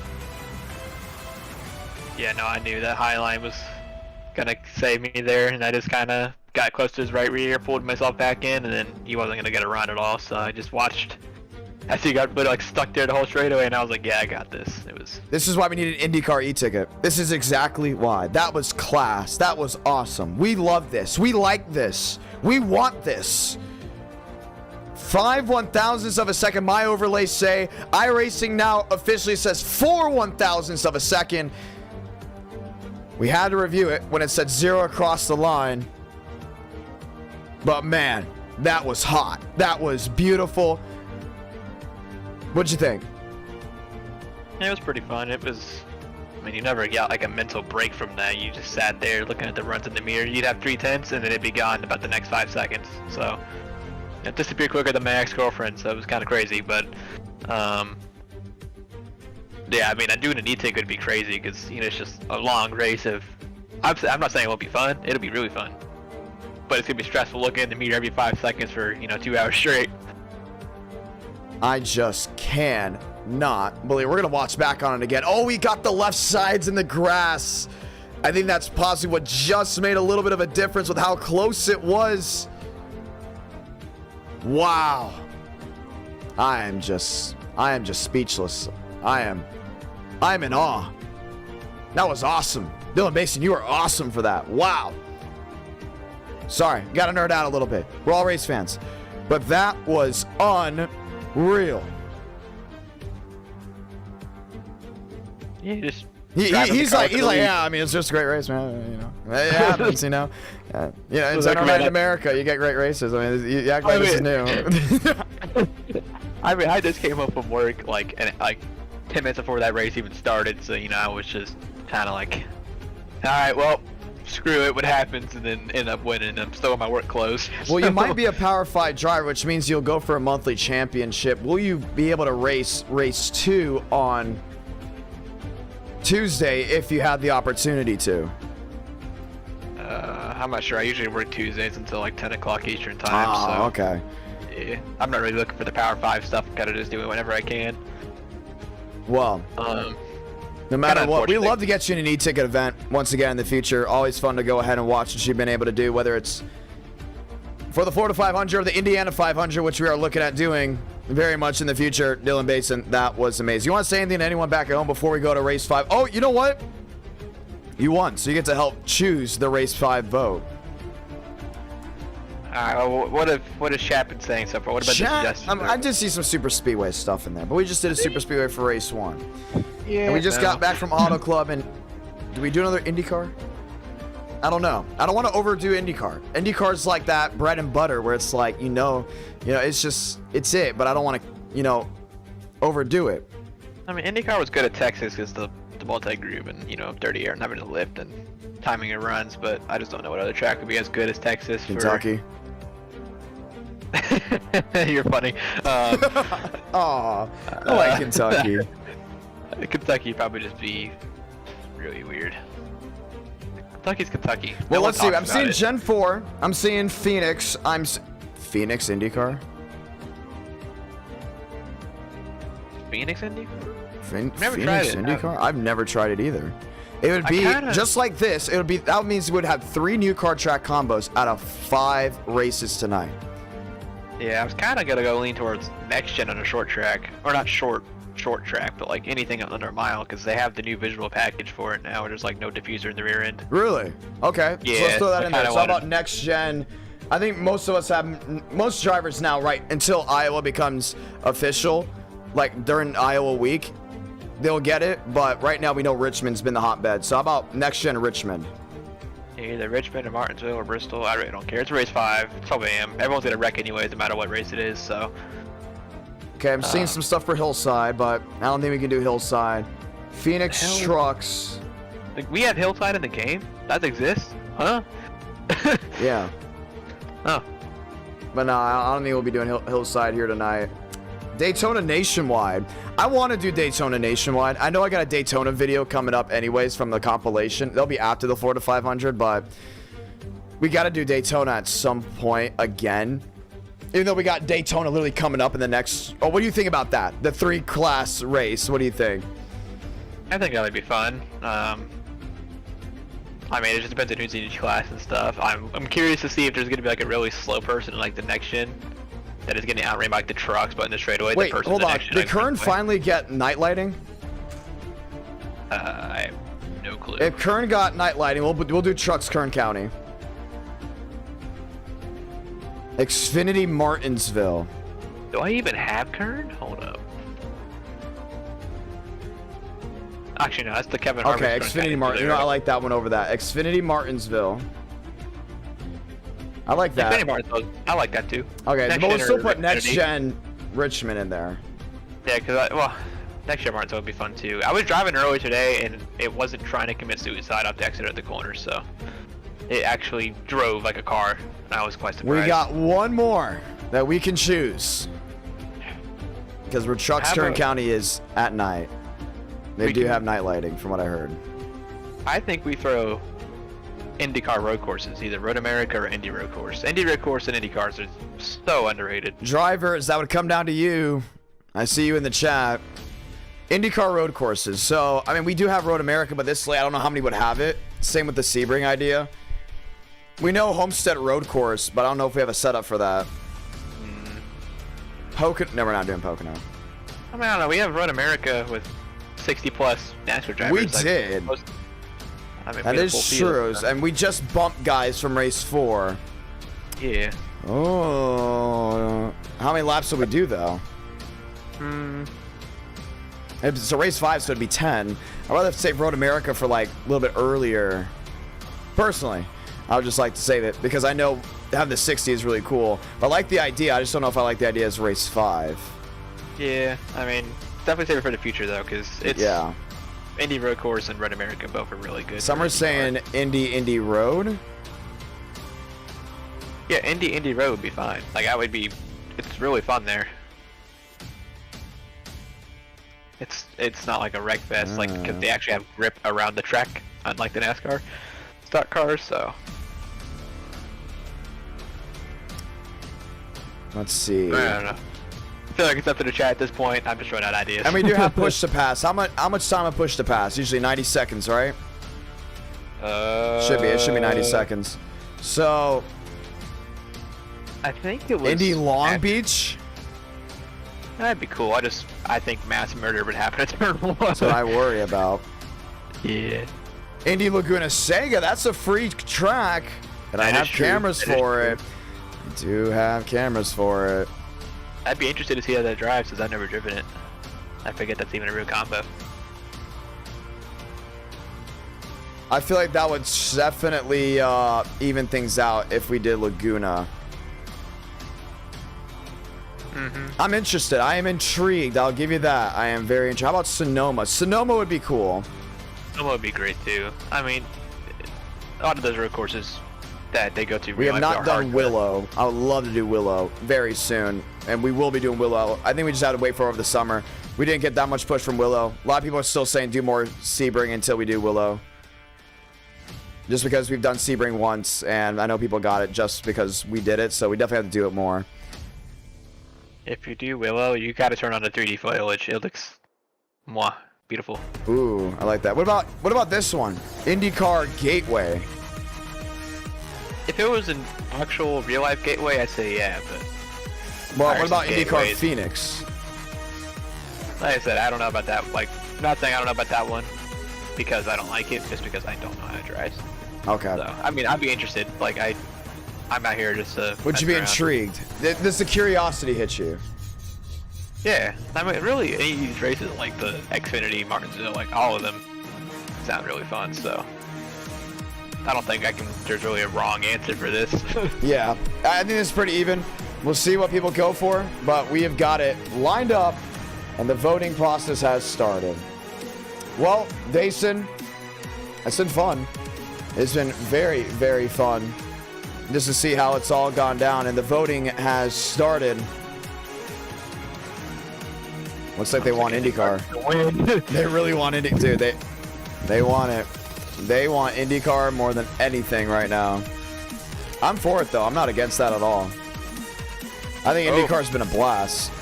Xfinity might as well make it a comeback. Oh yes, it is. Oh, never mind. If it gets to 100, then I have to start considering to axe it out. So get your votes in, ladies and gentlemen. All right, out of these four, which one do you want, Basin? Which one would you go for? I kind of want Martinsville, but at the same time, like Phoenix. I don't know how Oh, it'll man. drive. Like, I actually think it'd be really cool if we did IndyCar Phoenix. But Xfinity Martinsville, I don't know about Xfinity Martinsville. I don't know if I want to fully back that or not.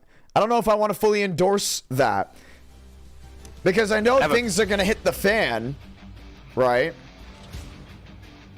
I have a new sponsor to show off, so Xfinity cars would be cool to me. Ooh, what's the sponsor? It's funny because a lot of Irishes may need this Fitness Central. What happened? I said a lot of Irishes may need this. It's called Fitness Central. I mean, I'm all for fitness. I love fitness, Exactly. so that's pretty cool.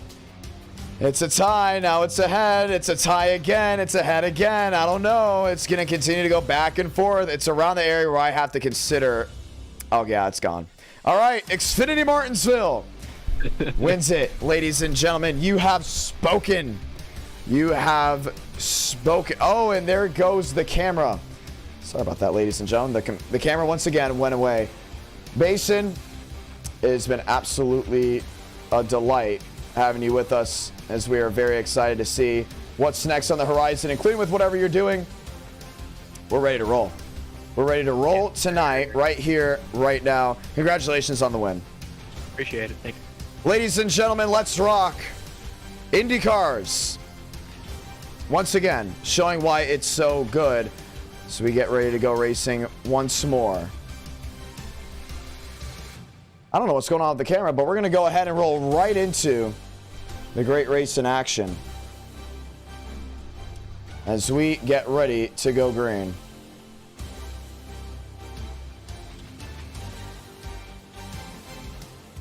Yeah, I don't know what the heck just happened to the camera. Anyways, we're going to put the session up, but I am here. Trust me, I am here. I am talking to you. You are listening to me through the racetrack that you currently see on your screen, but we're going to get ready to go ahead and rock and roll. So Xfinity is back. Like the second I went ahead and did it, I couldn't believe it just went ahead and snapped away on me. So we're ready to go at it. End our night in America, feeling victories all year long. Let's get ready to go green once again. So Martinsville, we're going to do Martinsville Open. I'm really curious to see what that would be. And we are ready to go right back at it. What's the difference? You know, I never knew what the actual difference was between an open set and a non-open set. Like, people are just all like, oh, you can play with the gearing. You know, that's been like the most common. That was the most common answer I've gotten, at least recently, with how the open stuff works. And it's so cool, you know, but I don't know. Something I found very interesting. Let's do 50 laps to go ahead and end this night, a 50 lap feature. As we get ready to go green, the next night race will be this Friday, and our night in America, feeling victories all year long. Session is up. Password is IDK. As we get ready to go green once again. The Martinsville Speedway, playing host to another NR Night in America race. We used to avoid Martinsville like the plague. I'm telling you, man, it was crazy how much we would avoid Martinsville. And then over time, we kind of just said, oh, you know, it's pretty cool. We like what was going on with it. And here we are, ready to go green.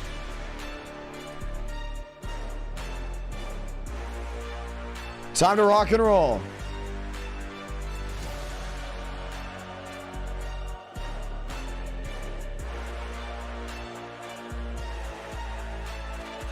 Okay, we got the camera back working, which I'm excited about. That's exactly what we needed to do. Had no idea what happened to the camera. I don't know if it's the white balance or what, but man, that thing completely just shut off on us. It's just so sad. Session is up. Passwords IDK. This will be the final race of the night from the way things are looking. And our night in America, feeling victories all year long. Who saw my race at Speedfest? Who watched that? I know a good amount of you watched it from what I heard, at least in the Discord, which is cool. I think it was actually also free on Tubi TV.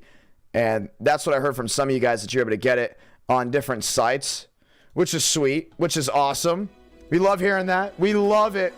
But for the ones that I met at the racetrack, so happy I was able to go ahead and say hello to you. Hopefully you did enjoy the great racing. Hopefully you did enjoy the broadcast, the commentary. I also did a track walk, which is really, really cool. I loved that track walk.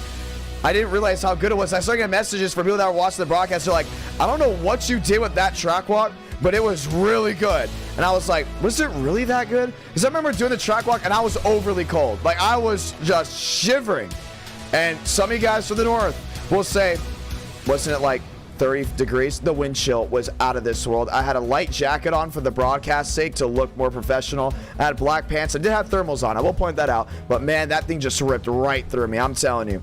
And there's a couple points where I was making mistakes as my jaw started locking with how cold I was. But it was really cool. It was an amazing broadcast. I had so much fun. I pit reported the ASA Southern Super Series race, and then I was up in the tower calling the action for the Jag Series All-Star Tour presented by Chevrolet Performance with Adam Mackey, which was also very, very fun. Loading on in, ladies and gentlemen. Let's do it once more. NR Night in America, feeling victories all year long. We've had 54 people sign up for Friday's race. We'll have a lot more once it is promoted out tomorrow.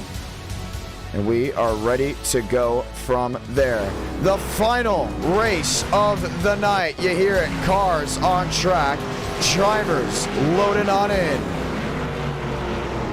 Let's advance the session as we get ready to go green for round number 5. Thank you all for 300 plus likes. This is why we are here. And I'm so grateful for everyone that supports NR Night in America. You guys make all this stuff possible. You make all this fun, exciting. You make everything great. So let's go ahead and continue it with qualifying of the final race of the night. It might just be one lap of queue.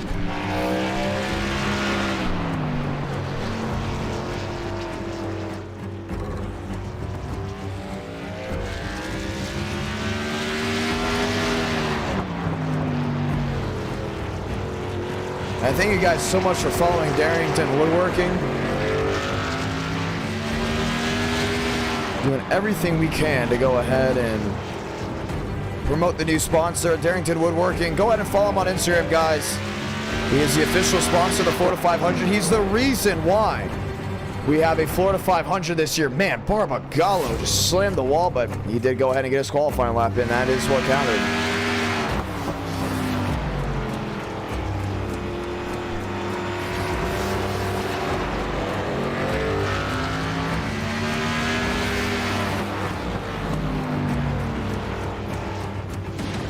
The reason why we have an e-ticket event February 9th is because of him.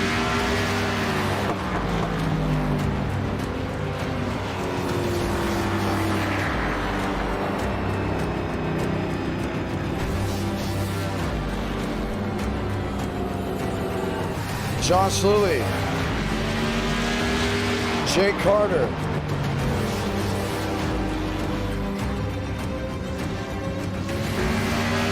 Kenny Riddle,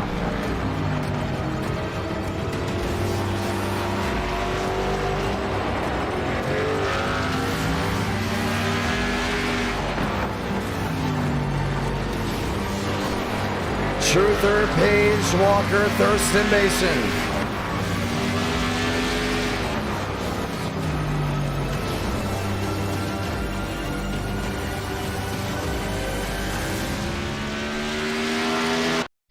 Demos gets his line on in. Walker gets his line on in. Ladies and gentlemen, let's get ready to go green. One more opportunity for these guys to settle it out.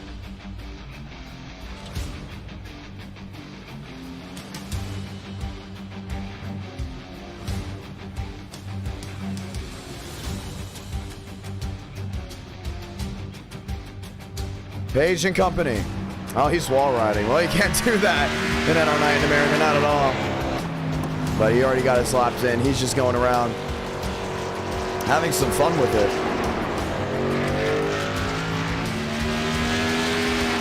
And it looks like qualifying has come to a close, and we'll get ready to go green.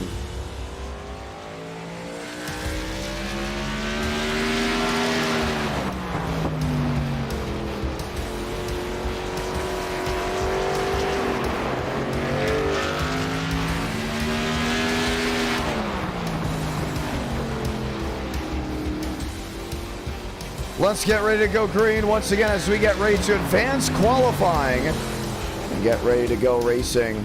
So glad to have you all with us as we get ready to roll. Scott Armstrong. Mosteller goes 8th as we get ready to go green. Dylan Mason.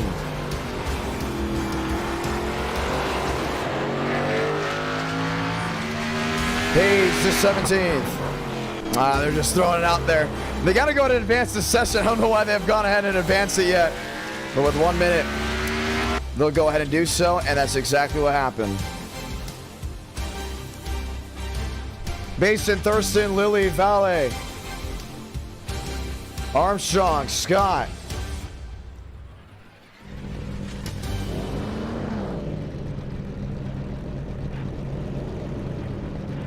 Joseph Armstrong back to 5th. Gavin Austin back to 9th. Walker in 10th. Barbagallo, Shamela, Elijah Parker. Dylan Basin lined up, wheel to wheel, ready to try this all for the final time tonight. Let's do it, ladies and gentlemen. Next time by, we'll get the 1 to go, and it will go ahead and end the night. Let's go talk about the people that super chat tonight. How about Bobby saying this is for Gen 4 Talladega Duels next stream? We'll keep it in mind. It won't be for the next stream though, but Gen 4 Talladega is something we want to consistently do more in the future. So I will definitely keep that in the bubble. It might be the championship race. So, championship race for the Super Speedway Shootout. Eric W. dropping the Champions Club. Coco dropping the Champions Club as well. Can't forget Ethan, Leon for dropping their memberships. Thank you so much for that. It will be 50 laps as we get ready to go green.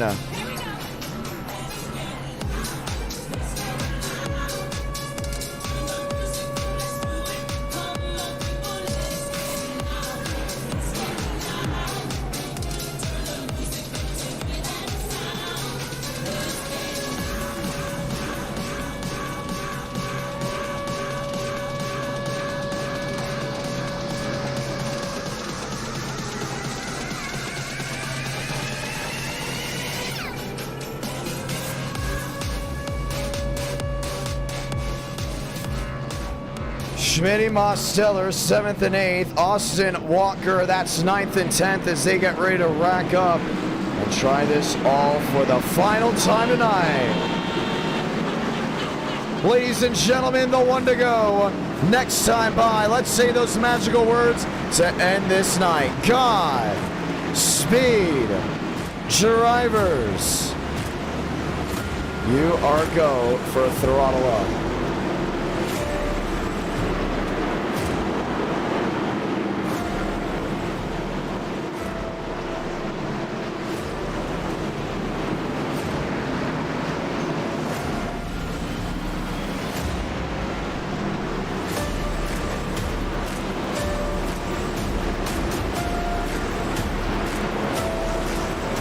Lights off, top of the base car.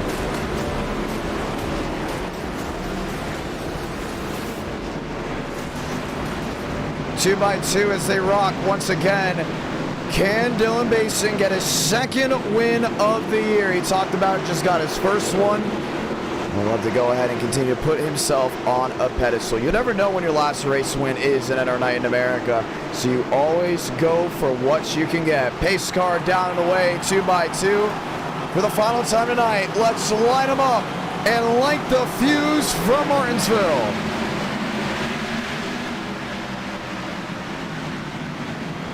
Basin down to 1. Clears James Thurston. Easy clear. A lot of these guys pushing and shoving back to the rear. One outside wall, Nathan Scott. Mostly gets away unharmed. Stay green. Joe to 3rd. Lily to 4th. Top 4 have definitely stretched on out, but the top 2 stay mostly nose to tail. Barb in 8th. Oh, Gavin Austin. Here at Daniel Mosteller really just letting him lay on him. 49 laps to go. One car outside wall might go ahead. Xander McKinney. Way out of the way, still staying green. They saw Thurston have trouble trying to go ahead and get back to the gears.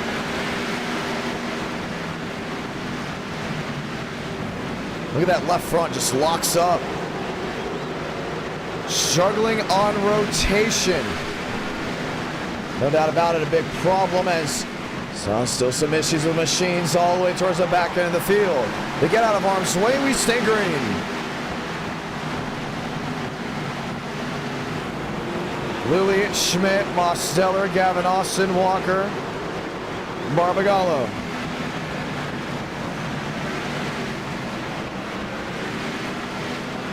Thurston. Oh, trying to get to that back end, but it's just struggling off exit consistently with that Xfinity Series machine.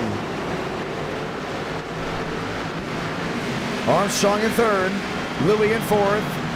William Schmidt up the 5th, a new number for him, that's the 43. We all know William Schmidt loves promoting the drivers. They usually run towards the back half of the field. For good reason.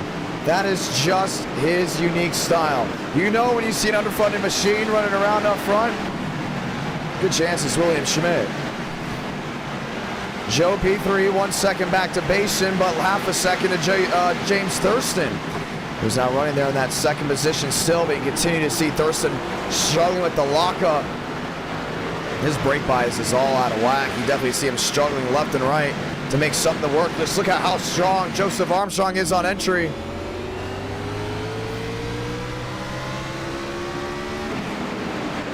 Run to turn 1. Metcalf gives him a shot to the back end there, that Ford Mustang. Move to turn 3. Thurston trying to squeeze. Joe wants to muscle out of the way. And with 41 laps to go, Toyota and Ford still dueling it out wheel to wheel.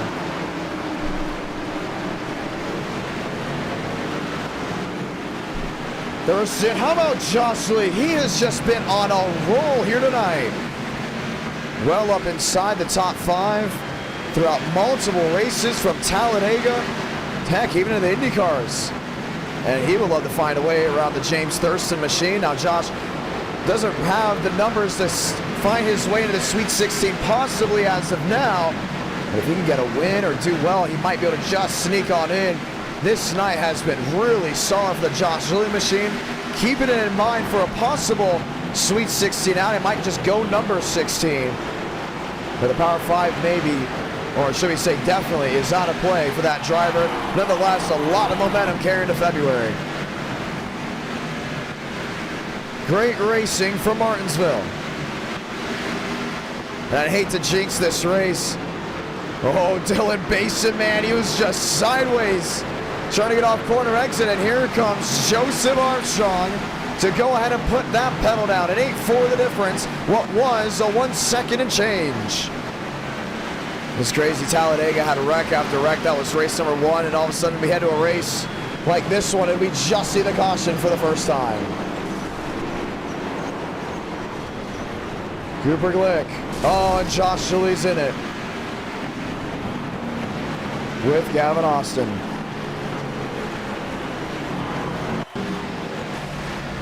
What happened here? Let's see.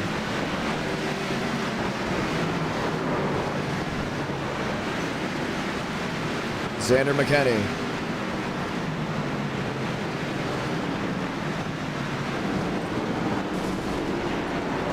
One of the drivers involved in the melee. Oh, and Joe was not happy with James Thurston after that and ran him dead into the outside wall.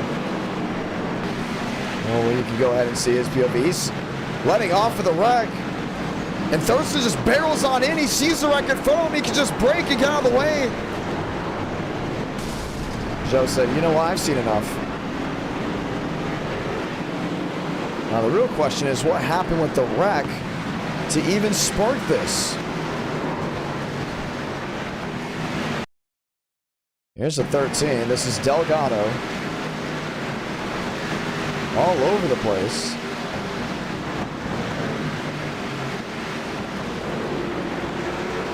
Just struggling to hold on to this car.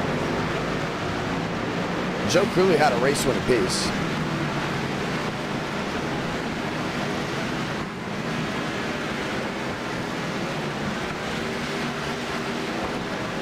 So Dale Greenwood gets into Cooper Nash. Wow. So what's left of the race? Corey Moore elects to stay out. Mason will go to second. Schmidt will go to third. Marmagala to fourth. And the drivers are in second, third, and fourth are now out of this race as we go ahead and see the one to go this time by.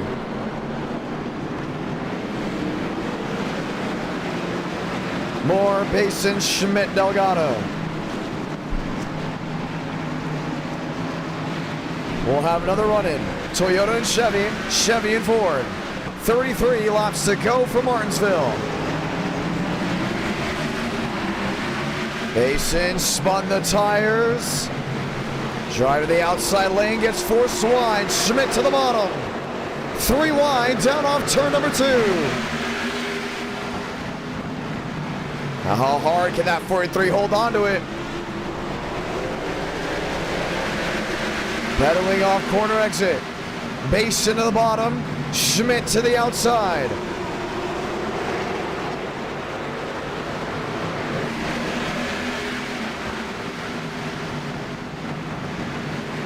Basin trying to force some line. Off corner exit. I don't think that's going to work. William Schmidt still fighting on that outside lane. But Stemos right into it. They call Mosteller the race 5 merchant because he's so good at going to victory lane in that final race of the night.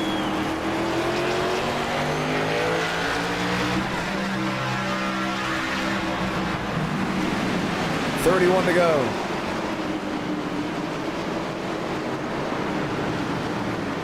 Down to 30, top 4 lined up nose to tail.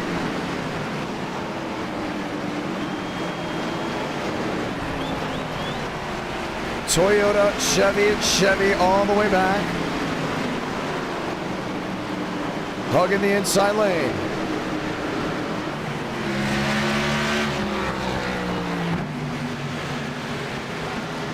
Schmidt can't find a way around. Bason's just really strong getting back to the gas, but with how these cars are set up, that nose just lipped in the air once you slam on the pedal. And you lose so much speed through the center. 28 to go.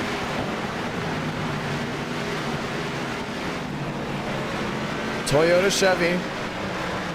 Chevy on Chevy, third and fourth.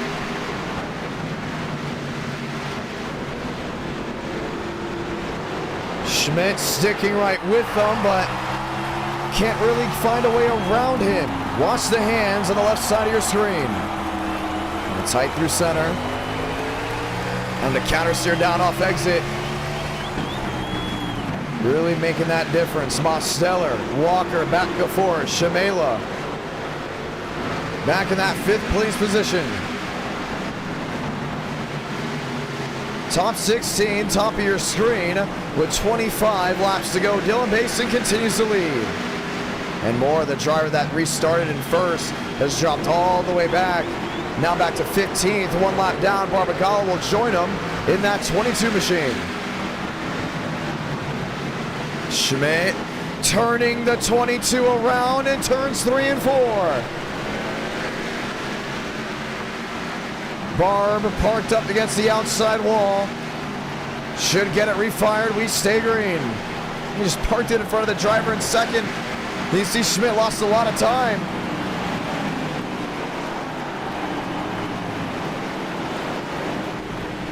.117 back. Yeah, he's slamming that wall now, and Demos is ready to find a way through. 23 to go.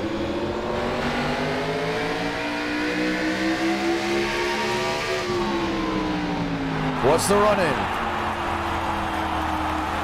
Schmitty holding on. Nose lift in the air from Mosteller, slamming back on the ground.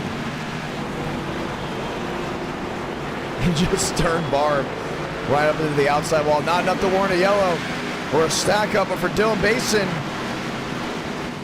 it's a lead he very much loves to see. If Schmidt can get it back into gear, he could be able to catch him, but he's struggling way too much off exit to really have that hard charge. The question will come down to Mosteller, who's now sitting in third. 21 to go.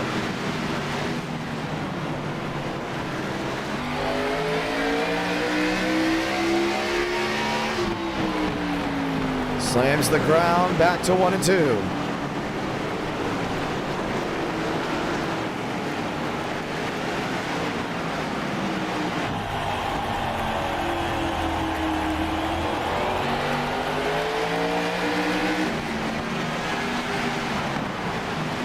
Demos to the bottom, Schmidt to the outside, and they're going to switch it on the battle for second.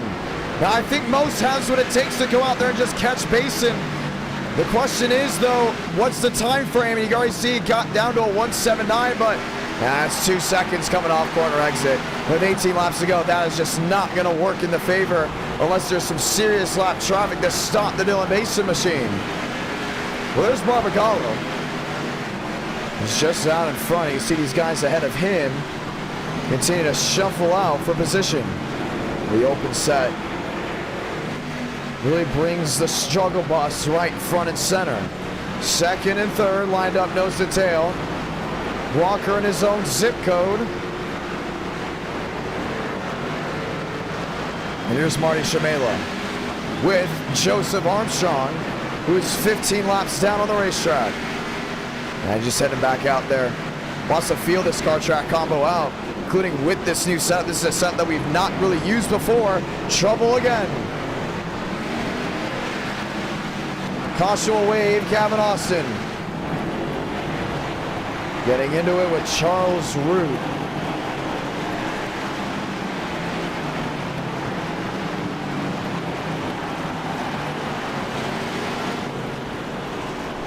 And I'll bring the caution out for the second time at Martinsville. Let's see what happened. Now we talk about these guys pushing and shoving a lot. See Connor Zola. Oh, they just all went around. Oh, Dylan Basin actually caught the nose of that machine. What's the damage like? Severe. I don't know why they're racing like that from that position. I mean, you expect them to just calm it back. But not the case. Dylan Basin now out of the race. He will not be able to continue with that damage of 14 to go. It will change things up again.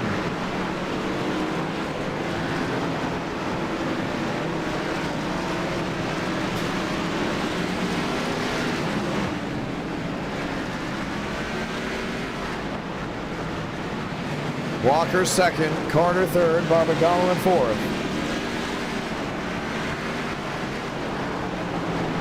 So we'll have 13 to go from this point. We'll have 12 to go most likely on the restart, depending on when they all get back around.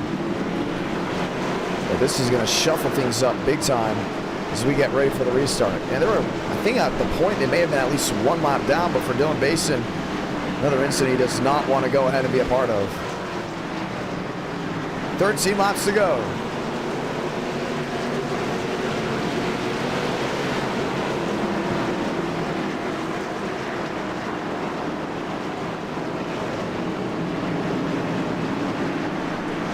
Root going around, getting his lap back. So others will get lights off as we'll restart next time by. How about Carlos Truther there in seventh? Hey, never say never. I'm telling you, never say never.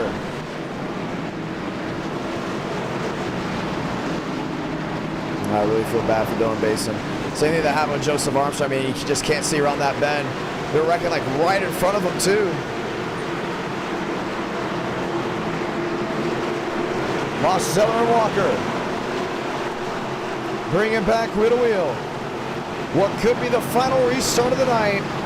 Sticks on the board, 11 to go for Martinsville.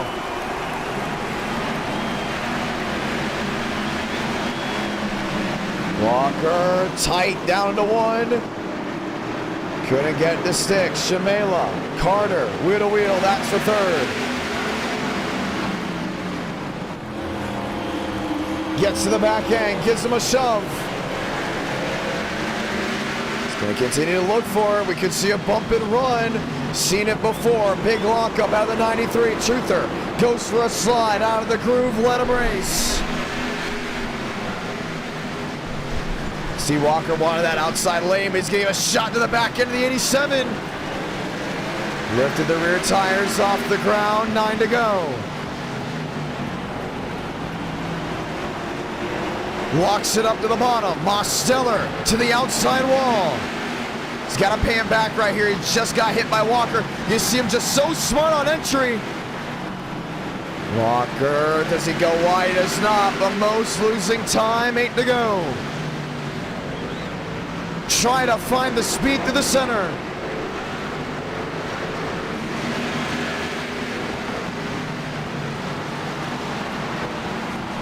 Can he close that gap? 7 to do it.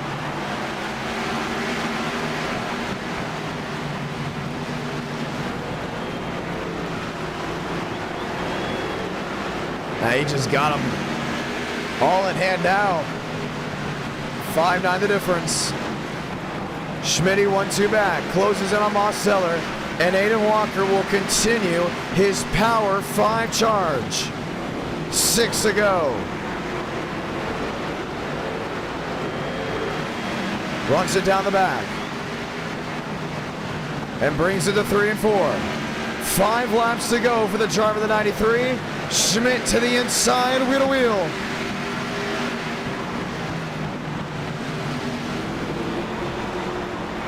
William Schmidt the second. Mosteller went for the lead and now fighting for third. There's River Page. Page to the bottom, lock up out of the 87. A shot to the back end. And Most is getting thrown around like a rag doll out there with 4 to go. Now here's Shamela.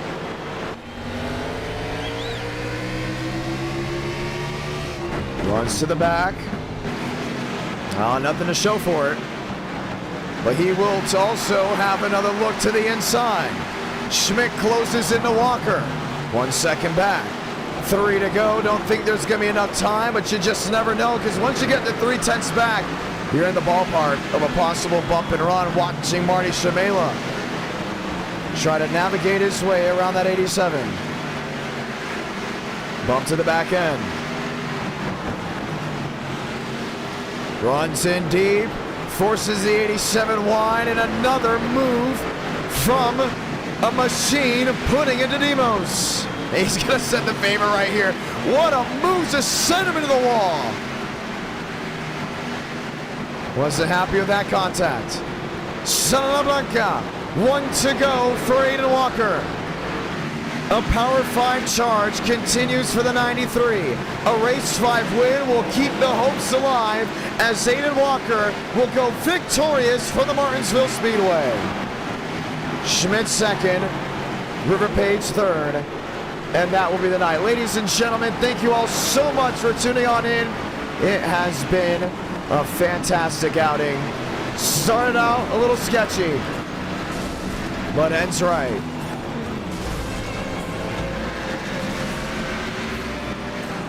A tight photo finish at Texas. Great racing at Auto Club. A magnificent run at Atlanta. Wildness from Dega. And push has come to shove in the Martinsville Speedway. I will see you this Friday night for the first ever endurance race in NR Night in America. Well, there's a big twist to it because it is with the NASCAR Cup, Xfinity, and truck machines all in one race. Have a great night, ladies and gentlemen, as we will see you this Friday night at 8 Eastern, 7 Central. My name is Jonathan Ramos, the voice of NR. It has been an absolute blast. Once again, we'll see you 8 Eastern, 7 Central, Friday night. Good night, ladies and gentlemen.